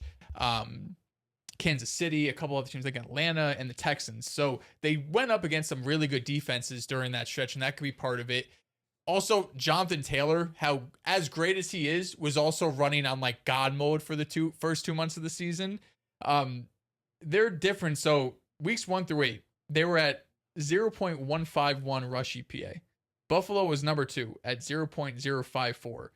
The difference between first and second was the same as second and 15th for the first 2 months of the season.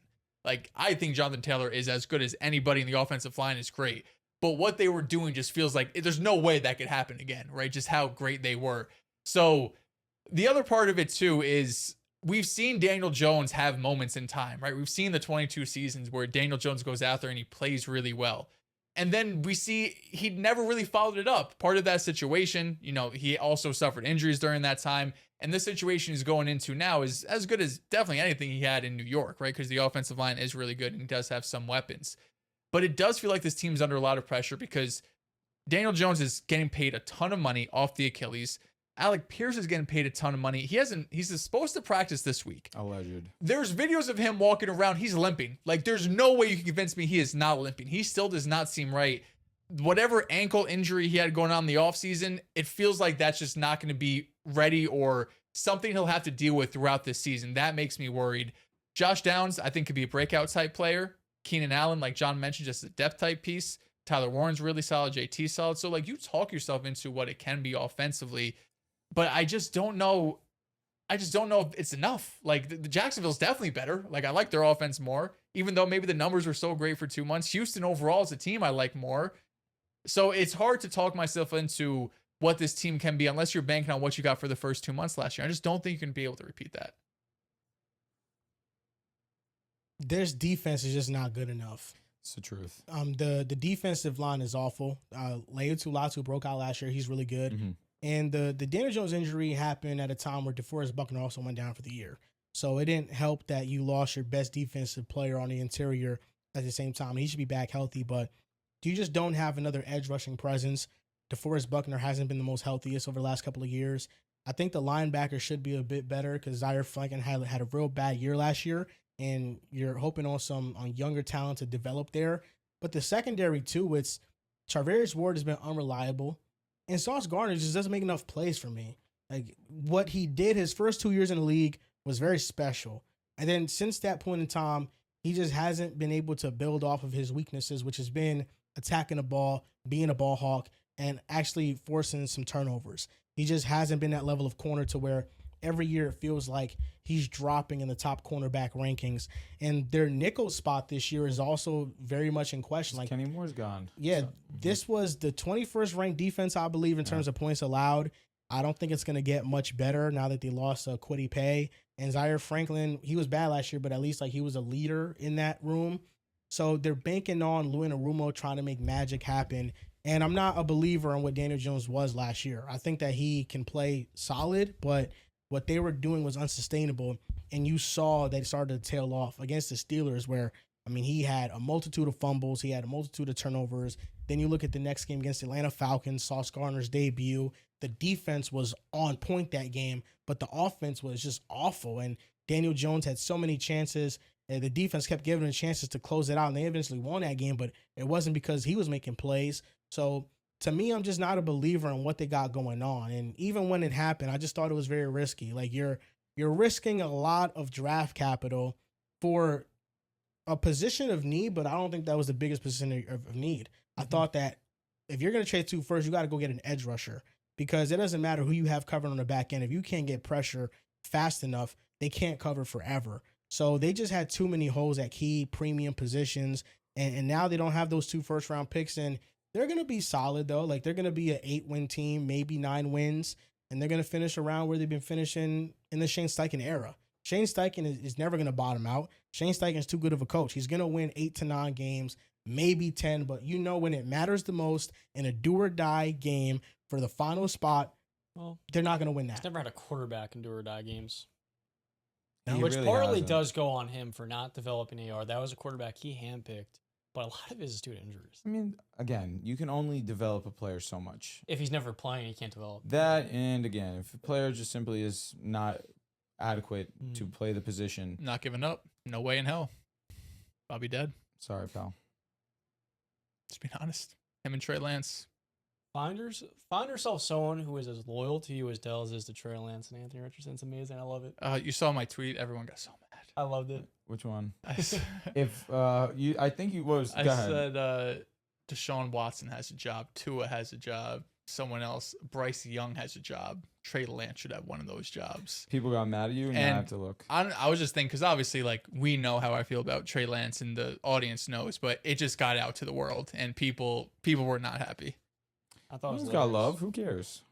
No, yeah, it's hilarious. It was probably the Bryce Young mention. Yeah, no, but I put it there purposely because I listed objectively the worst quarterbacks. I don't think Bryce is that bad, but yeah. The Bryce Young mention was rude. Yeah. Nah, that's crazy, man. Bryce Young deserves better. Yeah, I He's shouldn't a make good much of player. a joke for Bryce Young. Good He's guy, awesome. great guy. He's a playmaker. Yeah, good guy. He makes winning plays. Playoff Definitely. performer. He does perform in the playoffs. He does. That was lit. That's one thing you could say about him. He's like Mark Sanchez in that regard. Low key. He's just going to go into the playoffs and he's going to play well. 1 for 1. Some guys have that.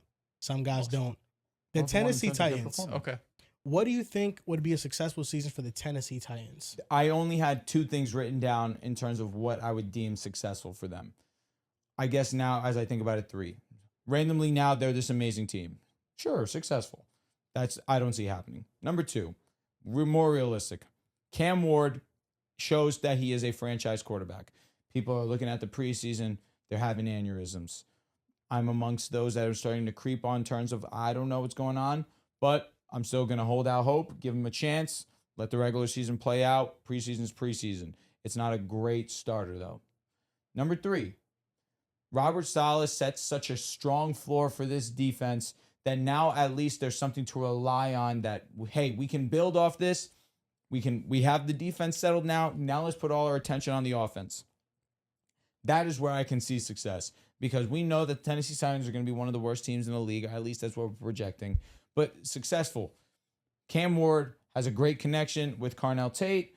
They prove that they can be one of the better young duos in the league. We have something to build on here. Wan'Dale Robinson comes in and proves to be a great number 2 complement to them. We have something going with the offense. Now we just need a future running back. However we feel about Tajay Spears or Tony Pollard, maybe we can start to prime having another running back come in. We can work on having better interior play outside of Skoronski, who has proven to be one of the better guards in the game. J.C. Latham, let's develop him. Let's get him let's get him going to prove to be one of the better right tackles.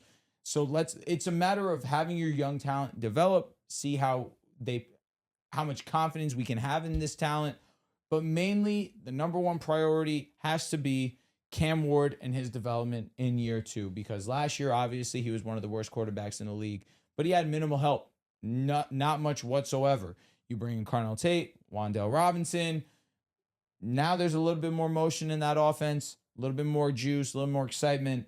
Let's see how it works out this year. Yeah. The NFL moves fast, because there's a scenario where next year the Titans are picking at the top of the draft and they just go quarterback.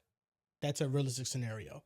Cam Ward has to have a good enough season to where you feel good reassuring him a 3rd year, and based off of his recklessness in preseason and even in his first year as a starter, even though I throw most of that away because the situation was so bad, but this preseason has just been so alarming in terms of his process. He's missed so many wide open players. He has not taken care of the ball whatsoever. He's too lackadaisical. He's reckless. And the Titans' infrastructure in place is just not something that I'm willing to ride home about. Robert Saleh is not a good head coach. I think he's a good defensive play caller. But the Titans made questionable investments to 2 players in the secondary, and Alontae Taylor and Cordell Flott, that they're good players, but I don't know if they are players that you want to commit to long-term to be your starting corners, because they really have just had like 1 year where they're just like solid. They're not even like top of the line. They're just like good. And the secondary in the first drive of the preseason this week that just happened, they got completely torched. And this is a revamped secondary that you paid a ton of money to. The defensive line should be a little bit better, but it's like overall the Titans are just underwhelming. And then the talent offensively, the offensive line is going to be bad. It's going to be one of the worst in the NFL. So the way I look at it is like Cam Ward is a very talented player, but he is not as talented as the most talented quarterbacks that we have in the league. But he tries to play like that, and it gets into trouble when he tries to fit a pass into a window that he just can't make. When he is trying to scramble outside the pocket, he's just not fast enough to evade a defender, and he gets chased down and he takes brutal sacks. These are all things that are in his control that they just haven't been positive talking points for him. So if the Titans go 3-14 and they have the 2nd overall pick, or let's say worst case scenario for Cam Ward is that they have the 1st overall pick, you're not passing on a quarterback to reassure Cam Ward another season in Tennessee. So, and you're probably not keeping the coaching staff too, right? Like if you're picking number 1 overall, how can you convince yourself that, listen, this year we believe in Cam Ward, but Brian Daboll couldn't do anything to you win maybe 2 games this year, and you're going to bring back the coaching staff? Like I don't want to be all doom and gloom, because I feel like there was hype around Tennessee when they made the hirings of Saleh and Daboll. Like I feel like there was some built up momentum there, and maybe it was just how poorly Cam Ward has played in the preseason that's kind of zapped all of that.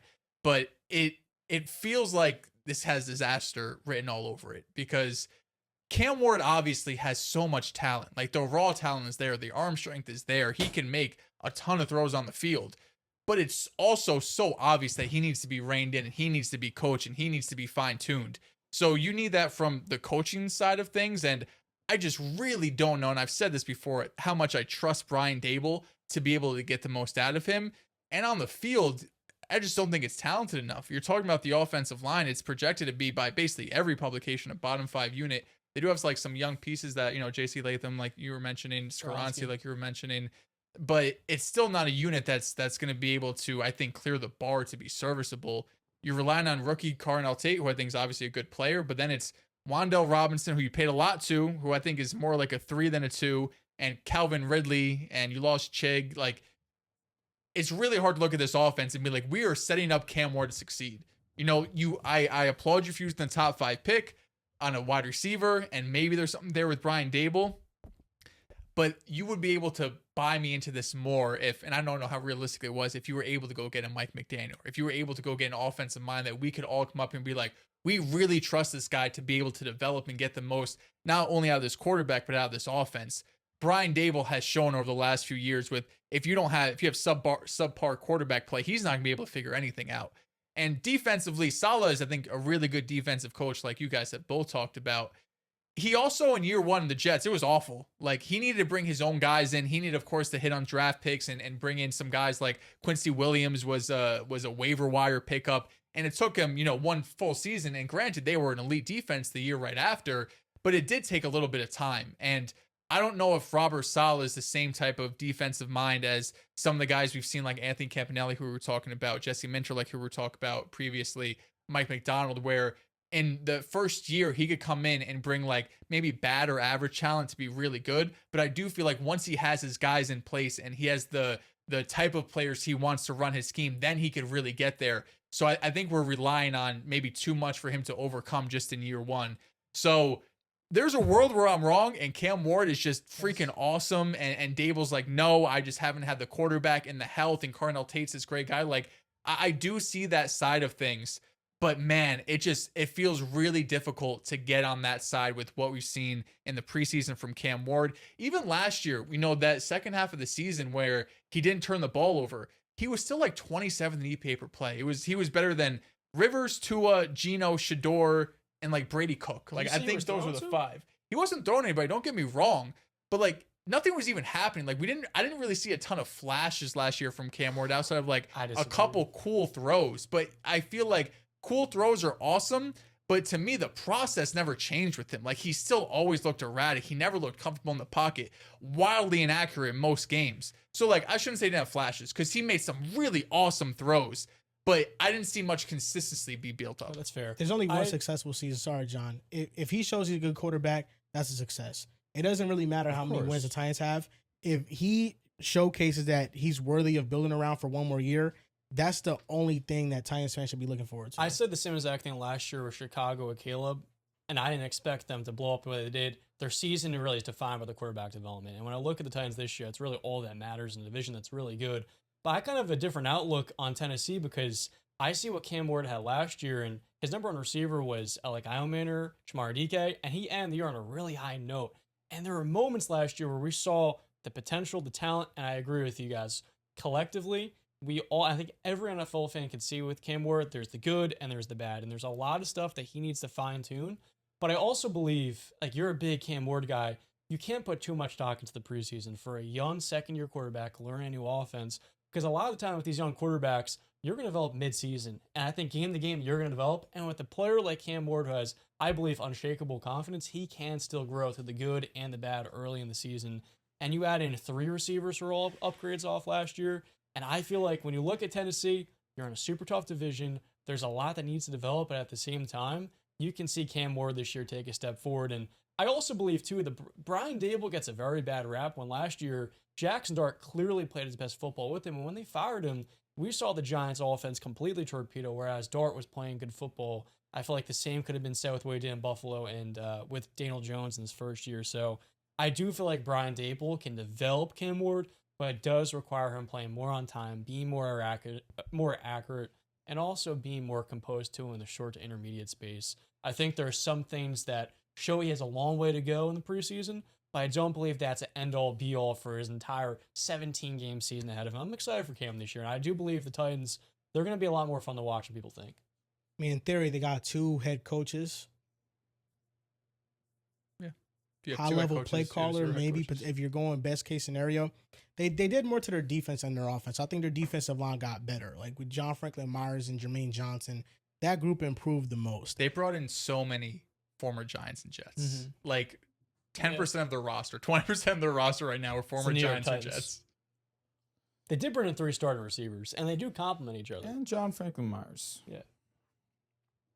Former Jet, but he just plays for the Broncos. It's just hard to understate how Tony bad Adams the is there. supporting cast was last year, and I believe that's Tony why Adams I'm sucks. optimistic. You guys gave them Jermaine? For Sweat, yeah. Mm-hmm. I just best case scenario don't see more than like 4 or 5 wins.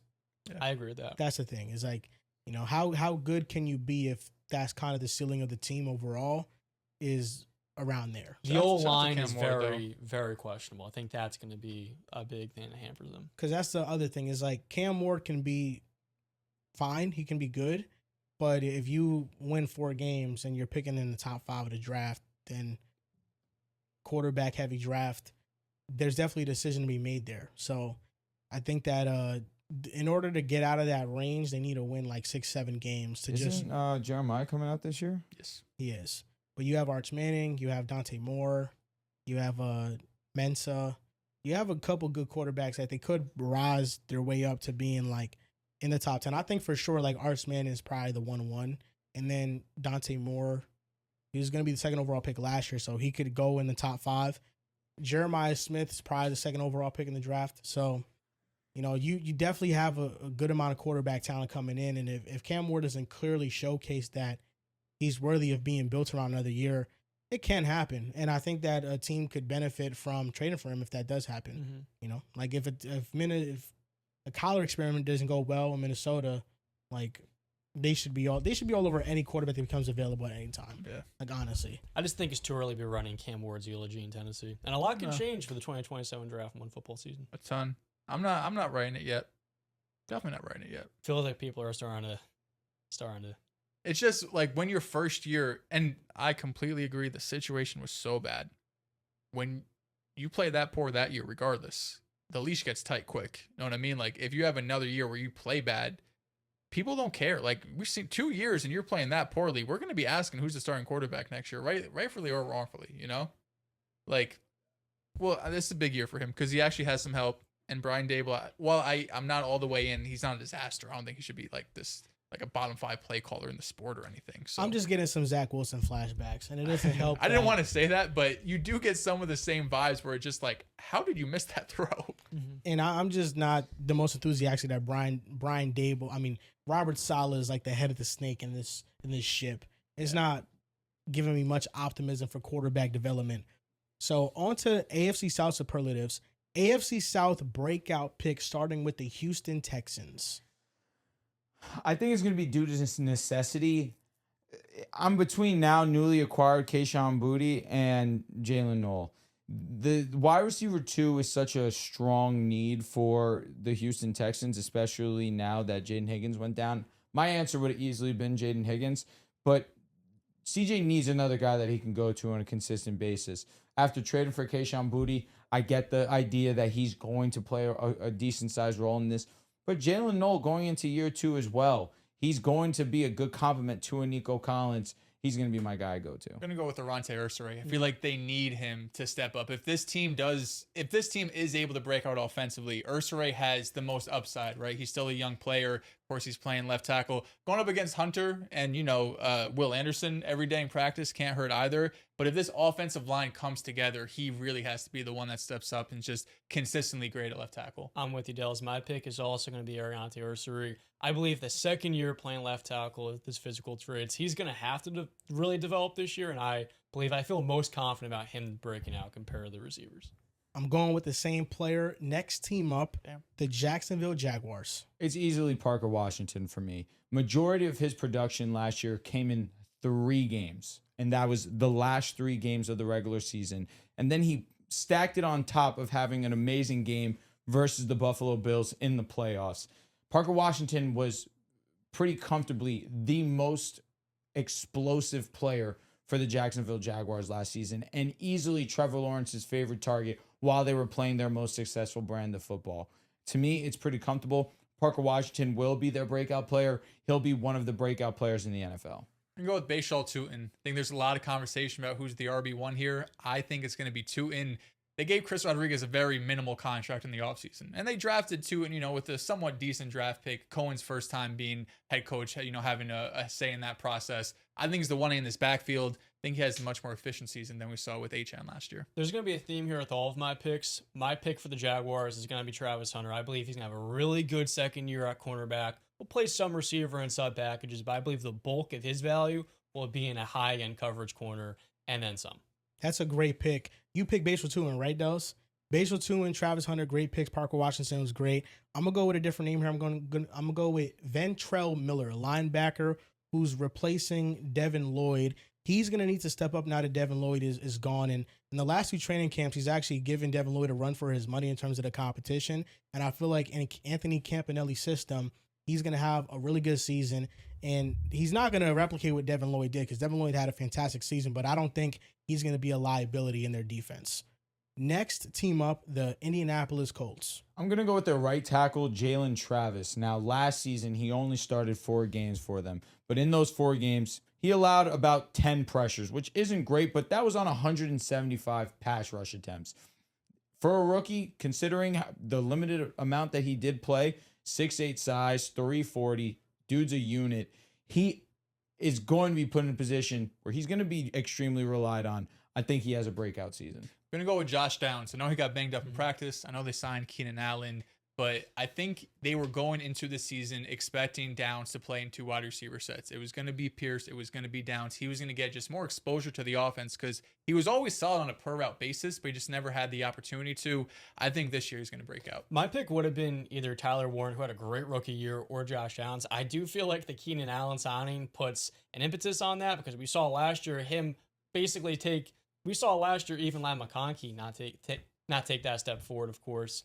But my pick would also be Jalen Travis at right tackle. The Colts are a offensive line factor when it comes to developing these players. I feel like he played good, and this offense line truly could be the best unit in football. Travis taking a step forward. That's going to be my pick. This is the first time I'm going to go with a rookie. I'm going to go with A.J. Halsey, safety out of LSU. I think he's just a Pro Bowl talented type of player. And in his rookie season, in a secondary that needs some more DB help, I think he's going to be outstanding. He's a sure tackler. He's a ball hawk. And I think as a rookie in year 1, he's going to make a big impact on his defense. Next team up, the Tennessee Titans. This one was the toughest one for me. I am going to go with Gunnar Helm, though, tight end. Last season, 44 catches, 357 yards, 2 touchdowns, caught about 79% of his 56 targets. And that was only in 10 games started.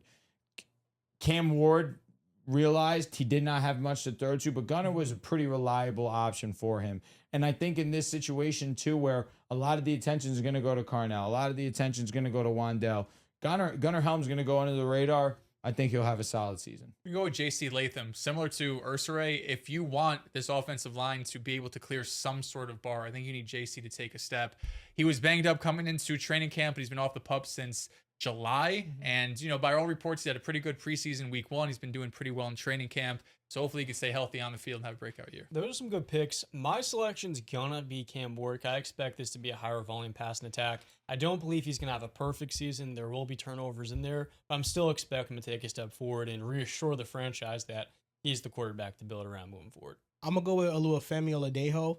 He's a speed rusher, and I feel like he reminds me a lot of Bryce Huff. And Robert Saleh knows how to use these pass rushing specialists. I think he's going to have a really good season. They need some more edge help. They have Jermaine Johnson. And then really that's about it. John Franklin Myers, and then you have Jeffrey Simmons in the interior. So they need another edge rusher to step up, and I think that's going to be Oladejo. Now, AFC South standings predictions. Who's winning the division? I'm going with the Houston Texans. This one is one of the closer in terms of divisions for me, but I am going to go with the Texans because I do believe they have the best defense in football. I think that their offense can get to about average, if not slightly below, but that defense is so great. I have them winning. Number 2, Jacksonville Jaguars, one of the most consistent, one of the most well-rounded teams. Number 3, Indianapolis Colts. Number 4, Tennessee Titans. I'm the same as Drew. 1 and 2 is really tough, but I think I slightly lean with the Texans. Colts are 3rd place, and Titans are 4th. That is crazy because I also have the Texans taking back their division crown. I expect them this year to win 12 games, but the Jaguars got right behind them at 11 wins. Colts, 3rd place, and Tennessee finishing last. The division is very simple, 3 and 4. It's Colts and Titans. The only interchangeable part is the number 1 and number 2 spots. I'm going to go with the Jaguars at 1. I have just seen them be a more complete team. They're a top 10 offense. They were an elite offense the second half of last season. Trevor Lawrence was an MVP candidate. I think their offense will be elite once again, and I think it has even more potential now that BTJ is going to be healthy, which gives me the most enthusiasm. And then their defense was the number 1 rush defense in the NFL, and they were a top 10 unit, and they're improving their secondary. So for me, I think this is just the most complete team in the division. So I have the Texans finishing at number 2. I still have to see how the offense looks around CJ Stroud and if it got much better. They made some changes, but I have to see it play into fruition. I just think the Jaguars right now have the edge. They're a more complete team. Now, are you guys ready to do the draft? Let's do it, man. Let's do it. My phone's probably going to die midway, and when that does happen, you guys are going to need to.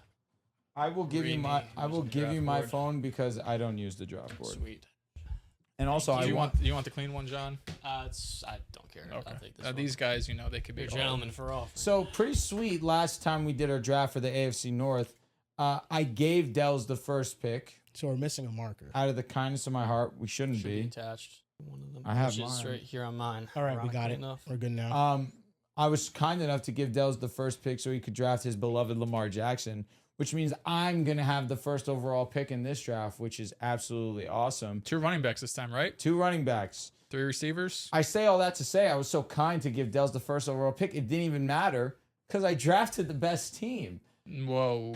So it's going to be awesome to do it again with the first official pick. You were so due. You need that bad. I really wasn't. I only had 2 drafts. Because the of first them, one was so bad, bro.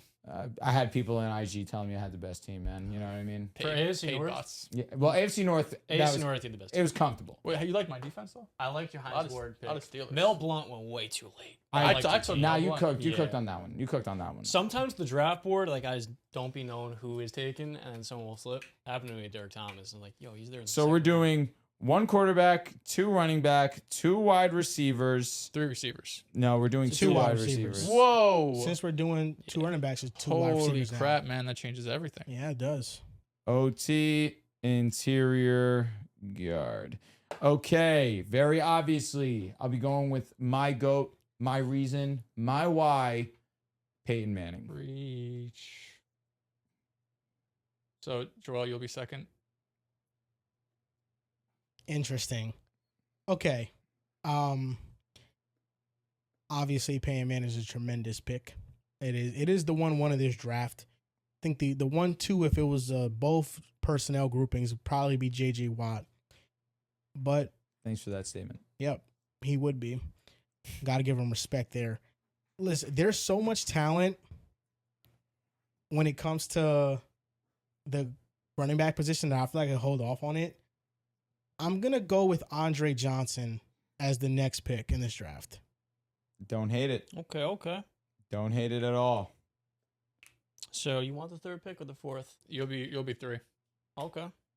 I low-key wanted the 4th to get the snake, but What it is pick what did it you is. What pick did you have for the AFC West? I had 4th and 1st. Okay, never mind. Yeah. Go ahead. Pick 3. So with the 3rd overall pick, give me Marvin Harrison Jr. It's a great selection. Yeah. Absolutely amazing. That's what I would have taken. I would bet you would have. Sorry. With the 3rd overall pick, give me Marvin Harrison Sr. Nice, bro. Wrong nice. player. If I took Marvin Harrison Jr., I'd be a problem. That would be a It problem. wouldn't even be in the division, actually. No. Yes. Wouldn't be the right athlete. Man, Jeez. so many ways to go. There's just so many Can dudes you lock there. in, bro? Like, it's the first round. First of all, I have 2 picks. So it's not just the first 2 rounds. Yeah, I'm going Earl Campbell and Derrick Henry. Okay. Very nice. Earl Campbell. What do you know about Earl Campbell? He's a legend, man. NFL Top 100. Okay. So I'm contemplating Andrew Luck and Johnny Unitas with this pick, but to be quite honest with you, you could also go receiver. There's some great receivers on the board. You took Andre, but it's D-Hop, Reggie Wayne. My pick, this is so tough. Am I crazy for taking Johnny Unitas over Andrew Luck? I think that's the question. I wouldn't call I you don't crazy. know. One retired I at don't 29. know. One I played a don't whole know who career. I want to take. But Johnny Unitas, gotta- definitely relative to era, better player. I'm going to go with Johnny Unitas. That's a tough one. I'm wrestling with that That back is a and tough forth. one. Yeah, you lost. Yeah. Yeah, he drafted Otto Graham. He's literally giving you his Yeah. experience. Oh, yeah. It's too late to change The, pick. the audience is they just hate old time players. Yeah. Okay, I got the next pick. All right, so you took Derrick Henry, Earl Campbell. Wow. I mean, I think I can wait on it one more time. I'm looking at the receivers. You got Reggie Wayne, DeAndre Hopkins, Jimmy Smith, Keenan McCardle, Allen Robinson, A.J. Brown, you think of slightly? Good. I mean, sheesh, you do. You know what? I'm just going to take my quarterback here. I'm going to go with Steve McNair. Really interesting decision to go quarterback instead of whatever position you were going to go, because I already have Peyton Manning. So I'm going to take Marshall Faulk. And I am also going to take Edgerrin James. Back to you, Joel. I'm glad you did because I didn't want the decision of picking the running backs. I get it. There's so many. So for me, you Hall of took Famers. Edgerrin James, Marshall Faulk. Really now, I don't want to be thin. I mean, it's John. You don't have a running back yet. No. So it's really just John that doesn't have a running back. You guys already have your running backs. Sheesh. I'm just like, wow. Like, what's the gap between Fred Taylor, Jonathan Taylor, and Chris Johnson? I just really don't know. Like, it's just the decision of those three. Well, is CJ2K has the best season of the three. Yeah. I'm going with Chris Johnson as Good my idea. next pick. That was going to be my Good selection. idea. I was kind of holding out hope you wouldn't take him, but good pick nonetheless. So with my next selection, I am between two wide receivers, DeAndre Hopkins and Reggie Wayne. And I feel like DeAndre Hopkins is the better fit alongside Marvin. I also want to diversify. I want to take three Colts to start off. So Colts have I know, elite but I want to lineage get of I want to players. get a little bit of the entirety of the. I mean, you had that strategy of the Steelers last episode. Your team was damn near the entire Pittsburgh Steelers. You're damn right, It was baby. my favorite team. I'm not going to lie to you, Drew. And my pick here is going to be, let's send it, DeAndre Hopkins. It's a good pick, bud. I'm definitely taking Reggie Wayne.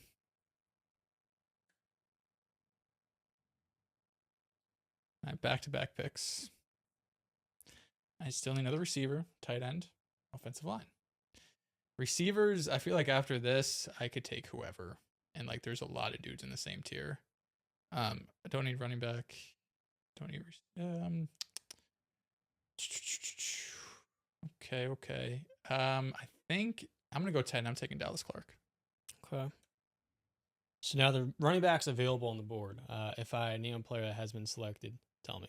Maurice Jones-Drew, Jonathan Taylor, Fred Taylor, Arian Foster, and Eddie George.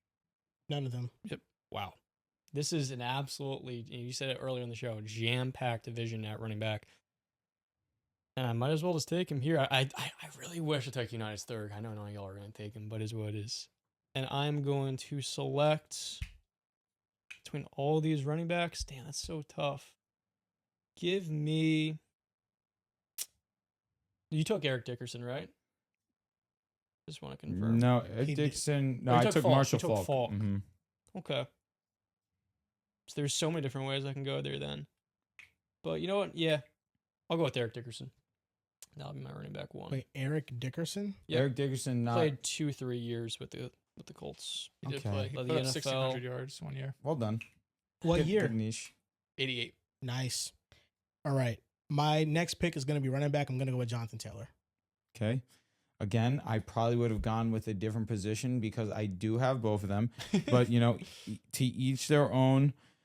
I am in need of a wide receiver pretty desperately. I'm getting concerned because the brain's not churning fast enough for my liking. You guys went Reggie. You guys went DeAndre Hopkins. Honestly, Nico Collins. Good pick. I have another wide receiver, another tight end spot. Honestly, the Dallas Clark pick, Dells, is really burning me. It really hurts so bad. Because genuinely, what the hell is up with this division in tight ends? I'm looking at them. There's not Mercedes Lewis, Owen Daniels, Yep. Delaney Walker. Delaney Walker. Right. That nice. He's a demon. But you know what? Mercedes is kind of just as good as him. No, I don't think so. Delaney went for over a band. That matters. That does matter. I am going to go with Delaney Walker. With my next pick, I'm going to go Jimmy Smith. Great pick. I'm going to go I with was the hoping he was taken. all-time Jaguars leading receiver. I was hoping for the board to fall this way.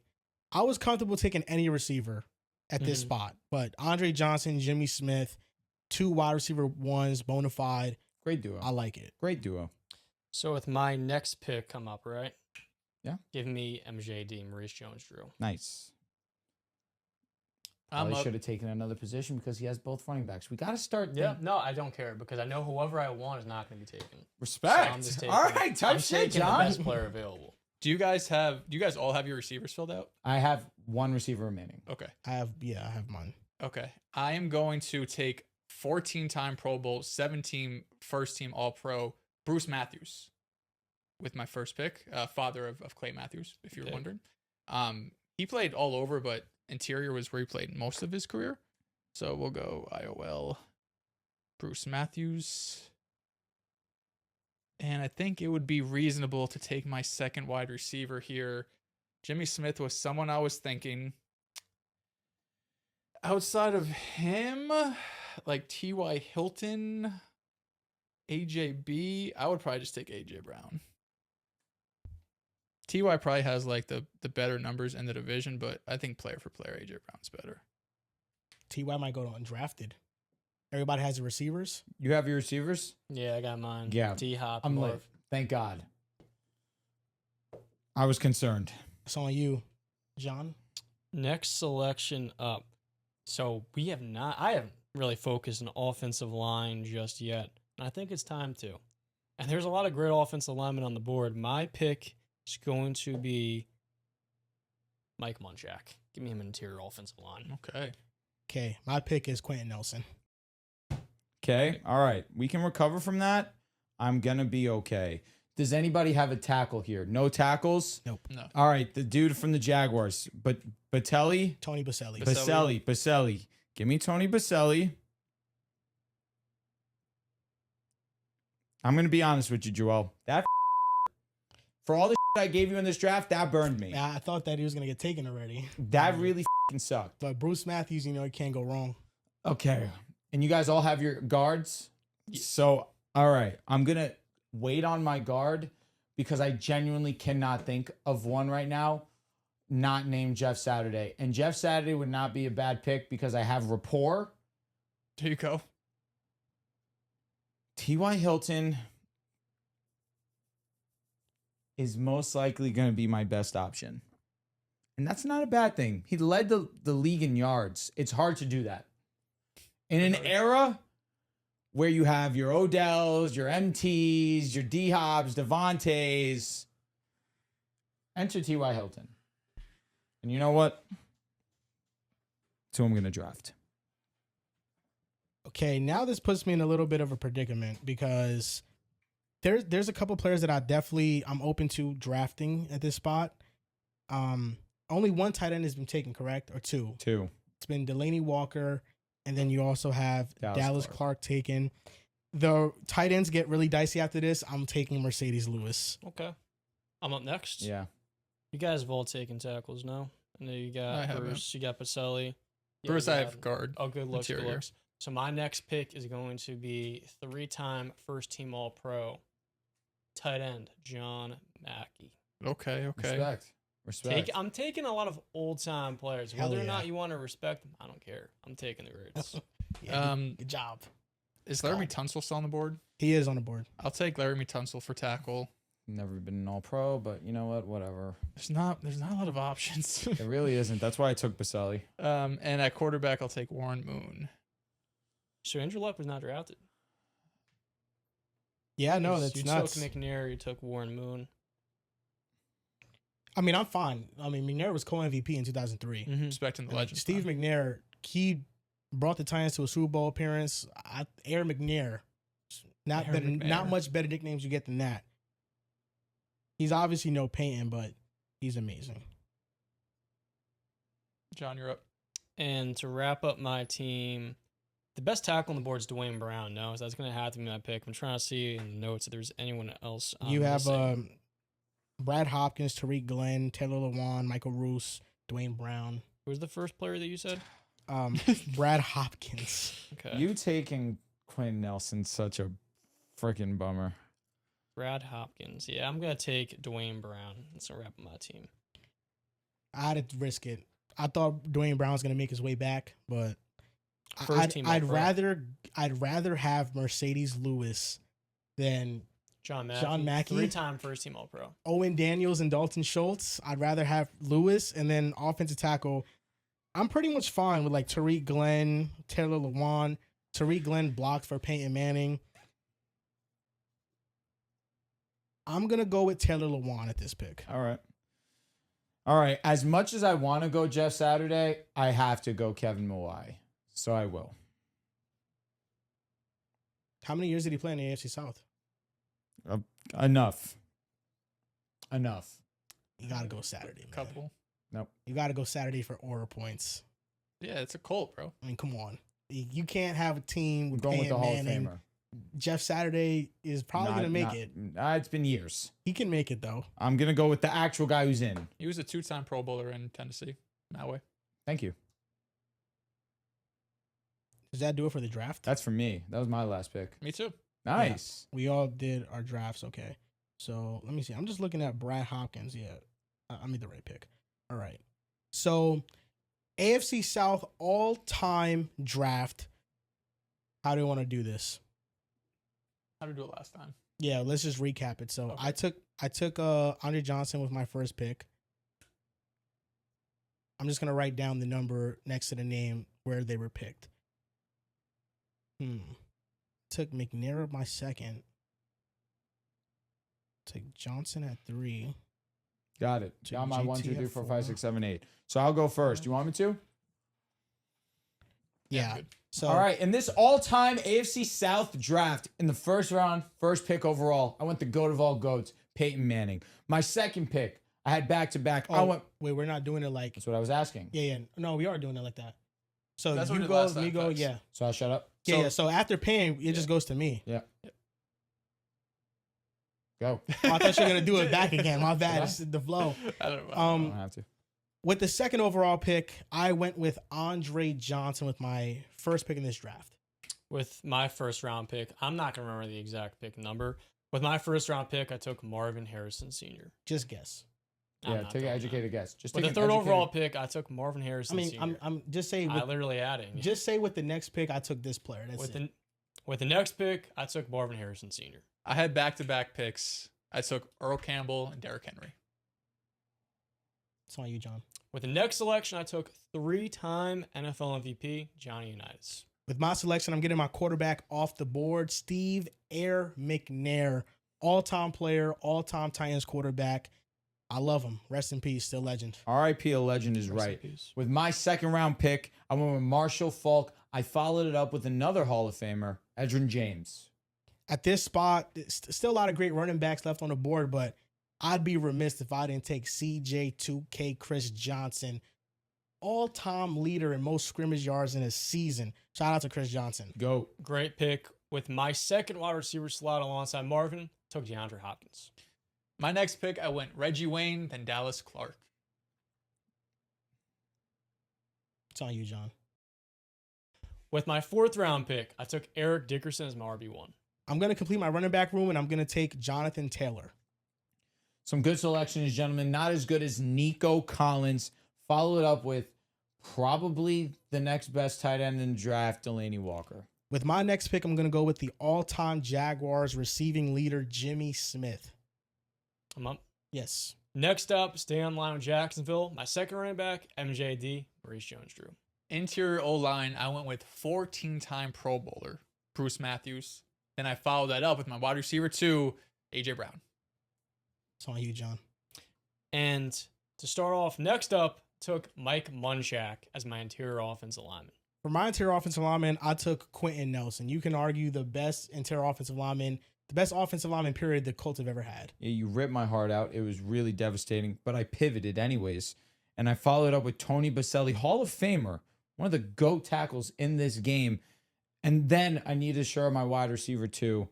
And I got me T.Y. Hilton. I wish you didn't take Baselli because that was my next pick. I'm going to go tight end here, though. I'm going to go with Mercedes Lewis. Nice pick with the next selection. Just want to see one thing. I guess not. My phone stopped working. At my tight end slot, I took NFL Hall of Famer. I believe the only Hall of Famer of all these tight ends. 3-time first-team All-Pro, John Mackey. My final 2 picks, Laramie Tunsil for tackle, Warren Moon for quarterback. And wrapping up my team at offensive tackle, got first-team All-Pro, Dwayne Brown. And wrapping up my team, I'm taking Taylor Lewan at left tackle. And with the Mr. Irrelevant pick, I get Hall of Famer, 2-time Pro Bowler with the Tennessee Titans, Kevin Mawai. The boy You're did Jack. it again? Nah, mid, bro. Be honest. That team's good, bro. Peyton Manning. Fucking daddy. Definitely have the best. Can you imagine if Peyton... Who, you? You. Oh, yeah. I mean, that's Peyton. obvious. Peyton Manning with this offense... I mean, I watched him do it with Austin Collie, Brandon Stokely. Like, the dude was doing it with just randos. Shout out to Austin Collie, though. Peyton Manning put him in position to not be okay.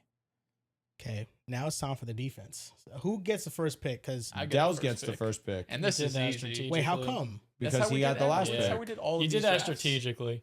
Did all Smart these man. drafts. I was like, First I pick, Dude. rushing to the podium, J.J. Watt. So if we don't want to do the whole thing at the recap at the end, just at the beginning here, AFC South all-time defense draft. First pick, I'm going with JJ Okay. Watt. This is an all-time AFC South defensive draft. First pick, J.J. Watt.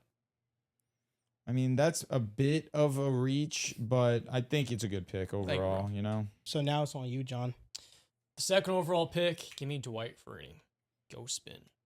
With Go my spin. first round pick, I am going to draft Jalen Ramsey.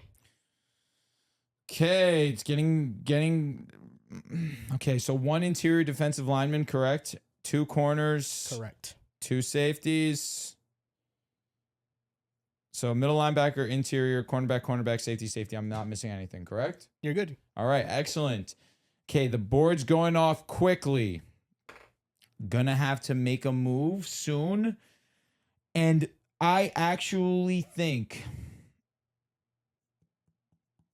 saying as easy as it looks, I'm going to go a safe route here. I'm going to go Bob Sanders. Defensive Player of the Year. Don't forget that, Joel. And for my cornerback position, I want to make sure I'm not forgetting anyone. I don't believe I am. I already think he's peaked this high. I'm going to take Derek Stingley. And that's a good pick. I mean, Derek Stingley definitely is peaked high. Bob Sanders, amazing pick.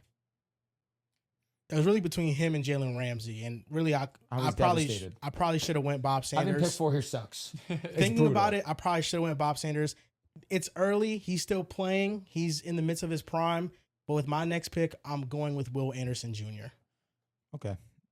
Lots of modern players being selected. And I don't hate it because I would have also taken both those 2 players. Like, I'm just looking at the edge rushers that we have.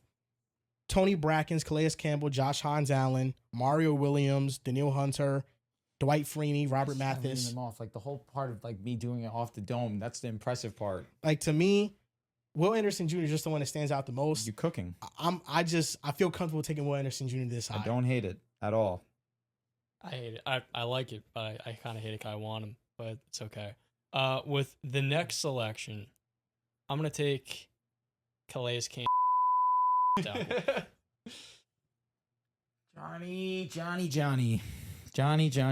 I'm not going to, I was on a Bob Sanders in the 3rd round, and you took him in the 1st. I'm like, Third fun round, player. John. My God. I thought he would maybe kind of sneak up.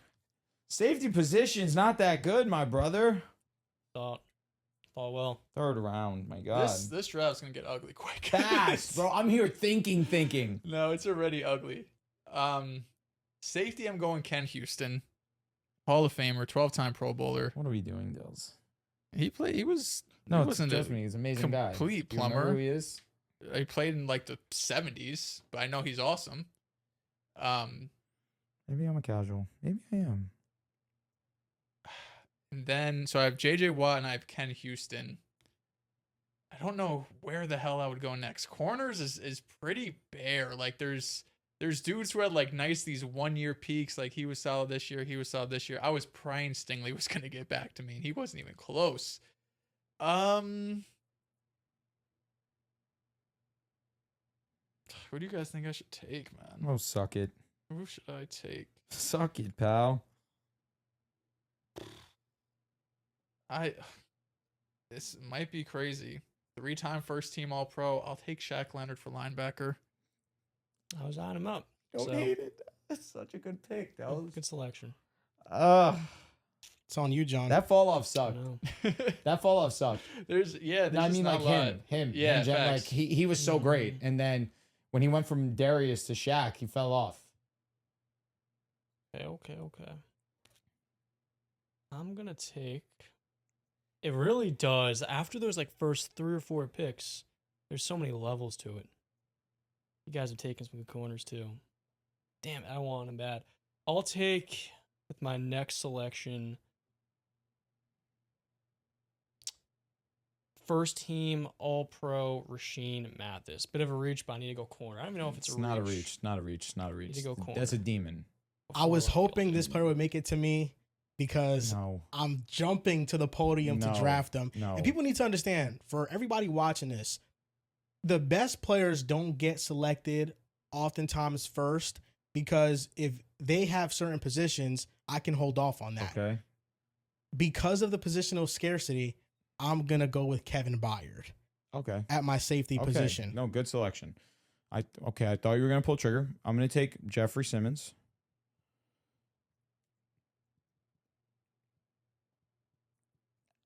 I need interior defensive line. You took Calais. That was easily who I was gonna take. Now things get interesting because I have no clue what I'm gonna do at either of these 3 positions. I have a middle linebacker, a corner, and a safety. It's fugly. It shouldn't be though. I'm really trying to think of corners. It's not a lot of great ones, Like man. AJ Boye. Yep. He's a name. Oh God.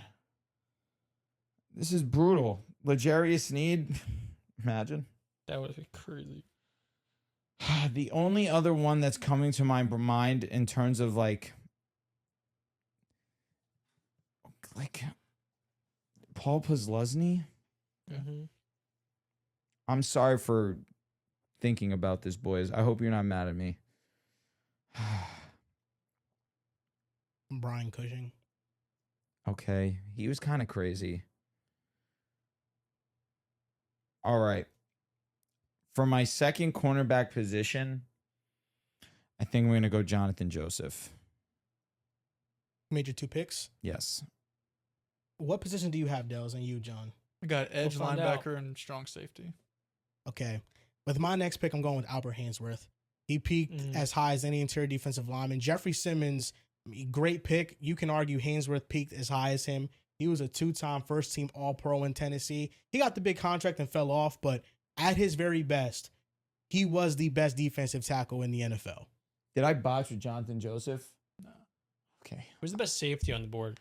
Wouldn't you like to know? Tayshaun Gibson, Wouldn't you Justin like to Reed. freaking know, Like, man? what's wrong Glover with this Quinn. dude? Like, screw you, dude. I think I might have it though. I think I do. Okay. But I'm gonna wait. Okay. I'm Petrie. gonna wait. Let's see how it goes. My next selection is gonna be Ted Hendricks, inside Okay. linebacker. Good shit. I drafted him in another, I think the AFC West when I drafted him. Yeah, he's like Yeah. a 6'7" linebacker, man. I think I should take corner here. Cortland Finnegan, welcome to the squad. I like that selection. A lot of these guys are like not 1 year wonders, but like didn't have these Short crazy peaks. peaks. Yeah. You took Jonathan Joseph, right? Yeah, I did. Rashawn Mathis off the board. AJ Boye is like, yeah, that could be it. That could be it.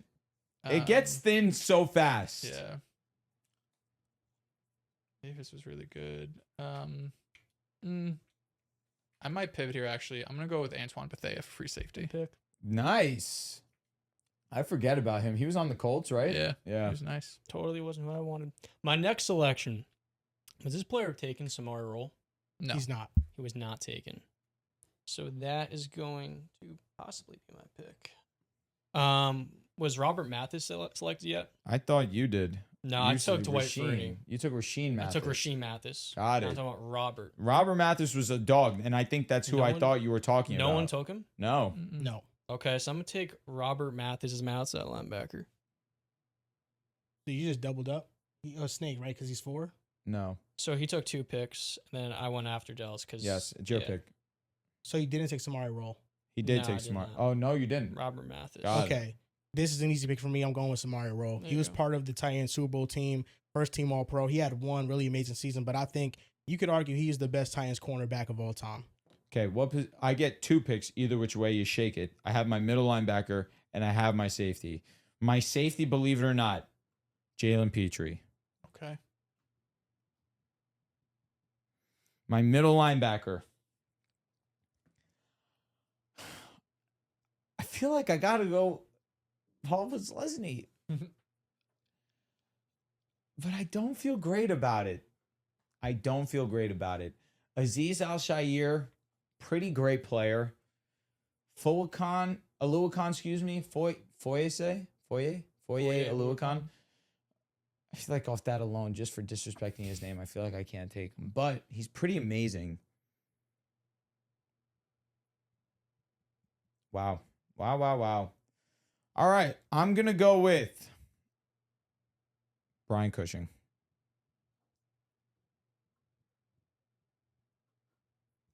Okay. With my next pick, I'm going to go with Paul Leslie. Good pick. Also one of my favorite players I'll be growing honest, up. just because of his name, he was so cool. It's a great name. I should have stayed true to me. I should have him on my team. Would you trade? Nah, I'm good. Paul Leslie for I Aura believe points. him up next. You are up next. Whenever my phone loads like to the draft board, it'd be sick. That'd be so sick. So currently, I have my entire team filled out, but I do need a few pieces in my secondary. So you don't have your And- team filled out. What's that? So you don't have your team filled out. Well, everything else but that. Oh, okay. And with my next pick, I am going to go. Unless I'm forgetting somebody, Vontae Davis is my cornerback too. My last 2 picks, I'm going to go AJ Boye for corner and DeForest Buckner for interior. Good picks. DeForest Buckner, good pick. And who was your other one? AJ Boye. Nice. And I don't have any other options here. I need one position left. That's safety. Who are the best safeties available? Because I literally, Wouldn't you like to know? Figure it out, pal. my phone is done. Oh, here you go, So bro. off I the told you draft I'm board. fair. Thank you. Here you go. No The player I'm problem. looking at is Tayshaun Gibson.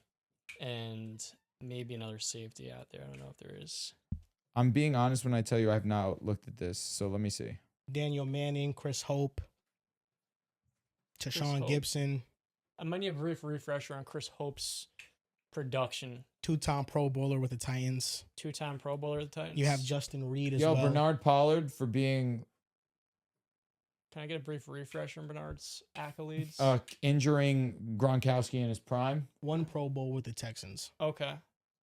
Who was the other player I mentioned, Joel? I'm sorry. Chris Hope. All Chris right, Hope. so Jalen Petrie was one of the best safeties available. Yeah. Nice. Heck yeah. I will go with, instead of Chris Hope, I will go with, Chris Hope. I'm going to say the last player. DeMeco Ryans. That's a good one. With my last pick in the draft, I'm going to go with Blaine Bishop. Oh my God, I don't have an edge. I just realized that. Okay. It's my pick. Yep. So my last pick is an edge. And here I am looking at the list. Don't feel great about that. Nevertheless, while we're here, might as well. So you went Robert Mathis Yeah. and Dwight Freeney? Yeah. How did that happen? Dwight Freeney at D ends, Robert Mathis outside linebacker. He's moving position. Oh, John, I didn't even realize that. I'll be honest. Well, no, I mean that's fair. No, we have one off-ball linebacker, one edge player, and one interior defensive lineman. That's why I'm doing it. So I'm getting screwed out of Robert Mathis, John. You did get screwed out of Robert Mathis. He was available for like 4 rounds. Yeah, well, I was able to wait. Edge is my last position. Yeah. Didn't have it written down. Well, you still have Josh Hines Allen. Yeah, I don't know. You have Danielle Hunter. That's all right. Yeah. Danielle Hunter is Danielle actually Hunter's who I probably think I'm the going best to one. take. Yeah. Danielle Hunter is who I'm going to take. For the AFC South all-time defense draft. I didn't make my last pick. Oh, you didn't? My last pick is Carnell Lake at safety. Well, then you haven't made yours either. Yeah. I think I made all of my picks. Yeah. Oh, John, what happened here, man? I don't know.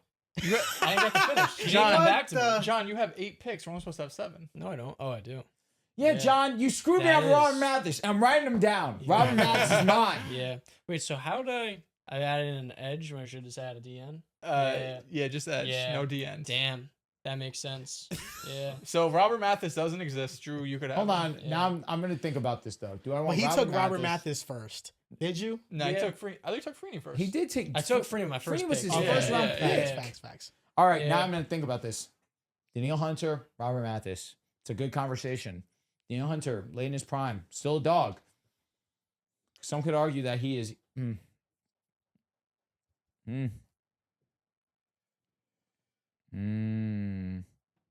Anybody know off the top of their noggin how many Pro Bowls Robert Mathis has?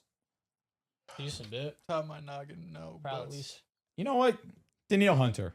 Okay. I think Mathis is 4 or 5. Couple of All Pros. Jeez, man. Mathis has 1 first-team All-Pro, but he led the league in sacks in 2013.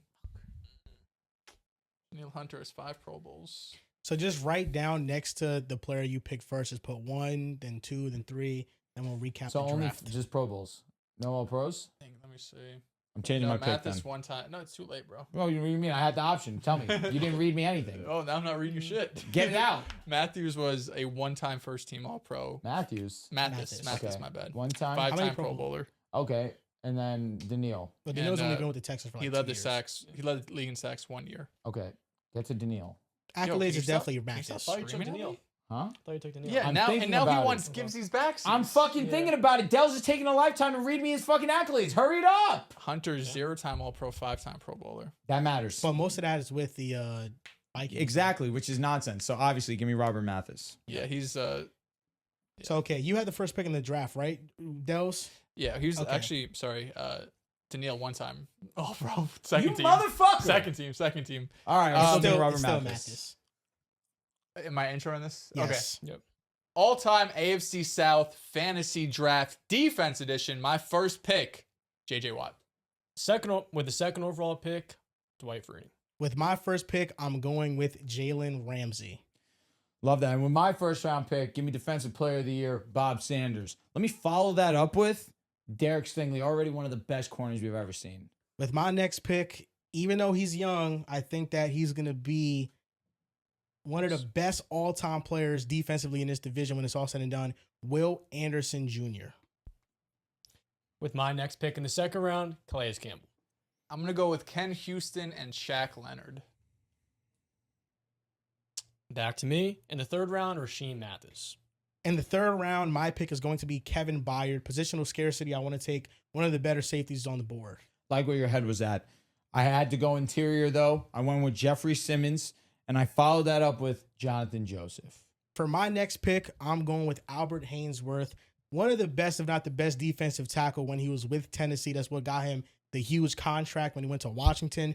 2-time first-team All-Pro. I think he peaked extraordinarily high. In the fourth round, give me one of the most underrated linebackers of all time, Ted Hendricks.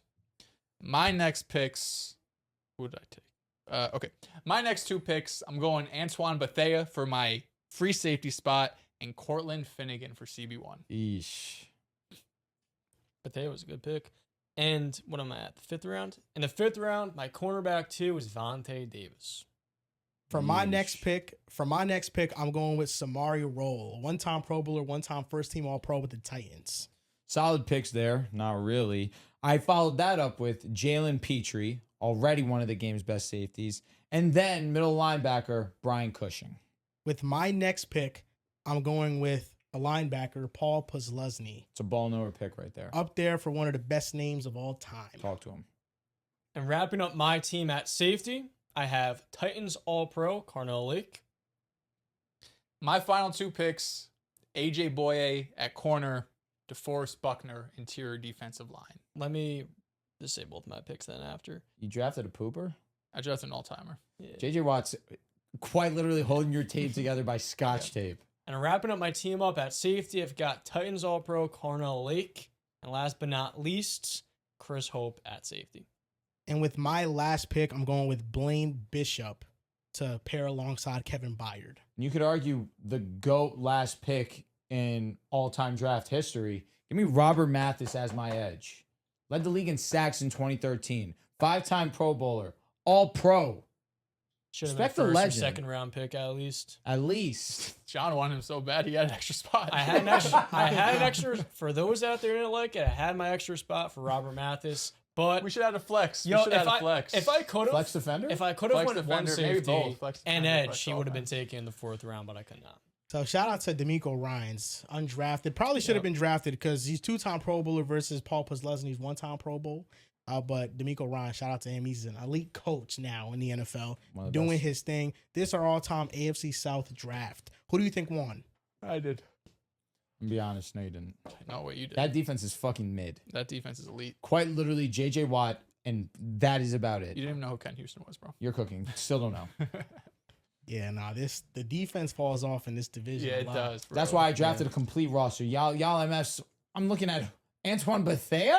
Bob Sanders isn't going to play half the season. Oh my God, that's I got the best season of him. No, but this upcoming season he's not playing. No, bro, that's not how Ryan it works. Cushion, mid.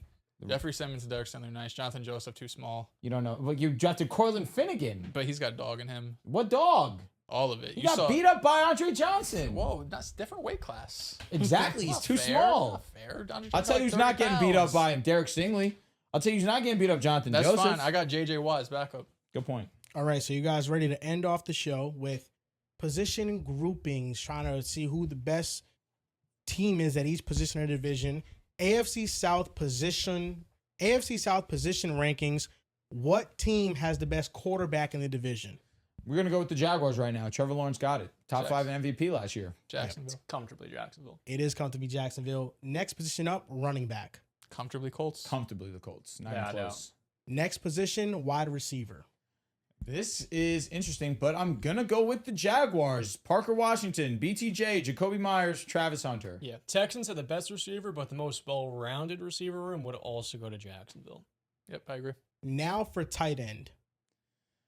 It's not great. Tyler Is it- Warren, probably. Yeah, definitely. Colts. Tyler Warren. Definitely.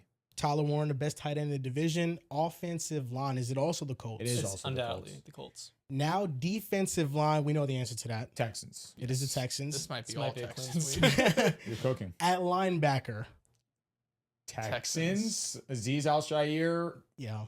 probably is the best. Katotu, Yep. yes. Yeah, I think it is the Texans as well. Now secondary or corner, Texans. Easily. it is the Texans. Yep. Safety, Texans. yes. Petrie and yeah. Yeah, And Bullock. Jacksonville with Antonio, but I still will go with Petrie DC. and Reed Blankenship. Now for kicker. This is between Cam Little and Cammy Fairbairn. I'm going to take Fairbairn's, he's just automatic. He He's is. so accurate. Little has the best range. He has the best but leg, yeah. Fairbairn Cam has Little's the new most kid on the accurate block, leg. and I'm a Cam Little guy. I'm going Fairbairn. I'm going Cammy. Yeah, Fairbairn is just automatic. Come on, I man. think We had to Fairbairn be is. the Cam Little. Cam Little bros. could, I mean, he could kick it from wherever, but Cam Little, Fairbairn is big just leg. automatic. And who has the best head coach in the division? Is it Shane Steichen and the Colts? Is it D'Amico Ryans and the Texans? Is it Liam Cohen and the Jaguars? As Year of one, right Liam now- Cohen. As of right now, it's got to be D'Amico Ryans. He's Oh, wow. coming to Houston, turned this franchise around, won a playoff game every single year. When he will look at what the Texans were before him, and he will look at the defense he's built, I'm going to go with him for now. But Liam Cohen's definitely going to have a case. In year one, to make Jacksonville, the Jaguars, historically known as one of the worst franchises in football, to make them one of the most respected teams in football last season. For that alone, Liam Cohen. You can't go wrong. Yeah, it's tough. This is a personal preference. I'm an offense guy. I'm going with Liam Cohen.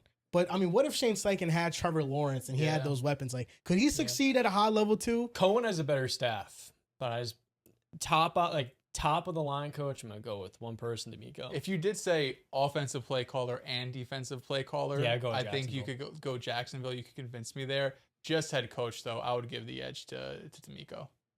That's good. All right, that's going to do it for episode 605 of the Pick a Side podcast.